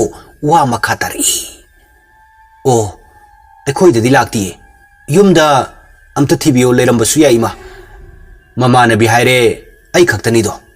होय होय चाखुमदगा अमता येंगलुकिगे थमो थमो असी हाइदुना कॉल अदु थमनख्रे कुंजो फाइल अदु येंग हारि लई हाइब्रो ममा लैते मखोइददी लाक्ते हाइरिने अदुदि अमता थिरु सोदना मथक्तगा चाखुमदगा लैब्रा हाइदो होय आई अमता येंगखिगे असी हाइरमदुना शांति चाखुम लोमदा चंगलई अदुगा मचानुपी सनापो कौदुना थिरई इसाथोय असुमना कौदुना थिरी कौरबसु खुमलक्ते शांति कोन थमफम अदुदा मिदेंग थमलई उरे ई खरा तैरिबदु मधु उबदा शांति इपा पाखना मपुरुबे कुंजोद कोरई अखोय बाबा तारबो चाखुमदा अमता चंगबिरो कुंजो शांति ने इपा पाखना कौरकपदुदा होबे चाखुम तमना चंगलई अदुगा हंगलई कैदौरगेने अदु कना कौरिदुबो शांति मखुद खुदोंबिदुना थिंदुना ताकले अदुगा हारि तु कुंजोसु मंगक्तु तिंगक येंगदुना हारि कदाइदगी इनो सिदे ममा लाओ नचानुपीदु मथक्ता अमता येंगुसि शांति युमसिदा करीगुंबा अमदि तौरे हाइबसि वाखलदा चिंगनजै शांति कुंजो मखोय अनिदु मथक अदोमदा कारक्तुना मचानुपी नाइतोम तोमथेन गांजबी सनाबु कोइथी थीबा हौरई अदुबो फन थीरबसु फंगबा कौबा लैत्रे शांति ngaihak chap leptuna ising tenki adudu yengli aduga ising tenki leiriba adomda prap changsinduna phone gi flashlight thandur yengli ure purit machet nama ising manungduda tauribadu madu ubada शांति मखोल थोकने कबलई नाकंदा मचानुपी सनाबु थीरिबु कुंजोसु शांति ने कबलक बदुदा इंगक ngakne शांति की मना तमने संगसिंदुना हारि mama कैदोरगे नचानुपी थीसे हारगा नंगना कबलिबदु करी तौरगे मे शांति मपुरोबु कुंजोगी मखुद खुदांगदु ताप पाइदुना मखुद अदु इसिंग मनुंगदुदा लुपसिले कुंजो ngakna ising manungdudu yengli ure मचानुपी ने हेक लेटपा फुरितो कुंजोसु मपी तारक्ले खजिक फागुलक्लिबा फुरित अदु यान्दुना चिंखत्तुनु येंगली मचानुपी की थवाई हक्चांग खाइनरबा हक्चांग पोलांग ओइना फंगलबदा ममा मपा ओइबा अनिदु बाप मेन करीमता ताखिद्रे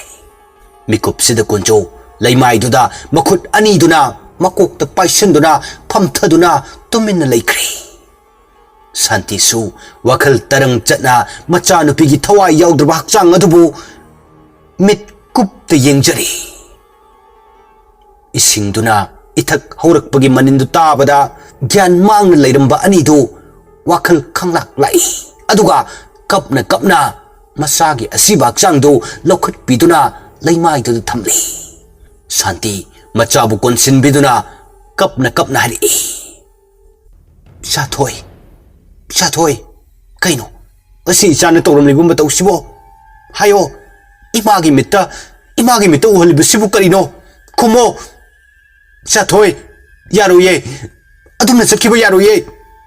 ꯏꯆꯥꯅ ꯆꯥꯅꯤꯡꯉꯦ ꯍꯥꯏꯕ ꯆꯤꯛꯀꯟꯗꯣ ꯏꯃꯥꯅ ꯂꯩꯔꯛꯑꯦ ꯂꯥꯛꯑꯣ ꯆꯥꯔꯔꯣ ꯂꯥꯛꯑꯣ ꯑꯩꯈꯣꯏ ꯕꯕꯥ ꯅꯆꯥꯅꯨꯄꯤꯁꯦ ꯑꯩꯅ ꯀꯧꯕ ꯈꯨꯝꯈꯤꯗ꯭ꯔꯦ ꯅꯪ ꯑꯃꯨꯛꯇ ꯀꯧꯋꯣ ꯁꯦ ꯅꯆꯥꯁꯦ ꯑꯃꯨꯛ ꯂꯥꯎꯗꯣ ꯀꯨꯟꯖꯣ ꯃꯤꯠꯂꯨꯗꯒꯤ ꯁꯤꯟꯊꯔꯛꯂꯤꯕ ꯃꯤꯠꯀꯤ ꯄꯤꯗꯨ ꯁꯠ ꯇꯩꯊꯣꯛꯇꯨꯅ ꯃꯆꯥꯅꯨꯄꯤ ꯁꯅꯥꯒꯤ ꯊꯋꯥꯏ ꯌꯥꯎꯗ꯭ꯔꯕ ꯍꯛꯆꯥꯡꯗꯨꯗ ꯅꯨꯡꯁꯤꯅ ꯌꯦꯡꯗꯨꯅ ꯍꯥꯏꯔꯛꯏ ꯏꯄꯥꯒꯤ ꯏꯕꯦꯝꯃ ꯅꯪꯅ ꯄꯥꯏꯕ ꯋꯥꯔꯧꯗꯨꯅ ꯆꯠꯂꯕꯣ ꯁꯦ ꯍꯥꯏꯌꯣ ngasi namana pa oiba anigi mitta uhaliba saklonse karamba saklonu isa thoi amuktang pokpa miyoibagi mapokni nongma natraga nongmadi taibang punsibu thadoktuna chatlagadaba ngaktani aduna telaba punsi matek kharasida nungsi chanana aikhoi masel amaga leiminausi asumna sanagi thawai yaudrba hakchang adusu mathau mangam ningthijana pangthok pikre matam kharadi sona hui kapna hui launa hui matam kaubi akawbagi irol nungda chankibana ningsing ludre asibagi ahingbagi haina khetnaba amamam leikibana pomnamak haukre loikre tha kharagi matungdani niba amaiba ningthem khoigi yumda lai aduga amaiba ningthem khoigi sumangduda lepdaga kawri yumsibu mi leibro kana lege taadene kanamta lekte jalo ho yumsibu kana lege nibana korakpagi khonjelu taraduna leisabi nupi ama yum adudagi thoglai aduga nibada yenglaga hari kana yumsi amaiba ningthem khoigi oibirabra oh mane ningthemgi machane hekta kakatpiro hoi asi haiduna nibadu mangol da kakhalai aduga mora amada phamthai leisabi nupi adu nibada tathat yengduna tapna hari ai taton kokthorake sida sum phambiramo asi hairam laga imung lomda prap changlakuna ningthemgi kada changlai aduga hari taton mapanda taton unanena nupi ama kawe amta thokpiro ningthem phamlambadagi phuk haugatuna machal nupi de yenglaga khumlai kananu ne ayuksida aiga unani hain laidubo hoi taton thole asi haiduna ningthem mangol adomda thoklai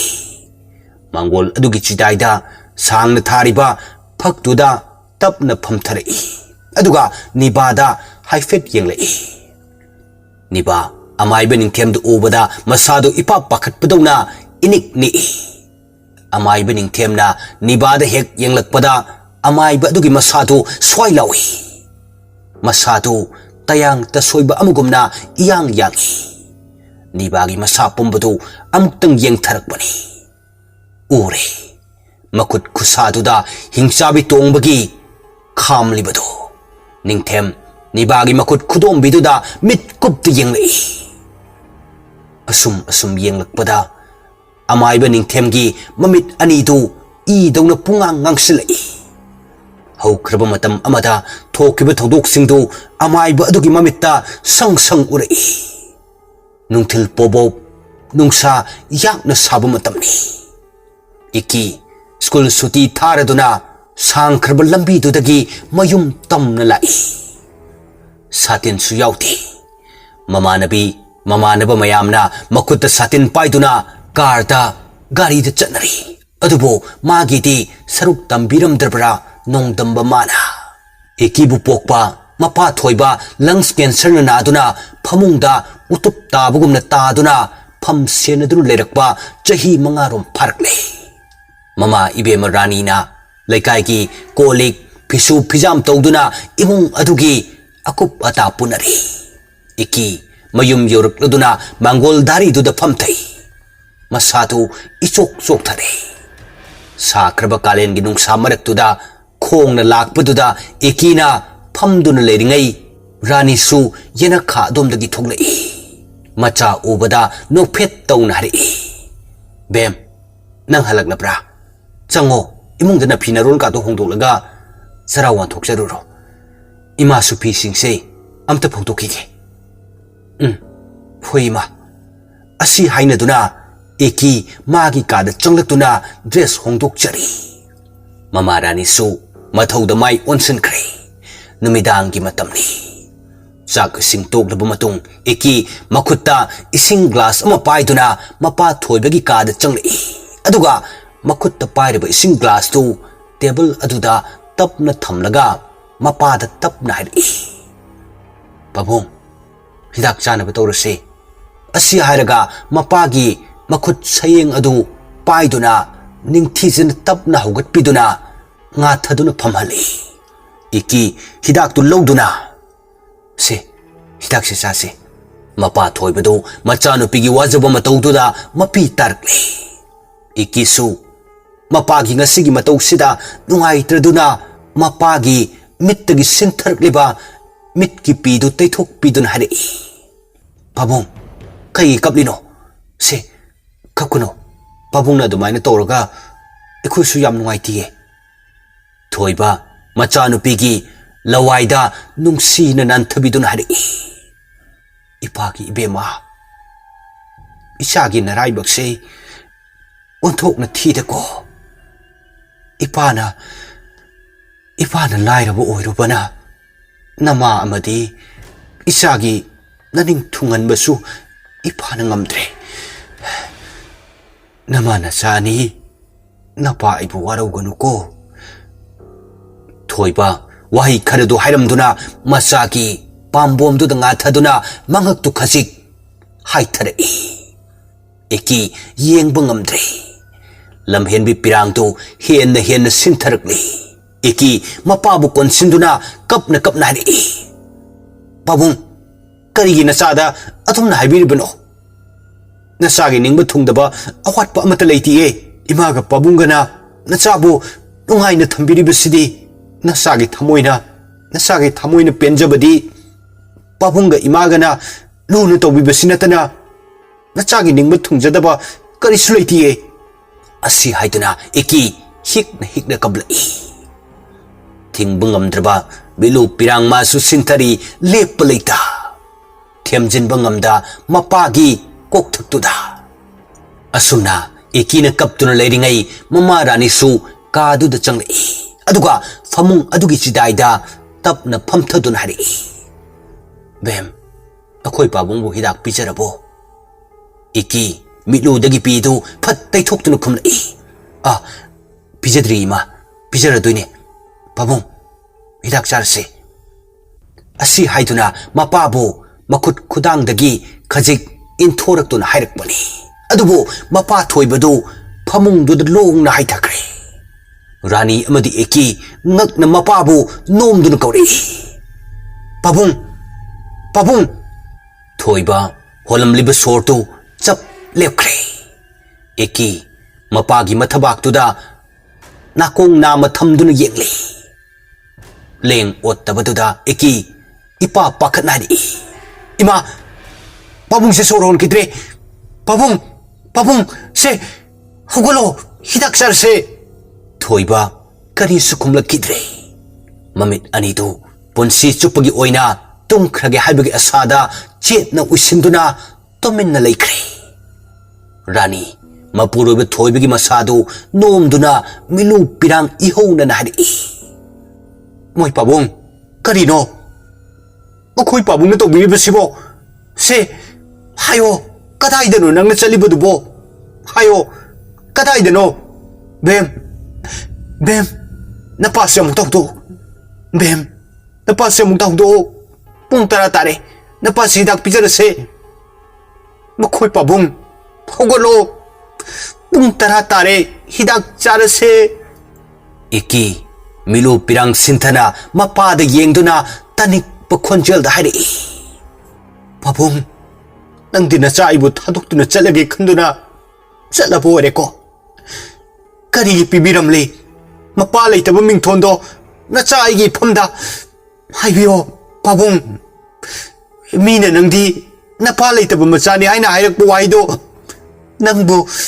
nangbu taba ngamgadro ima pabung siyang ware hairambare punsi supagi oina potharage khanna ima isabu thadukduna satkre pabung nungaina potharo ko amuk khanna hudoklaror penna pothajaro nungaiba karino khangdraba pabunggi punsido ngasidagi nungaina ingna chikna pothajaro hudoklaroi amuk khanna mikap mirau kholtana pomnin nile mapa kainabagi maisakna naujaribi nupi masa adusu angaubi amaga pangkak oiri rani su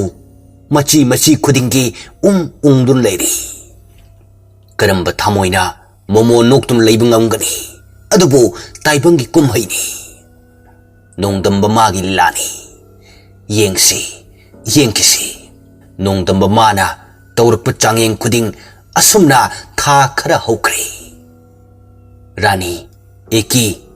mangol da famdur leiri mama rani na wa hodori bem nangi 12 ki exam su kusilaktre yaragadi nang hostel to oina leirodana mama rani na hairak liba wadu de eki mama da phat yeng aduga tapna khumli ima kai hostel da leirodoino hostel da natrasu yumda sum leiraga honagi hostel da leiragana hena senting na bani rani macha da yenglaga amuk hari bem hostel la leibaga yumda leiraga honabaga ani se yam khene 12 ki exam sita mai pak na hono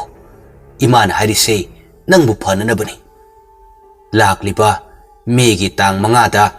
imana soidana hostel la thinbige eki ngakchana hanglai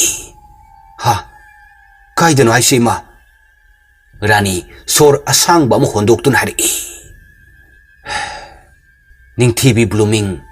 PHUNDREI hostel da makhoi hostel to ki principal ka su imana wari sana krabani laga lo hairak labani isa mai pak ta yada bani ko imana nangon thamli ba sa se nang kaidong da kahin gan ko iki ta sengbadi hostel da leibasi kaya pam da bani adubo mama na mangonda asa mayam ama tawjabadu da khumlai phare imana hairabani na ai leirage mama mapana haiba inba macha haiba dusu ai oijarake asum tauna chayol amarom hokre eki amati mama rani ga ningthibi blooming PHUNDREI hostel aduda lakminnari hostel adugi gate tani ekina gate to da thillibadu hostel adugi gate tani ekina gate to da thillibadu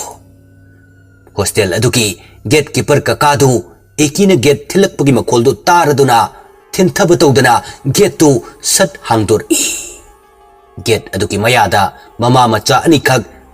tarak leplibadu ubada gate keeper kaka adun hari ibema kana hanglakliबदु eki khungge haina machin bal khajik lenglingai mama rani na oina phat khumlai ibungo nakoi hostel sigi principal irel bu lekibro maga muktu unajage agyan tare hoi yani hekta changsi asi haina duna mama macha ani duga gatekeeper kaka duga principal irel gi room da changminar aduga principal irel ga rani ga ngaihak wari sanaduna rani ga eki ga du thoglakle rani phana haisabki wani matam khara mama macha lapnarani khanbada mathwai inung nungai rakre adubu macha gi mitmangdadi utte rani macha no pi eki da nungsi na yengdun hari bem phajana layuko ojana haiba ilo makhoi na yadaba thabak kaidung da tawgono hostel sida leiriba mahiroi singse nangi aseng ba marup ni haina khaluko pare namise tasilakadore ima swan krake nang su changkro ko asi haiduna rani machabu manam nambiramduna chatke haina khong thangdorakpaga Rani gi phisi du ikina phat yalai Rani thanglamba khong thangdu chap leptuna leiri iki milu pirang sinthan hari ima nungsibi nangi nungsira maithongdu amuktang di peni yengjauge masaki wai sida leptuna leiba ngamdre mama oibi mahaksu aduna machagi nakta chensil latuna machabu mathada chet na konsin biri iki kap na hari ima ngasi haiba numit sidagi ima isa pak na unaba phangaroi ko ima nang nasai gi nakta toina lau ko Rani machabu mathadagi lauthok lagari laktoini ima isa gi nakta toina lakani ye se ima chalage ima gi phiji se thado obem iki mama da mit kupte yengduna mama gi pairiba phiji du tap na thado Rani machad amuktang yenglamduna thanglibu khong thangdu thangningda get tu lanthokduna chatkre liptuna yengjhauri kairiba thamoi amana eki mama na chatkiba maikai du mit kupta khongpham ama fabu hongda liptuna yengjari lepti mittagi sinthariba pidusu ikina leptuna leiringai yak lauba khonjal amana matung lomdagi hari oi sagenbi kaidorage muti dauna du chap yungai leptuna kapibuduna kana sibi aurage poloi bineba miga leitabagi kapiro ha kaisu halunu aikhoi leisini poloi bineba yamna usittana hairakpani iki hairak iba maikai adomda mamaidu fat leithoktuna yenglei aphawi nupi ani samji wang pullaga makhut ani punduna matungda leplaga lerambudu ure hairak lepadu iki kari sukhumde new comer oibagi kharadi ikaiba phawi handaksu aphawi nupi ani du chap manan hari mina hangisi khumdabiga tawine oi nangonda ni hangise kaiming gauge aigine ni ba aduga magina sana hostel sigina aphawi hariga dum khangnabani iki kithik kirum tauna marai du la tauna khumlai aigina iki niba sana makhoi ani du michi phat khanaduna noksili aduga niban hari nangso hostel sida changlani banina aphawi tawgide ngambi aikhoigi igul su kharadi khangba tare ne ha niba amadi sana wahi si hairamduna nok tuna istiar adu kaduna chatkre eki makhoi anida yenghauri ekina mathanta tarak leptuna leiringai tanjaduda hostel asigi mabuk mapau phabi mingam jadabi maino bidu eki gi manak tamna sangsilai aduga tapna hari hausiki anido yam phawbani makhoi ga manaruna makok yam chakbani ado kaiming kauke aigina maino bi chahi mari sure hostel sida lerakpa nangidi eki haujikta nokphet tawre maino bi gi icham chamba matawduda mong hadana khumlai aigi mingbudi eki kawe wow nice name ado hostel sida lerakpa chahi mari sure haijabagi wane imana biga leichapo nateda haujikti nangina mana bido aina oirsidi asidage khoi ani best friend oirse hoi adubudi ado room su aitangni nang labani na aikhoi bani pulasiko hoi punse asi haina duna ani do second floor tamna kadai aduga maino bigi room da changminari matamdi asum hausin kibana chayol manga rom sujin kre ayuk ki matamni hostel adugi satri mayam to school chat anaba dress loisinari eki ga maino bigasu loisin ba pumloi loireduna get mapaduda leptuna school ben lak pangari nibaga sanaga su loisin ba loireduna thoglakle atay singdusu mari thoknarakle mainaubiga ekigana leplengai matungdagi nibana ekigi makhut sayengduda pinna thinjlai eki naman khiduna matung phat onthorei niba sana makhoi anidu nokminnai eki khara saunari nakoi bunga bro nako ka chak bro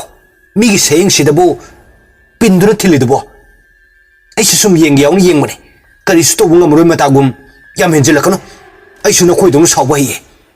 nakoi de thawai ban banati niba sana karem na bamino amanoi niba yam usitan hari oh yam phawgi wani ne is kaiba husikido nakoi bunga ubra kaina pare kayam yamna phawge haibadu yengba tare dana nasidi aphawbi niba aigi saptradu nang namit pen yengone ko niba wahaidu haina ekigi masum asangbudu makut ani changduna phoi eki hande sanasu nibagi mateng pangsilai sana ekigi makut khudangdu mayadunu yamna kanna chiglai mainaubi yengduna lerambani makoi ani changdana purakpa sidadi masu ekigi michang changduna niba amadi sanaki makhachai ani duda khupakna sapu kan thasili tanjaduda oza mayamdu mari chenthoknarei aduga khatnari bedu khamdui oza amana nibada hanglei karigino nakhoina sumna khanari badi hayo sana karigino kari wahudagino seng hayo niba sana makhoi anidu yengnei leitonda saru pande haibagum paukhumsu wate sana magi thokpa ngamnanaba kanget yetuna sebjin sajana hari osa nibaga ikhoi anina tholakpada ekiga maino bigana tinsisa leine adudagi ikhoi su sawningdana khar phukre asi haiduna ojadu da hairakbani eki achum aran karimta khangdi mamaido luktaduna tumin lairi maral lairabi amagum mainaubi sanagi semjin sajin waduda khara saunari oza nate aikhoina busungna nate ekiga igana sida lepingai nibana ekigi makhut pinna thilaini adugi ekina wa khara hairubagi nibaga sanagana ekida phurakpani oza du sungai achum aran khangda niba khoina bo hairabadi chumle khanna ekiga mainaubiga du chaiduna marirak mangar kanthali wajaduna anidu phubadu noksali eki karisu haijabadi ngamda mayadu chiksinduna asawbadu phathajai mathangi numidangi matamni balcony da satri mayamdu lairik padun leiri sanagani bagatu michi khatnaduna lairik tu phat khumjilamduna thokre aduga eki ka maino bigana oidiba room adu changlai aduga eki amadi maino bi makhoi aniki dress amadi lairik singdu kangkha makhaduda loina langsilamduna kagi thongdu tapna thingsilamduna lairik pafam balcony aduda amuk changlatuna lairik tu pakre khangi ekiga maino bigasu makhoi anin thokibasi karigumba ama leibagini haibasi asumna lairik parba matung chak ising tokpa loiraduna magi room da pothana na changnakre adubo ekidi changdri hostel adugi mapa oirapna hauriba sana kori machuna leitengba jum launa paliba leihau leirel pambi tu madugi nakanda phamduna pothari maino bisu ekina phamliba adomda changlaktuna hari kaidorake nathanda sida phamladi tumurase thengdribo eki maino bida phat yenglai aduga sor mapi ama hondokdaga tapna hari tumaduini mado maino bi aidi sigi leihau leirel se yam ngauji yamna supamje karigumba mathangi mapok haibidun leiramba thoklabadi sana kori machuna leitengba leihau leirel pambi oina poksaki eki kaino nangna haridubo farese tumna tawrse pung 10 makhai tare असी हाइनदुना अनीदु चंगलक्तुना पोथाख्रे मथंगी नुमिदांगी मतमनी निबा सना मखोई अनीदु फमुंगदुदा फमदुना करीनो खर सानरी निबाना वा हौदोरी अइना येंगनखिबा मीदि अइन लेम थारोय हुजे कै तौसिगे ओ लेरे लेरे सना इंगक ngakna kainu leirebo aikhoi ani yeknabu oriba ikibu hausingmak hatu odamni mabu nungsiba saduna mathakta pukataga dolal mathaktagi inthaduna harkadawni nibagi waduda sana mangak tu tingak yenglaga tapna khumla ha dolal mathaktagi inthaduna hatuiba ayamadi ngamoiko mi bu harpa gaina is aidi nang sikidum kisale aidi aduda khangdi hal ani haradi hekta haladamani law mabu moi them torga kokhachi asi haina duna ani du eki khoigi rumda changli adubo maino biti tumthadun leramle eki di thenglaba sifawba lairik padun lerami niba eki da yengduna khara kapsin dun hari eki nahan gi thodok to aikhoi yam lankhre madugi damakta aikhoi bu ngakpiyo hausikti aikhoi punna ama toina nungsi sana dun leminarasi asi haiduna makut ani dulonei eki chair adudagi phuk haugutun hari bai adum tawno soikhre soidaba landaba ngamba taibang miyoi ba kanabu leramgani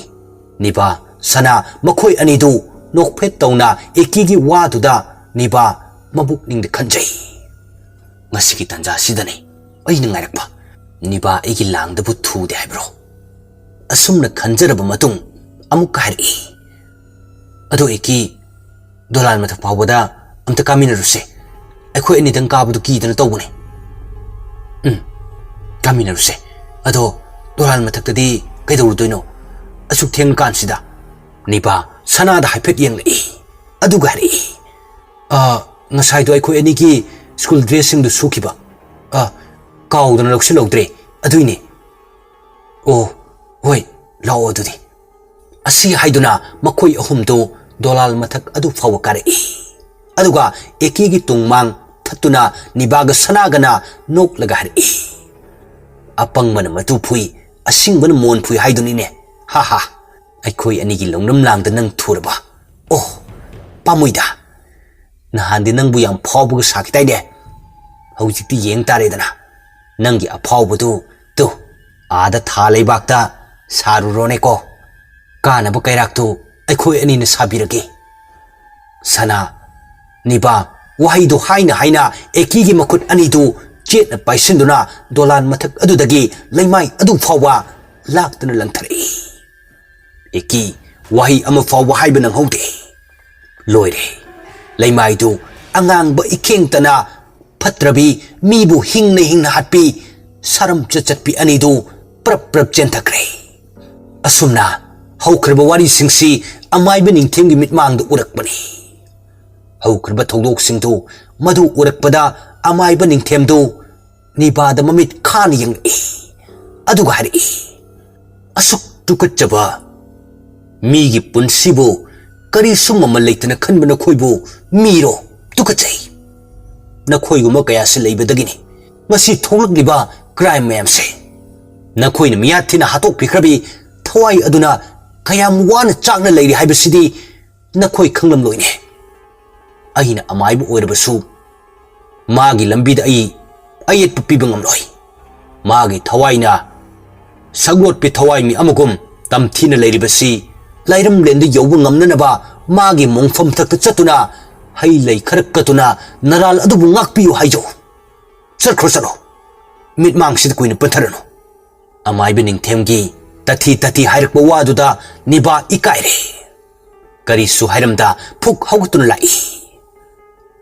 asum lakpana ekigi mai thapam mang mapadu yaurakle niba mang aduda kakhalai aduga hai lei kharakatuna kapna machinda murum solai mihoi bagi punsibu kari sulai ta khalubi apang bi aigi iral se isana yajare अदुबो अइना मरम ओरगा मिहा थीना हातोक पिखरबी एकी की थवाइना मपुगी लेकोलदा अमदी लाइरम लेंदा यौबो ngamnanaba नंगी मोंफम थक्ता